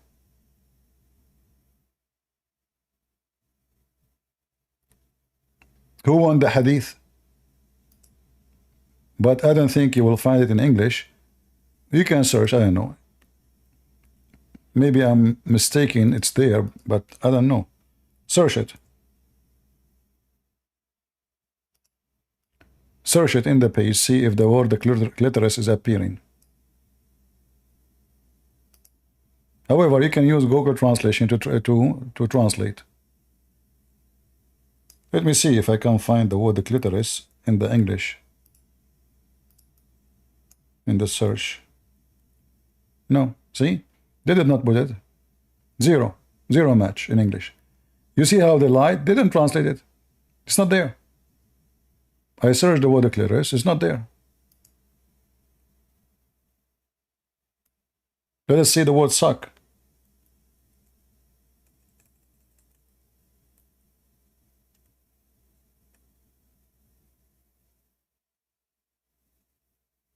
No.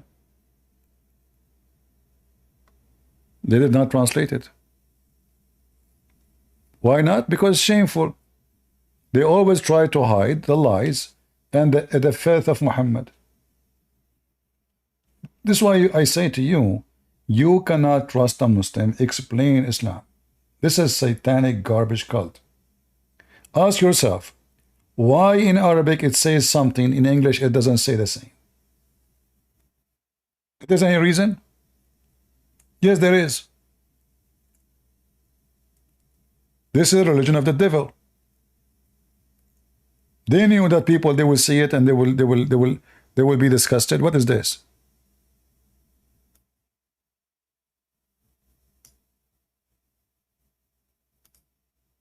What is this? So Abu Bakr said to him, suck the clitoris of Allah. This is why people, they say, without lies, Islam dies. So it's true. They lie in the translation, they lie in their books, they lie in the explanation. Like we just saw today, Mimi Hijab saying, well, if you read the Quran carefully, you will see the Quran saying that there is a barrier between them, a dry land. But in the Muslim videos on YouTube, what they do? They show you a video of two water, river and or sea. They are meeting. Allahu Akbar, look, it's not meeting. Do you see how they lie? How come no Muslim, he made a video, says, listen, this is a lie. This is not what the Quran is saying. The Quran used the word barzakh. Zakir Naik, all of them. Allahu Akbar, brother. Discovery that the word barzakh, suddenly the word barzakh become nothing. The word barzakh is a dry land. This is a clear Arabic. So for 20, 30 years, they were lying to people about what the verse is meaning, so they can claim scientific miracles. Now, the scientific miracle became a joke. People laughing at it. So now they have to confess. This is why Mimi Hijabi says, no, this is not what I meant. What's the problem? If you go, if you go for a second, you will see that it says there is a piece of land. But this is still wrong, because the piece of land, when the Quran says that the sea, the fresh sea and the salty sea never met, it's a lie. Because fresh water and all of it is coming from the sea. It's a cycle of rain.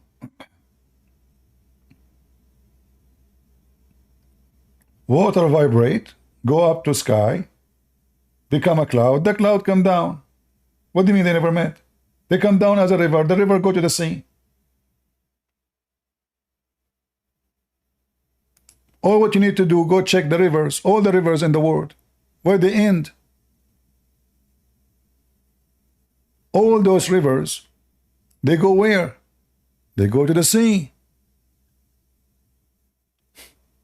It's not a secret.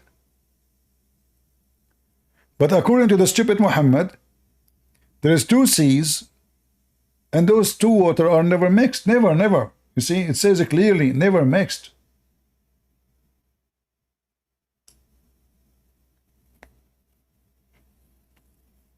Do we have any Muhammadan?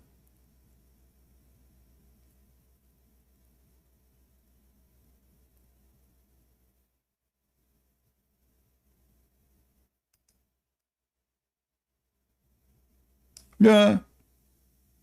If you search the Danube River, you will find the same, as you said.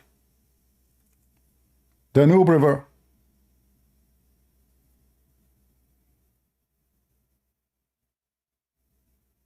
All rivers, all those blue waters, you see them, they will go to the sea.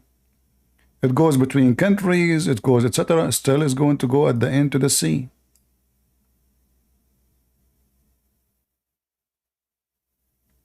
Muhammad is an idiot. Do we have any Muhammadan would like to join us? Mayday, mayday. Now today, was an election in Europe, so I hope people in Europe, they went and vote against the Islamists and those liberals. As long as you have liberals, you are doomed. You need to get rid of the liberals. And if there is anyone says to you, Christian, don't go and vote, Christianity is against politics, he's a fool. Because if you don't vote against those foolish people, the foolish people will take over you. And this is against the Bible. I saw many stupid ones. They say, oh, Christianity, we are Christian, we should not involve in politics. Nobody's asking you to be a politician. But if you don't vote against something, you are supporting it. And this is what the Bible says.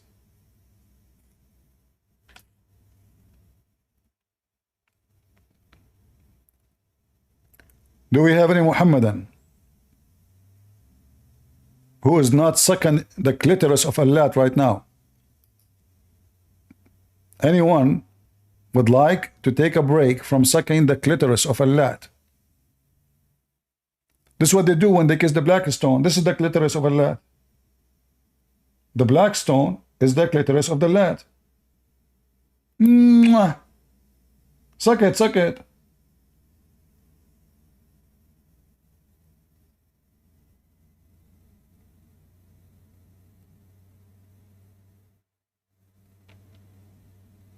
Even their own books says that the black stone used to be whiter than milk, but women touching their vagina during their period and placing their hand inside the black stone made it black.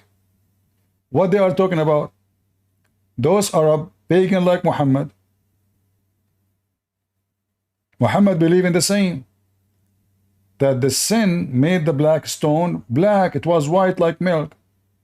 Those women who cannot have babies, they believe there is something wrong they did, angering the God Baal, Allah, La. So the God, he has not given them babies. This is why they have their period. So they go and they go around the Kaaba and they do tawaf.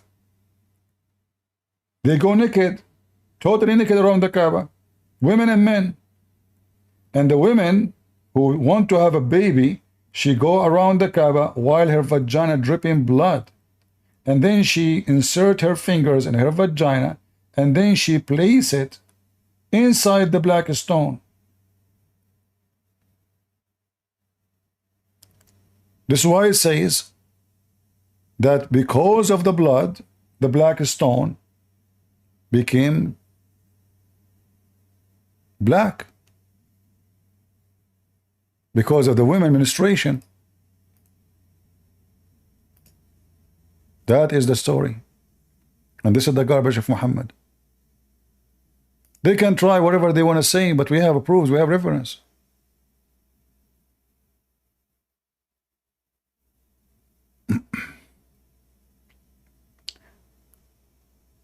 If you go to the books of tafsir, and there's tons of them,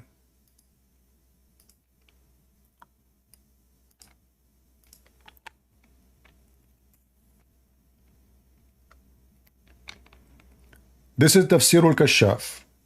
I can show you reference from top of them, many of them. It says here that the black stone was white like white pearl from heaven, but when the women period in the pre-era of Islam touch it, it become black. It was a white ruby from paradise, but when menstruation touched it in pre-Islamic times, it turned black. See it? Are we making things up? This is the official government of the Kingdom of Jordan. This website owned by the king himself, which is a scumbag. The book of Tafsir al-Kashaf, written by Az-Zamakhshari. And this is the reference. This is the garbage of Muhammad.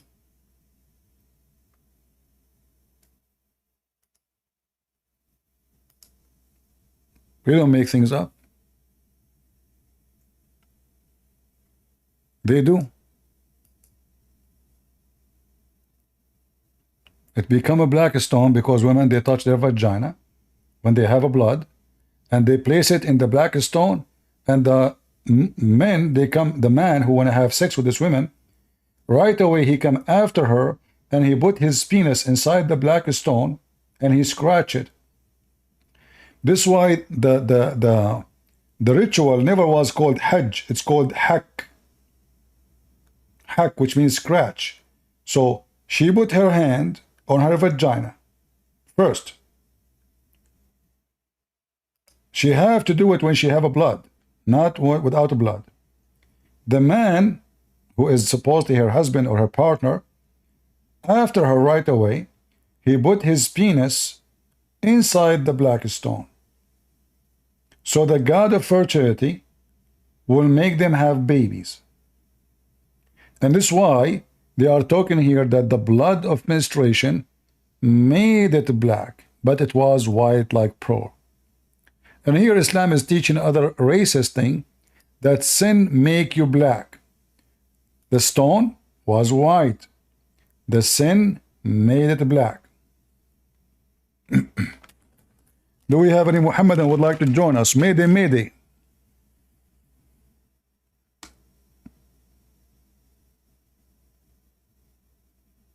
Can any Muslim explain to us why the Arab used to go naked around the Kaaba? They cannot. Totally naked. And you will find that Muhammad never made a statement against it. You see, you will find, this is very strange by the way. You will find Muhammad is speaking against the Christians, against the Jews, against, but he never spoke about naked women and men going around the Kaaba. I never saw such a thing. Shouldn't be this is the first thing he speak against? You know, the Messiah, he kicked them out from the outskirt of the temple for buying and selling, not because they are naked. Correct? He said, you made the house of my father a bazaar. The Messiah have a jealousy for the temple. You made the house of my father a bazaar for buying and selling, and he flipped the table on them. Muhammad, he never have jealousy. Shouldn't Muhammad, he says, the first thing he reject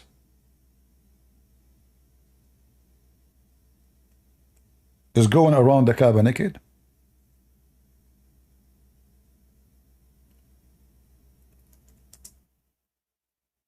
You're a prophet of God.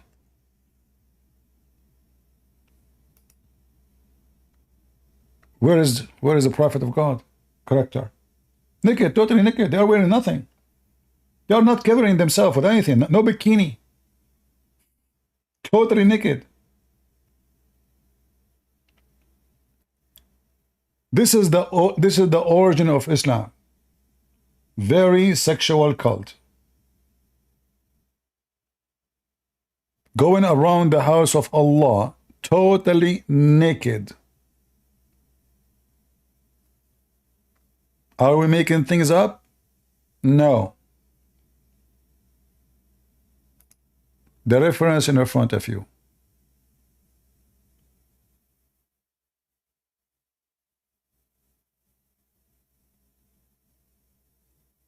Do we have any Muhammadan?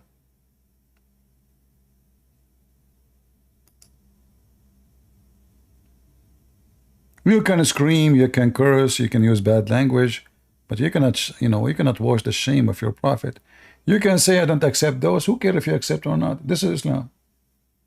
This is your prophet saying those things. This is your prophet teaching. This is your prophet books. It's not up to you to say I accept. Are you going to find the Christian saying this is the eighth John? This is the eighth Paul? And the funny, they are the one who says our religion is preserved.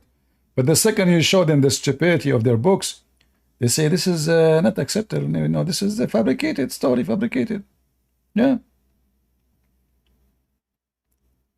Like the gentleman he was before, when I said to him that this is story in the Bible, he did not hesitate to say this is stupid. Right? If I say to him this is story is in the Quran, he will not say it's stupid.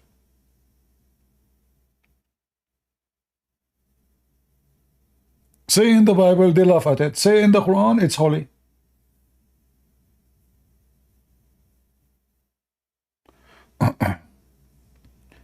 No, my internet is good, but this is Discord. Discord has issues.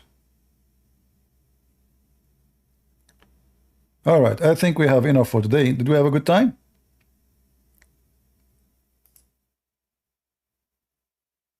It's time to go and do tawaf naked around the Kaaba. So I'm going to go around the Kaaba naked, but I need some Muslim women to join me. Do we have any Muslim want to join? Are you a Muslim, Ruth?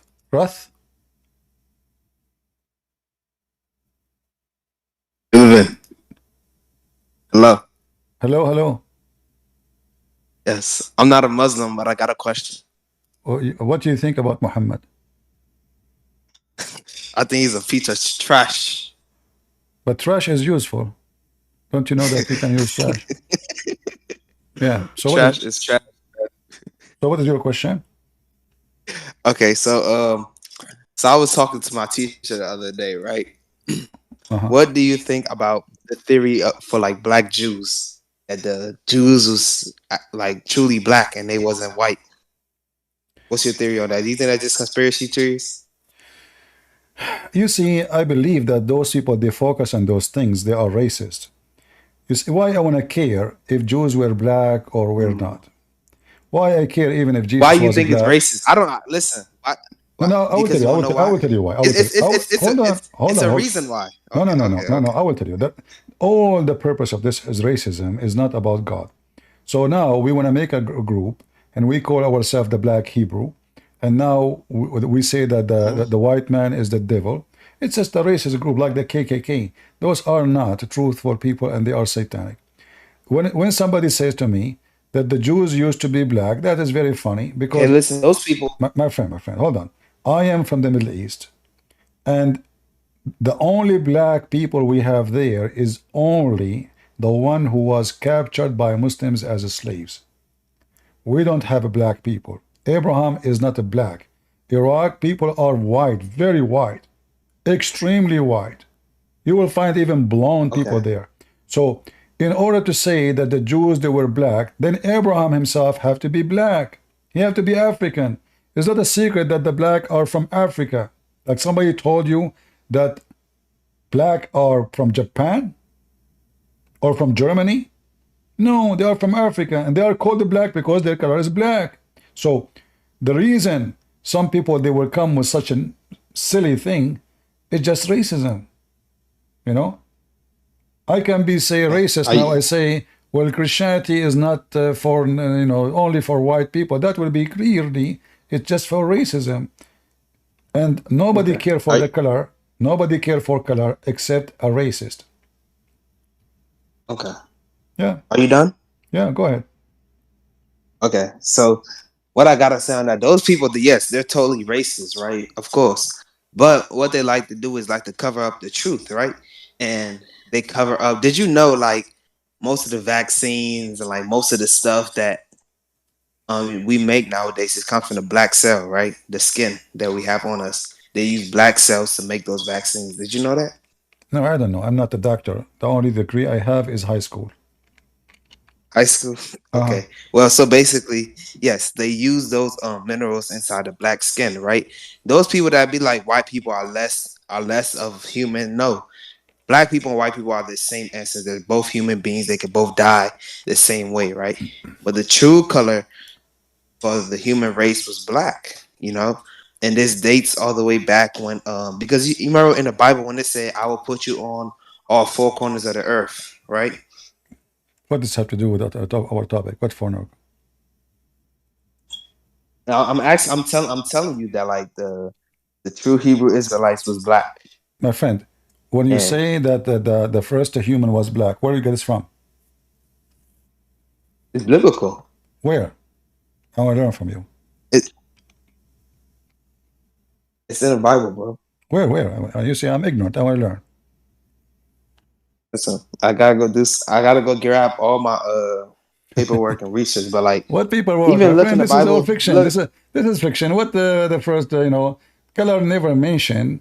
You see, as I said, only if you are racist, you even will care for such a thing. So now suddenly the first person is black. It's not racism. It's truth. No. This is not truth because. Okay, show me. Look at every Jesus movie. Okay, I mean this should be easy. Should be easy. Show me where it says that the first man was black. I'm listening. Okay, wait.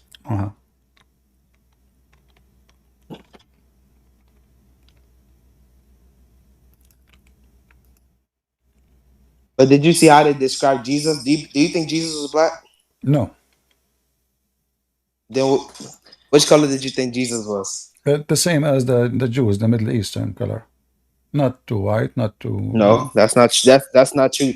Okay. Then, okay, when the Bible said Jesus' hair was white, was like wool, what does that mean? Jesus' hair was what? Jesus' hair was like wool.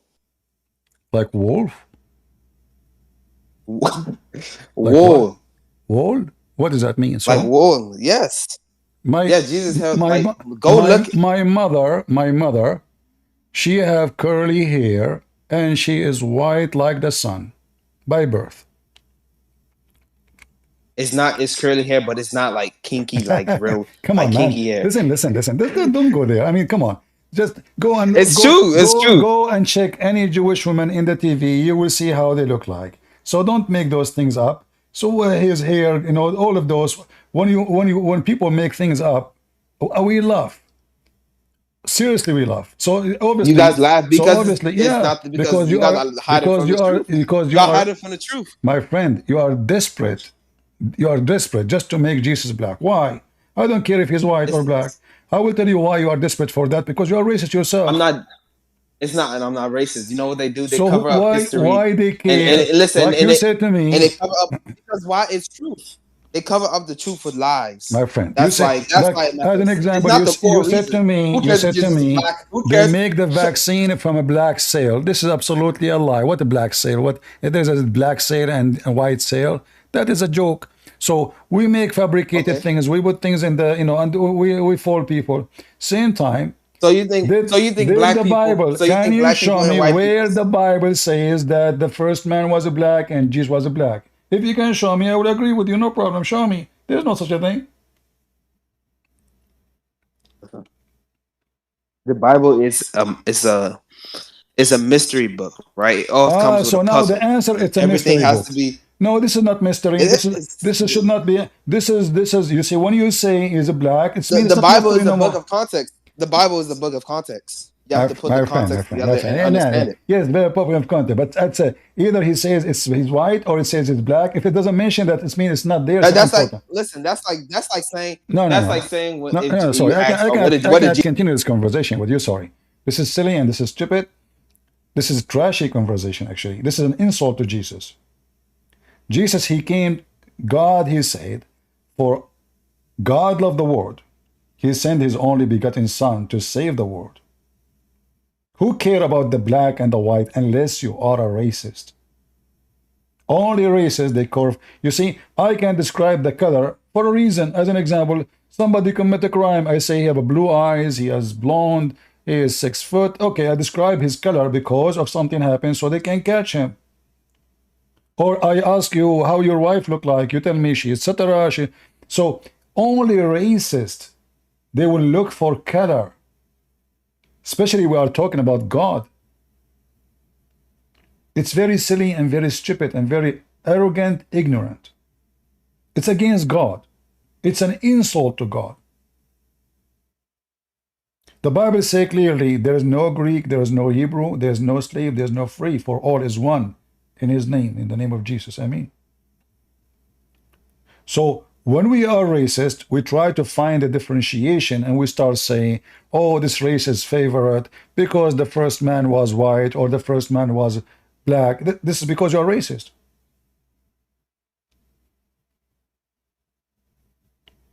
Only if you are racist, you care for it. You see, I learned the Bible from my parents as a child.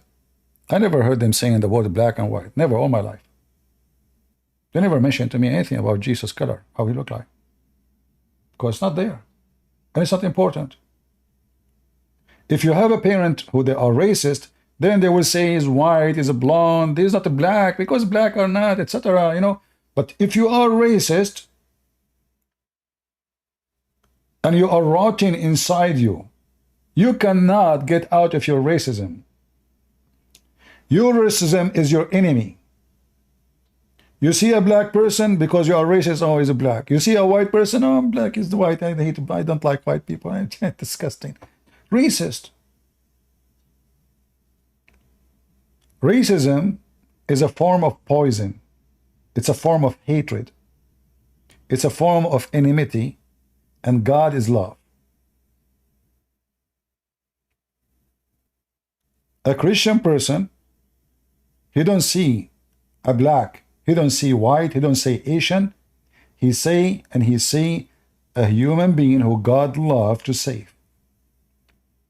He don't see Jesus as white, he don't see Jesus as black. He don't care if Jesus is an Asian or he looks Filipino. He is Jesus. He is my Savior.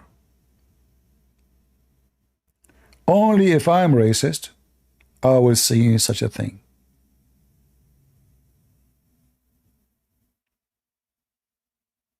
Stay away from racism and stay away from racists. They are ugly.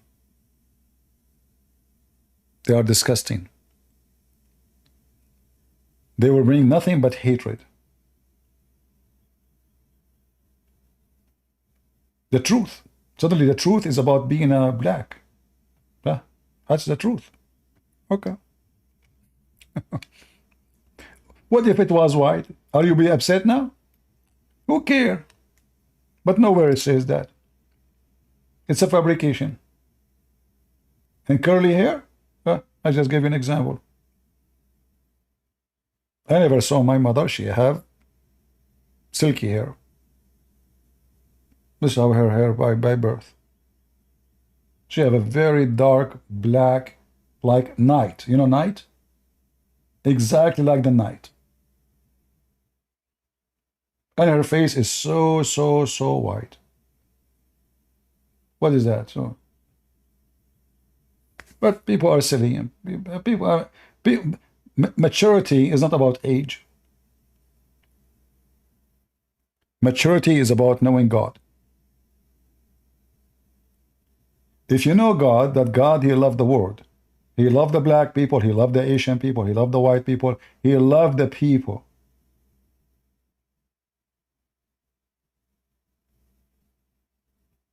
You don't see color, you see only people. When you are racist, you see nothing but race. And you are doomed. You will never enjoy your life.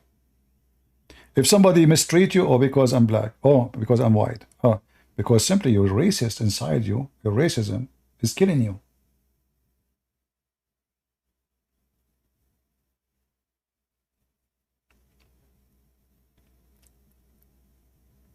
And you know, because today we live in a world where everybody is politically correct. Everything is based on political correctness.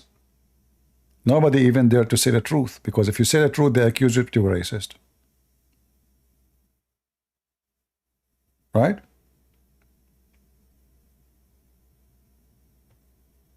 We are in a time, if you say, do you like chocolate? You say no. Oh, I don't like people of color.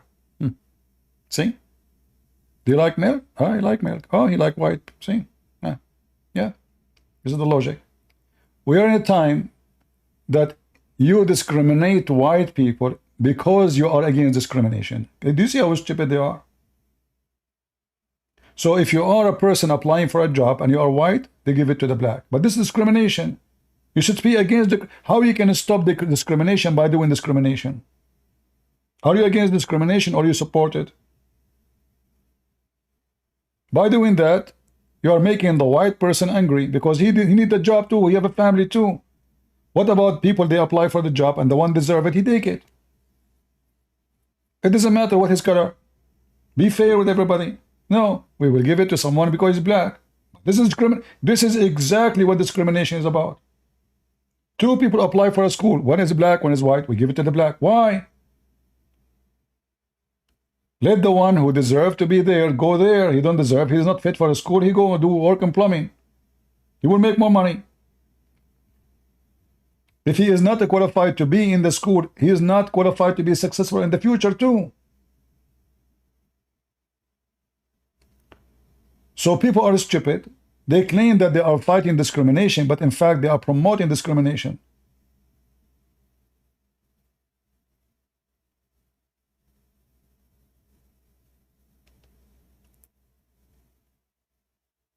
Love your brother in Christ, even love your enemy, is the message of the Bible. Fight against any discrimination, including discrimination against you, regardless of your color. Discrimination exists in everything. In fact, it is part of the social structures. As an example, if I have my Arabian passport, I want to go to a country, they will not welcome me. If I have my American passport, everybody says welcome. Is that fair? I'm the same person. The same person. American is welcome. Non-American are not. And they claim that they are against discrimination. The fact they are against, they are promoting. This is how, if you are from a rich country, from Saudi Arabia, everybody give you a visa. If you are from Somalia, nobody will, Somalia, no way. If you are from Ghana, if you are from, nobody will give you a visa. You will sleep in front of the embassy. If you are from Russia, if you are from Ukraine, they will treat you like garbage. Show them a passport from Emirates, they are rich. Right away, they give you a visa 10 years. 10 years, you don't even need to apply. They use even to give the Saudi diplomatic visa, not only visa, diplomatic. Imagine, a guy, he collect garbage in Saudi Arabia, they give him diplomatic visa. Which means if he kills somebody in USA, nobody can go after him. Racism is in the blood of nations and government.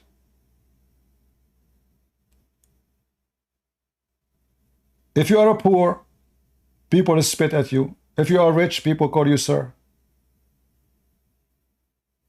Discrimination is in everything in life. You yourself, if you go in the bus and there is somebody who is homeless, he did not take a shower for a year next to you, please, can you change my shower? Because simply you cannot handle it. But in speech you can, but in reality you don't. So human being who don't want to be honest with himself, he fabricate reasoning to serve his agenda. My reasoning will tell me what is my agenda. If I am a person who want to support the idea of superior race, I will superior race. I will say the white or the black. If I'm black, I will say, oh, the black is the origin of everything. If I am racist about, white is better, I will say, oh, the white is the origin of everything. If you don't care, if you are not racist, you will not care if it's black or white. You care only if you are a racist. Do we have any Muhammadan would like to join us?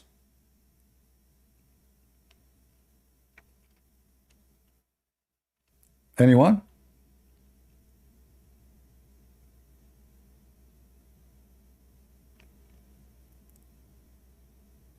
Any Abdul?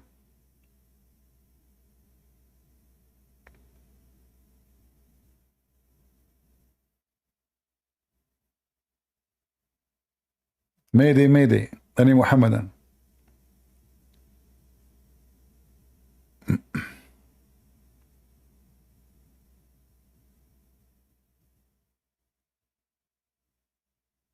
In my life, I met all kinds of people. I met, white people who they are bad, white people who they are good. Same black people. Some they are bad, some they are good. Yeah, the same.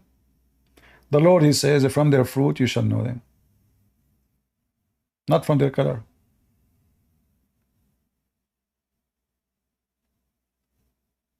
There's good, there's bad for everybody.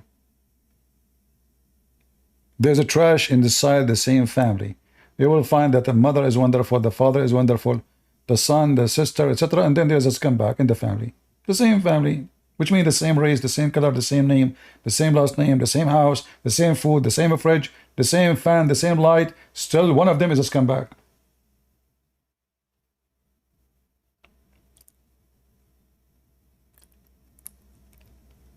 Right?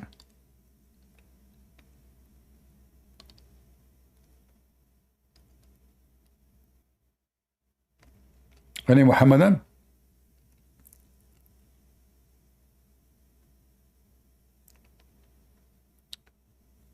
We have Jason, he keep posting copy paste. Well, you can search those verses in the Prophet Google, and they can give you the answer in 2 seconds. But you are here just to play games. What is your religion, Jason? Are you Abdul? Do you want to join me so we can laugh together? Do you want to come on the stage? Come here to the stage so we can laugh instead of spamming, spamming the chat.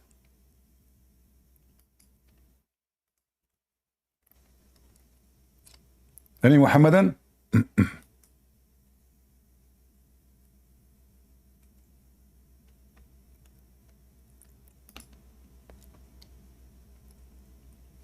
Maybe, any Abdul?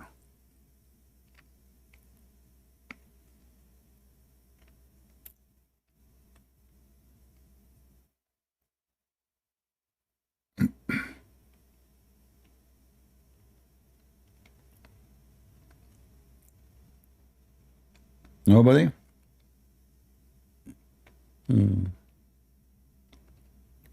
Well, we have one Muslim. He left Islam today. Not bad. But we want more.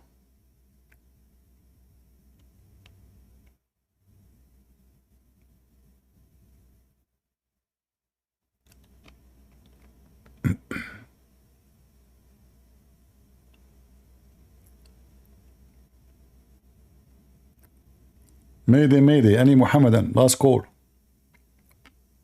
The bus will go to heaven soon. The virgin are waiting. Any Muslim want to get into the virgins? 1 mile ass. What a beautiful ass, 1 mile. Subhanallah. Allah will give me women, she have 1 mile ass. Finally. I will climb and slide all day long. Allah spent 1,000 years to smooth her skin.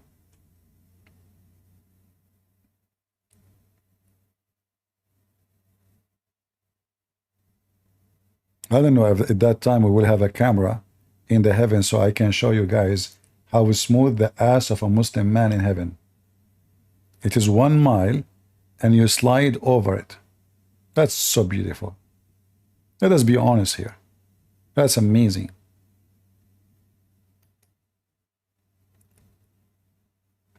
Any Muhammadan?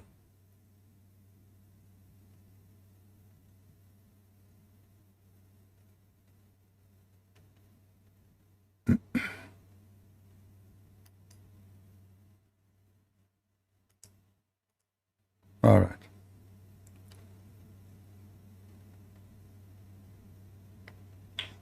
Good afternoon. Good afternoon. So I'm a little nervous being here. I've seen YouTube videos on YouTube. So if it's all right with you, I just had a few questions for you. Are you a Muslim? No, I'm not. What are you? I'm a Christian, Southern Baptist. So what do you think about Muhammad? Well, I think he's probably one of the biggest phonies I've seen out there. I get a lot of Indians, calling me, trying to scam me out of my money. But I think that Muhammad takes the cake as far as scammers are concerned. You are speaking so fast, I'm not sure. What? Muhammad is what? Sorry. So, I think he's a fraud. Oh, okay. So how I can help you?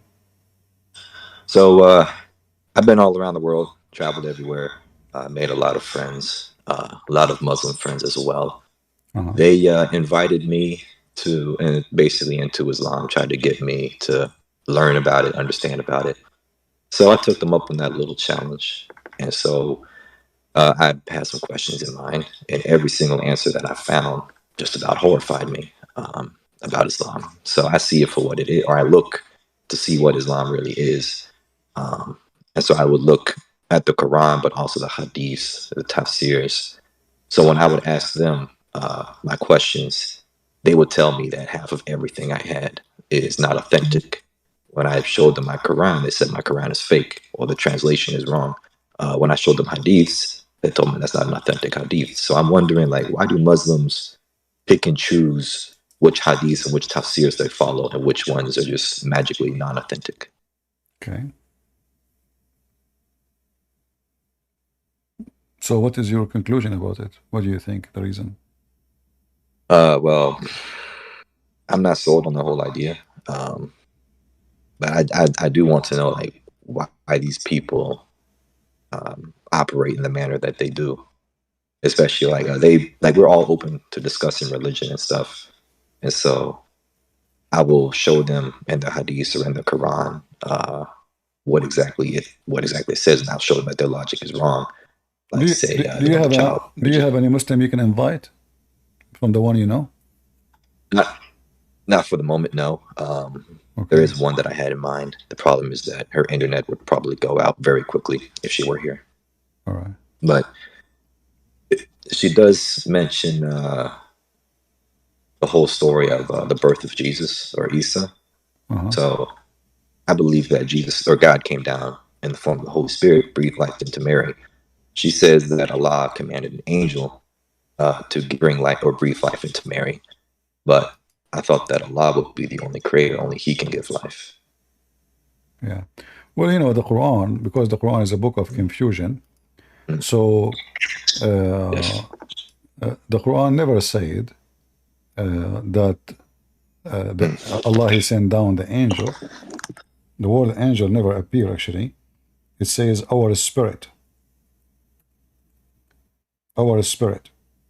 And angels in Islam are not spirit. But according to Muslims, they say this is a spirit.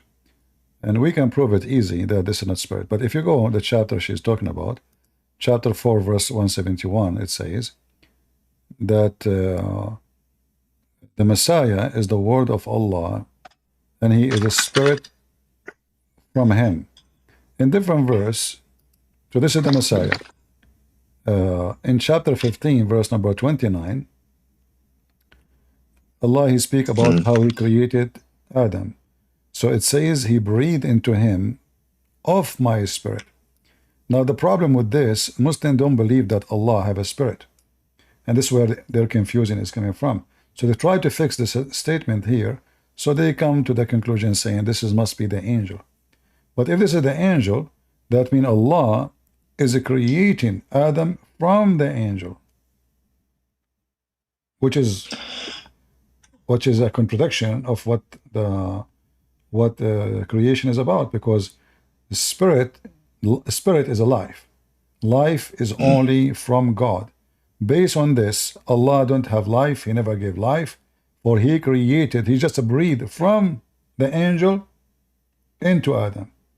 He breathed from the angel into Mary.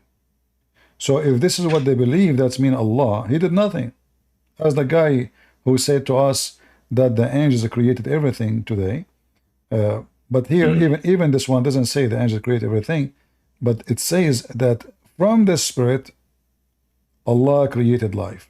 Who is the one who is the spirit? If it's an angel, that means the angel of Islam is the God. For the one who give life is not God.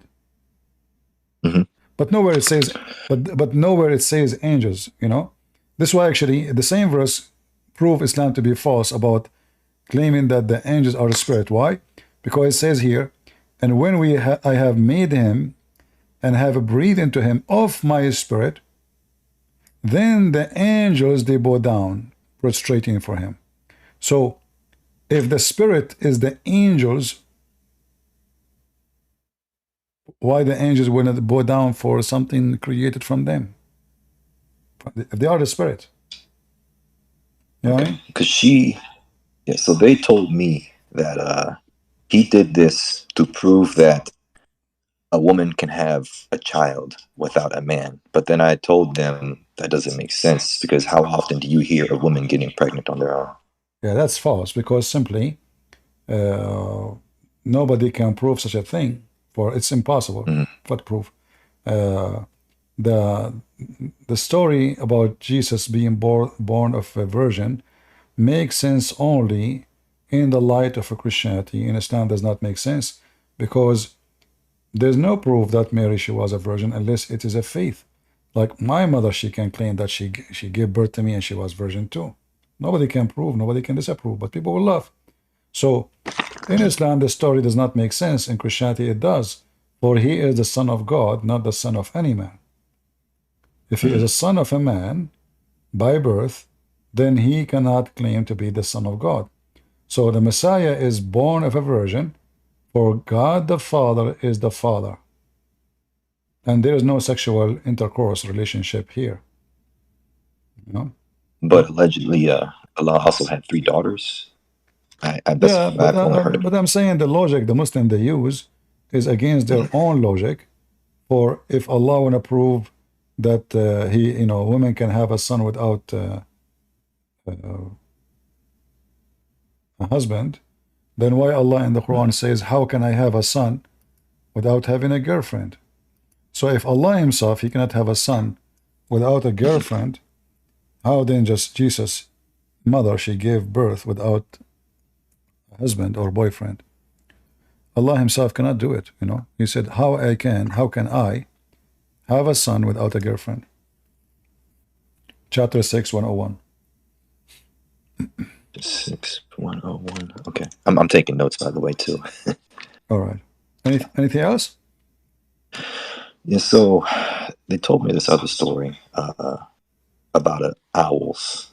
Apparently, Allah told them that an owl is supposed to say something to mankind, but instead the owls just said nothing but die, die, die. And that's the reason why about what? I don't understand. What? So they were telling me the reason why they hate owls. And owls. They said the reason owls. Apparently owls told us to die. Really? So the story goes. Oh. Well, Muhammad always he have a reason for anything, and all of them they are fiction stories, you know, superstition, you know, laughable. Like as an example, Muhammad he said that the black dog is the devil, you know, because he's racist. He considered black color is evil. So right now, any animal is black, is the devil.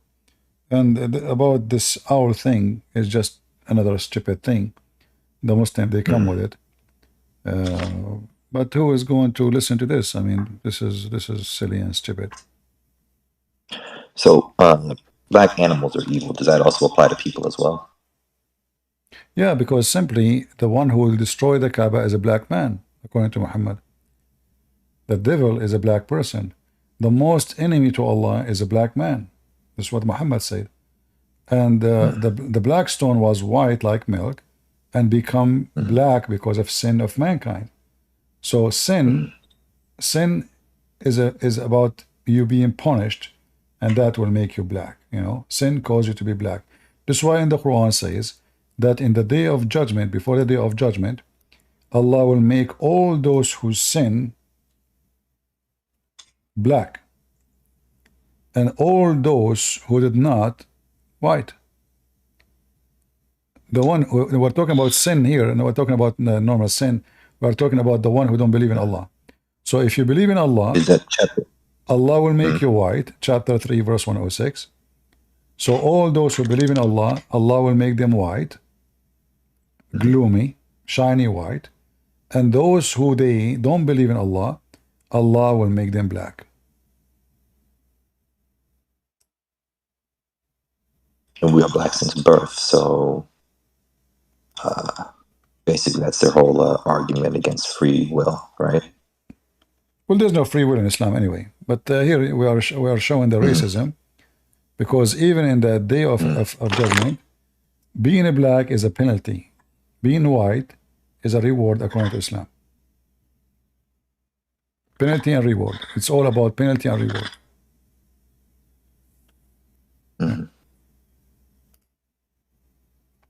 All right. Okay. That's interesting. Very interesting. Yeah. Like, you know, like there's a hadith. Let me see if I can find it. About black. Let me see.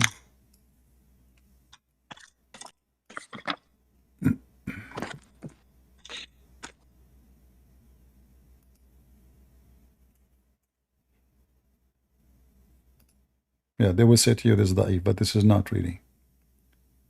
The fire was kindled for 1,000 years until and then it was kicked into 1,000 years and become black. Yeah, yeah, this is not the one we want. Yeah, let us see if I can find. Yeah, there's tons of stories, all of them obviously based on racism, and yeah, the Arab are white people, and the black always they look at them down. You know, this is not new in the Middle East until now, actually. Like if you go right now and search for racism in Morocco against African, but Morocco is in Africa, but because Moroccan they consider themselves white, so they Tunisia, you know, Tunisia, Morocco, Libya, just search for it. All the black slaves actually, they are captured by the white Arab in North Africa. This is the biggest market of slavery in the world until now. Yeah, I'm aware. Yeah. All right, my friend. Thank you very much for joining us. Thank you. Yes, thank you. Do we have any Muslim who would like to join us? We thought it's a Muslim, but it's not. Any Muhammadan would like to come and join us? Anyone? Look, even Muhammad Hijab, he found that there is a barrier between the salty water and the fresh water, and this is a dry barrier. Admitting that his God is stupid for thinking that water, which is salty, and fresh, which is fresh water, never mixed. By what? By putting a barrier. Potatoes. Any Muhammadan?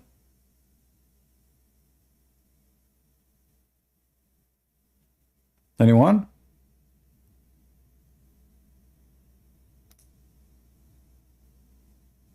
No Muhammadan, that's it? We are out of customers? Is Islam against farming? Yes, Islam is against farming because Muhammad, he don't want farmers. He want people of war, criminals.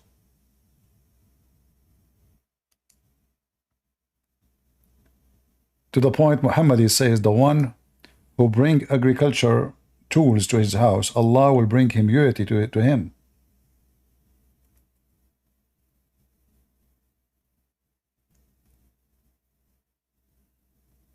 All of this because of what?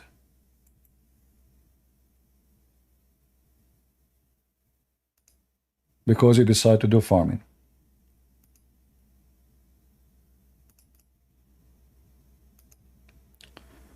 It's reported that some agriculture instrument told that he had heard the Prophet say, "This is not enter any people's house without Allah causing like destruction on them." And this is Sahih, this is Bukhari. So the one who have such a tool, any tool for farming, the house will be cursed by Allah. So who's going to feed the Muslims? The one they capture them, the one they enslave them, the one they take their land, the one they steal their money.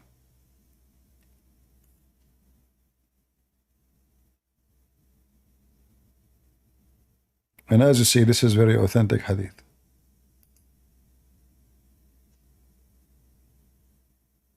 See it? All of this is authentic hadith. Here, this is Al-Bukhari.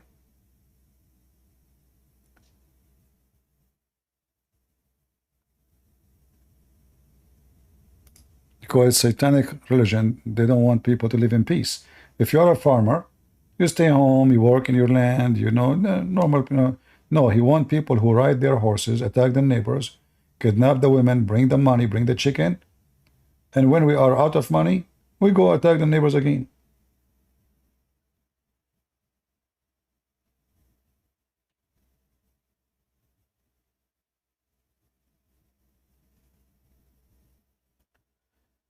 Saudi Arabia importing tons and tons of manure. Well, you know, those Saudi, they are doomed. They are consuming the water, the little water they have so fast, and they will pay the price heavily. Saudi Arabia is a very unlucky country. They have little water under the ground, and because of their stupidity, they are sucking the water, which took thousands of years to be stored there. So instead of fighting, to make their country look better and be better, they are doing the stupid things. You cannot fight nature. You don't have water. Their land lack with rain, massive lack. So when you grow those cows, you need to grow grass. What they are doing, they are sucking the water from the ground or spending too much money on transferring the salty water into fresh water from the sea. Either way, it's a waste, because a gallon of milk from a cow in Saudi Arabia will cost 5-6 times from a gallon of milk you buy it from a neighboring country, like India, which is not far away from them. So this is not an improvement, this is stupidity.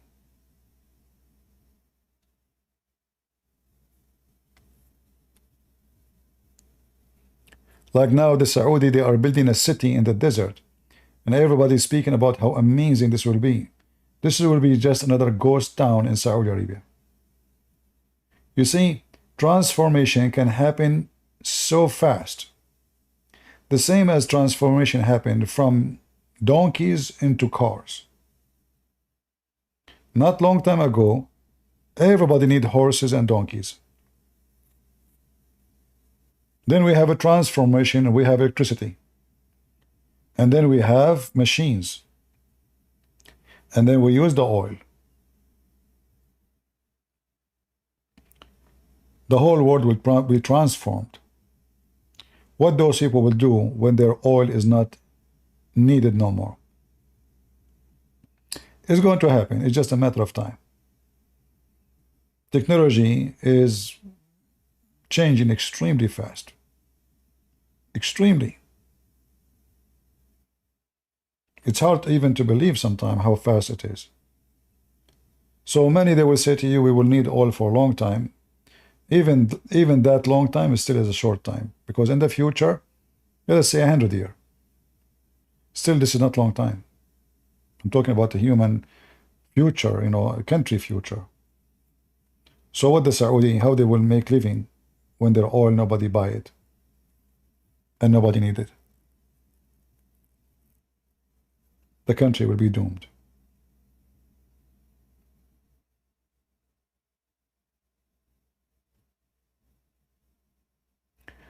We are not talking about oil destroying earth or not. We are talking about basing economy on oil is nothing but destruction. You see, in USA, they have oil, but their economy is not based on the oil. They have a lot of oil. They have a lot of resource, of everything. Methanol, petroleum, material for batteries, you name it. But the economy of USA is not based on that. Middle Eastern countries in general, their land is so dry, rain is very rare, the land is dead, and then they try to fool themselves by making the land green by the wrong technology, by sucking the water from their ground, not by doing like the Israeli, they are smart. They are not wasting the water. They were able to make a technology where they can gather even water from the air. But we need to take into consideration that Israel have more luck with rain than Saudi Arabia.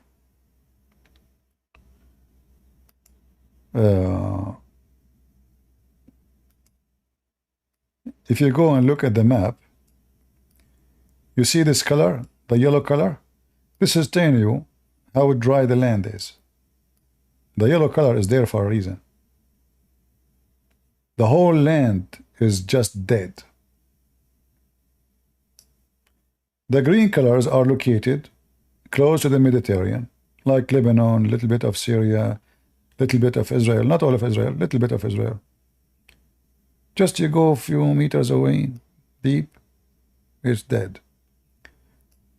And the Arab always, because they are racist and they are hateful, My people, I know them very well. They are stupid too. As an example, the Israeli, not long time ago, about 25 years ago, they offered the king of Jordan to open a tunnel from the Mediterranean to the Dead Sea. What that tunnel will do will bring a lot of water. I mean, you have the whole sea. A lot of water back to the Black Sea, the Dead Sea, which is dying, drying, become useless, and soon is going to be totally dry. The Arab, oh no, the Israeli, we don't want the Israeli, Allahu Akbar, and chip it, you know, garbage, don't let them, the Jews, you know, the Jews, they will never do anything for good. So they said no. If the king of Jordan agreed with such a project, they will be able to have a lot of water in that area. Why? Because the space of the Dead Sea is going to increase in a massive way. The height of the water will be increased in a massive way, and you will have a sea again, and that will make rain. Now the Dead Sea is dead. Like the depth of it is so shallow. There's no water, and it's shrinking every year. And that tunnel, if they agree, is going to generate a lot of electricity for free, because the water running from the Mediterranean going down, remember the Dead Sea is very low. That will make a massive power of current, water current, create a lot of free electricity for both countries. They refuse. 2 years ago, the king of Jordan said, let us do it. The Israelis said, thank you. We don't need it no more. They don't need it. You know, they refuse. That's it. So things is not, I believe the future, those lands are doomed because of water. The real war in those countries will not be about religion, will not be about oil, it's going to be about water. There's no water. In Jordan, if anyone here live in Jordan, they will tell you that they receive water, especially in the winter and the summer, maybe once a week, sometime once every 10 days. They can't even flush your shit. Excuse my language. You cannot. There's no water. There's no water for drinking. The country is bankrupt. Turkey is struggling the same. Iran is dying. Saudi Arabia, not even to mention it. So when you see those projects making green lands, I laugh because this is all is a joke. The Saudi, the royal family, they knew that those people, they need to make living. We need to give them busy. So let us invest some money and take the rest of the money. So we give loan. You want to make a farm? Take a 100,000 riyal. And then don't pay them back. It's just like telling the citizen, just take it and leave us alone. We will stay the royal family, sucking all the money of the country. So they spend little money in such project, which is useless for the future, just as a way to make the people relax and don't go and make a revolution against them.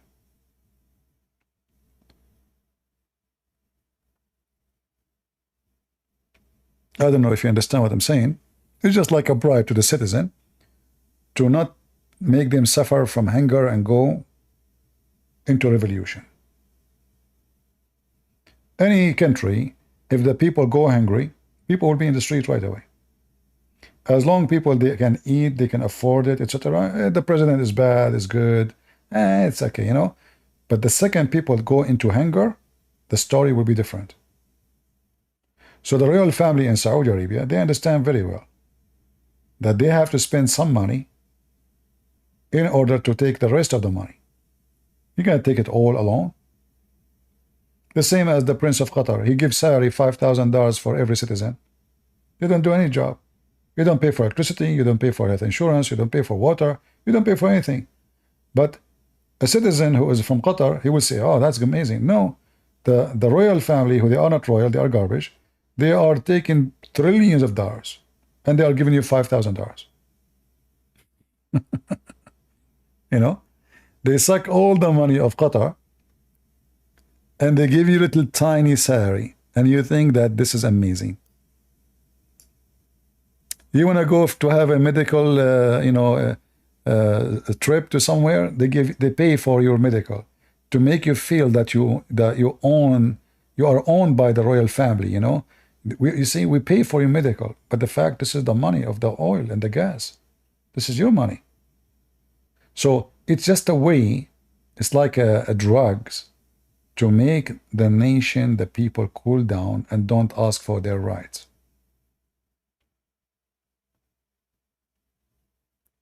Do we have any Abdul?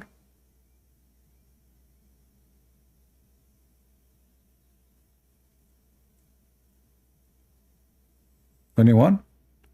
But as you see in this land, whatever they show you, like there's some areas in Saudi Arabia and the border with Yemen, it's a little bit green, but still it's not really green enough.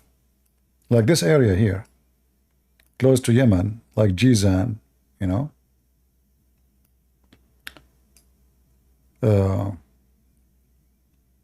But it's not enough at all. If you go right now and search for what's happening in Iran, there's no water. There's no water, but they bought 300 tons of uranium. There's no water, but they bought 300 tons of uranium. Yeah. The nation is dying, but they have money for uranium. They are getting ready for war.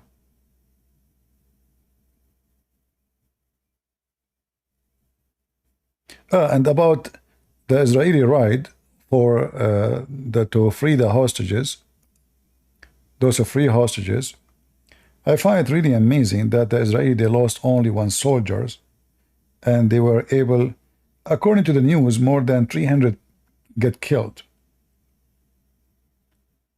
Some news, they say 180 of Hamas was killed. And what they are saying,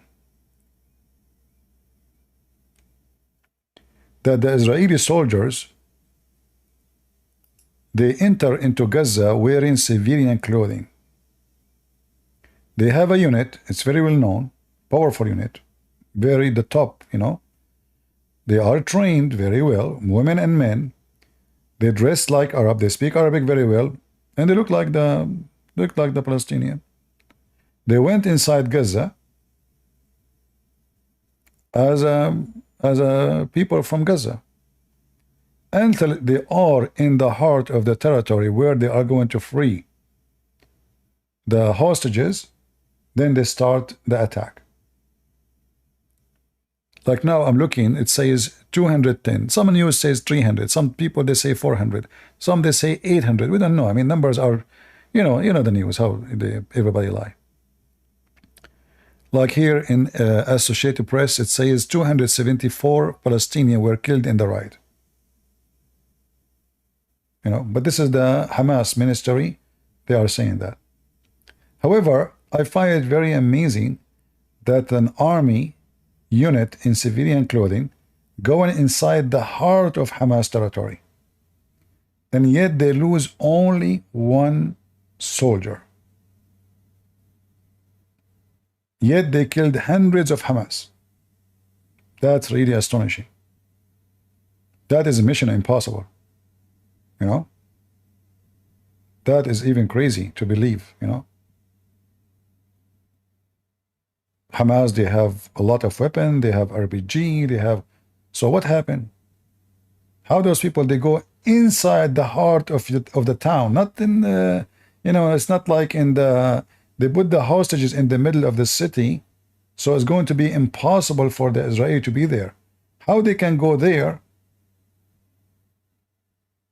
and they free the hostages and they kill hundreds of Hamas, and yet they lose only 1 soldier. Just 1.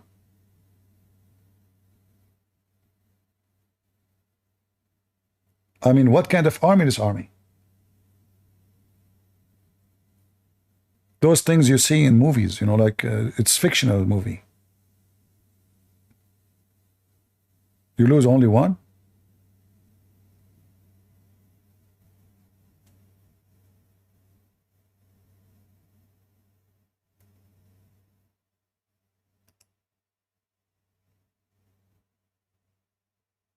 Yeah.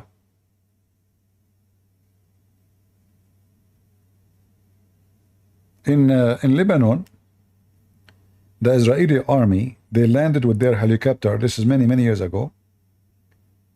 In the highway, in the way to the airport. Those who are from Lebanon, they knew the area.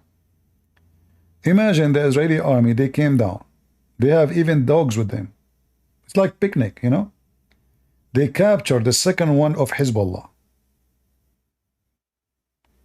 Him and his bodyguards. They stopped them in the middle of the highway. They captured them. They took them. They put them in the helicopters. They fly, and not a single one person from Hezbollah show up. They disappear. 30 minutes after they left, Hezbollah in the street shooting in the air. Where you been when the Israeli were in the ground? Where you been? Batito. They hide. The Israeli, they come to the ground. Every single member of Hezbollah, nowhere to be found. They have a checkpoints. They have, all is gone. The street is empty. Nobody in the street. It's like ghost town. The Israeli are here. Everybody hide. Israeli fly, the Israeli go home, the Israeli, they take the sheikh, the second person of Hezbollah with them. And now we go in the street and we shoot in the air.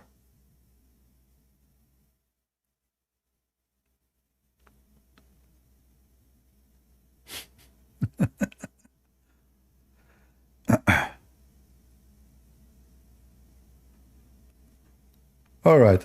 I hope we have a good time today. Did we? You guys, you failed to bring me more Muslims. What I can do? I need more Muslims to stay. I can stay longer if we have Muslims.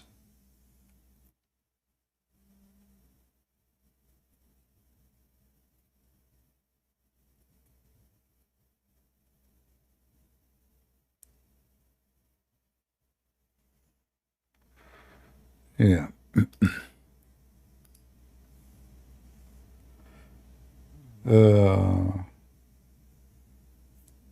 And now is no different. You know, I hope the Israelis soon, they will do a big surgery into Hezbollah in Lebanon. It have to be done, you know, it is a must. And those people, they will never, the same like in 2006, when Israel, they attacked Hezbollah, for 20 years Hezbollah did not dare, almost 20, I mean 15 years, did not even dare to fart. Since Israel became more easy and more friendly, they are getting more aggressive against Israel. You need to do it again. But this time they have to do it really in a massive way. Like you have to burn the ground under their nose to teach them how to behave.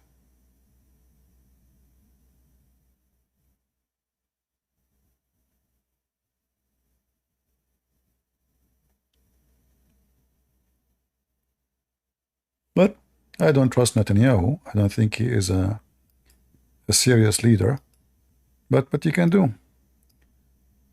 If the Israeli, they do what they need to do, all those enemies in the borders will not dare to move. But as long they are following the political correctness, I mean, look at the stupidity. The whole world accuse you of crimes anyway. They will accuse you of genocide anyway. It doesn't matter what you do. Civilian dies, civilian don't die. They accuse you. They are against you. They hate you. Save your people. Do what you need to do. They will bark anyway. If I am the Prime Minister of Israel, I will finish this war in less than a week. A week. Number one attack I will do in Qatar, not on Hamas. the first missile you shoot at Qatar, Hamas will give all the hostages. Because all the command is Qatar. The money is Qatar. Money, it's all about money. Those people don't fight for religion, they are fighting for money. The second you start attacking Qatar, Hezbollah, all of them, they will go mute. Exactly, the head of the snake. They are fighting the tail, the dog. Go and see who owned the dog. Qatar. So if they are smart, they should attack Qatar before they attack Hamas. Qatar immediately will say, okay, hold on, stop, please. We will command Hamas to release the hostages right now. And then you go after Hamas. Qatar is the problem. And now, because of the stupid Putin, Qatar became stronger because everybody needs the gas of Qatar, Europe, etc.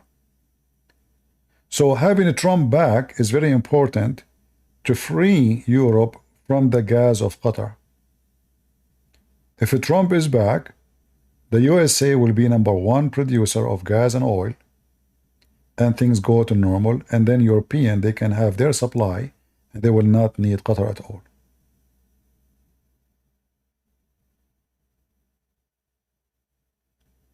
This is why having Trump coming back is for the best of the security of Europe. We are making the enemies of America, the enemy of the West, the enemy of Israel, richer by stopping drilling like what Biden did. Stupid Biden. And then the stupid Putin, he make it worse. So now they have sanctions against the oil from Russia. So who is the one going to sell gas and etc.? Azerbaijan, Qatar, the Muslim countries, Iran.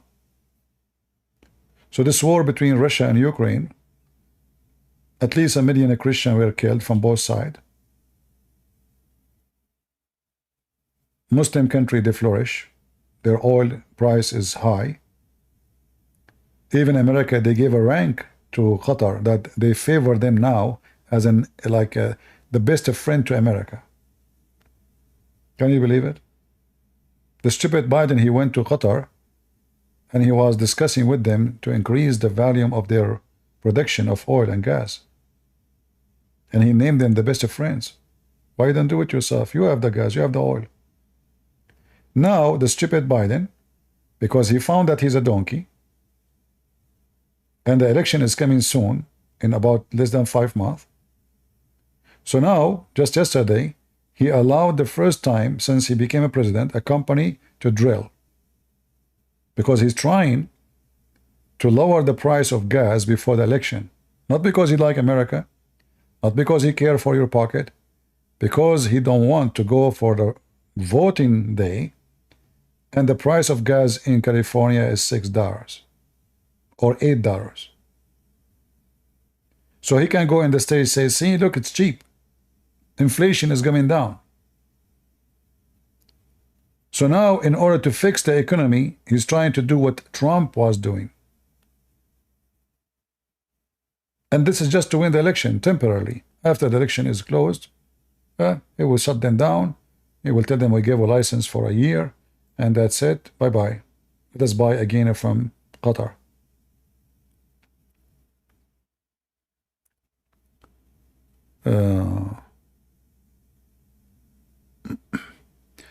All right. Well, I'm not going to keep you longer. I hope you guys have a good time. And I wish you a happy Sunday, or the rest of the Sunday. And until we see you soon again, I pray that the Lord will open the eyes of more and more people. And I pray that more Christians, they will learn about Islam so they can defeat this cult. And I pray that all of you teach your children so they will not be deceived. As you see, those liberals are opening their borders. Hundreds of thousands of Muslims are coming from around the world. They brought 100,000 in less than 48 hours from Afghanistan. So your sons, your daughters will encounter Muslims who are very well trained to attack Christianity, And your daughter, your son know nothing. It's your duty to teach them. And I'm doing my duty. What about you? Thank you all. May the Lord bless you. God is good, so is Jesus. And Muhammad is a scam. See you soon.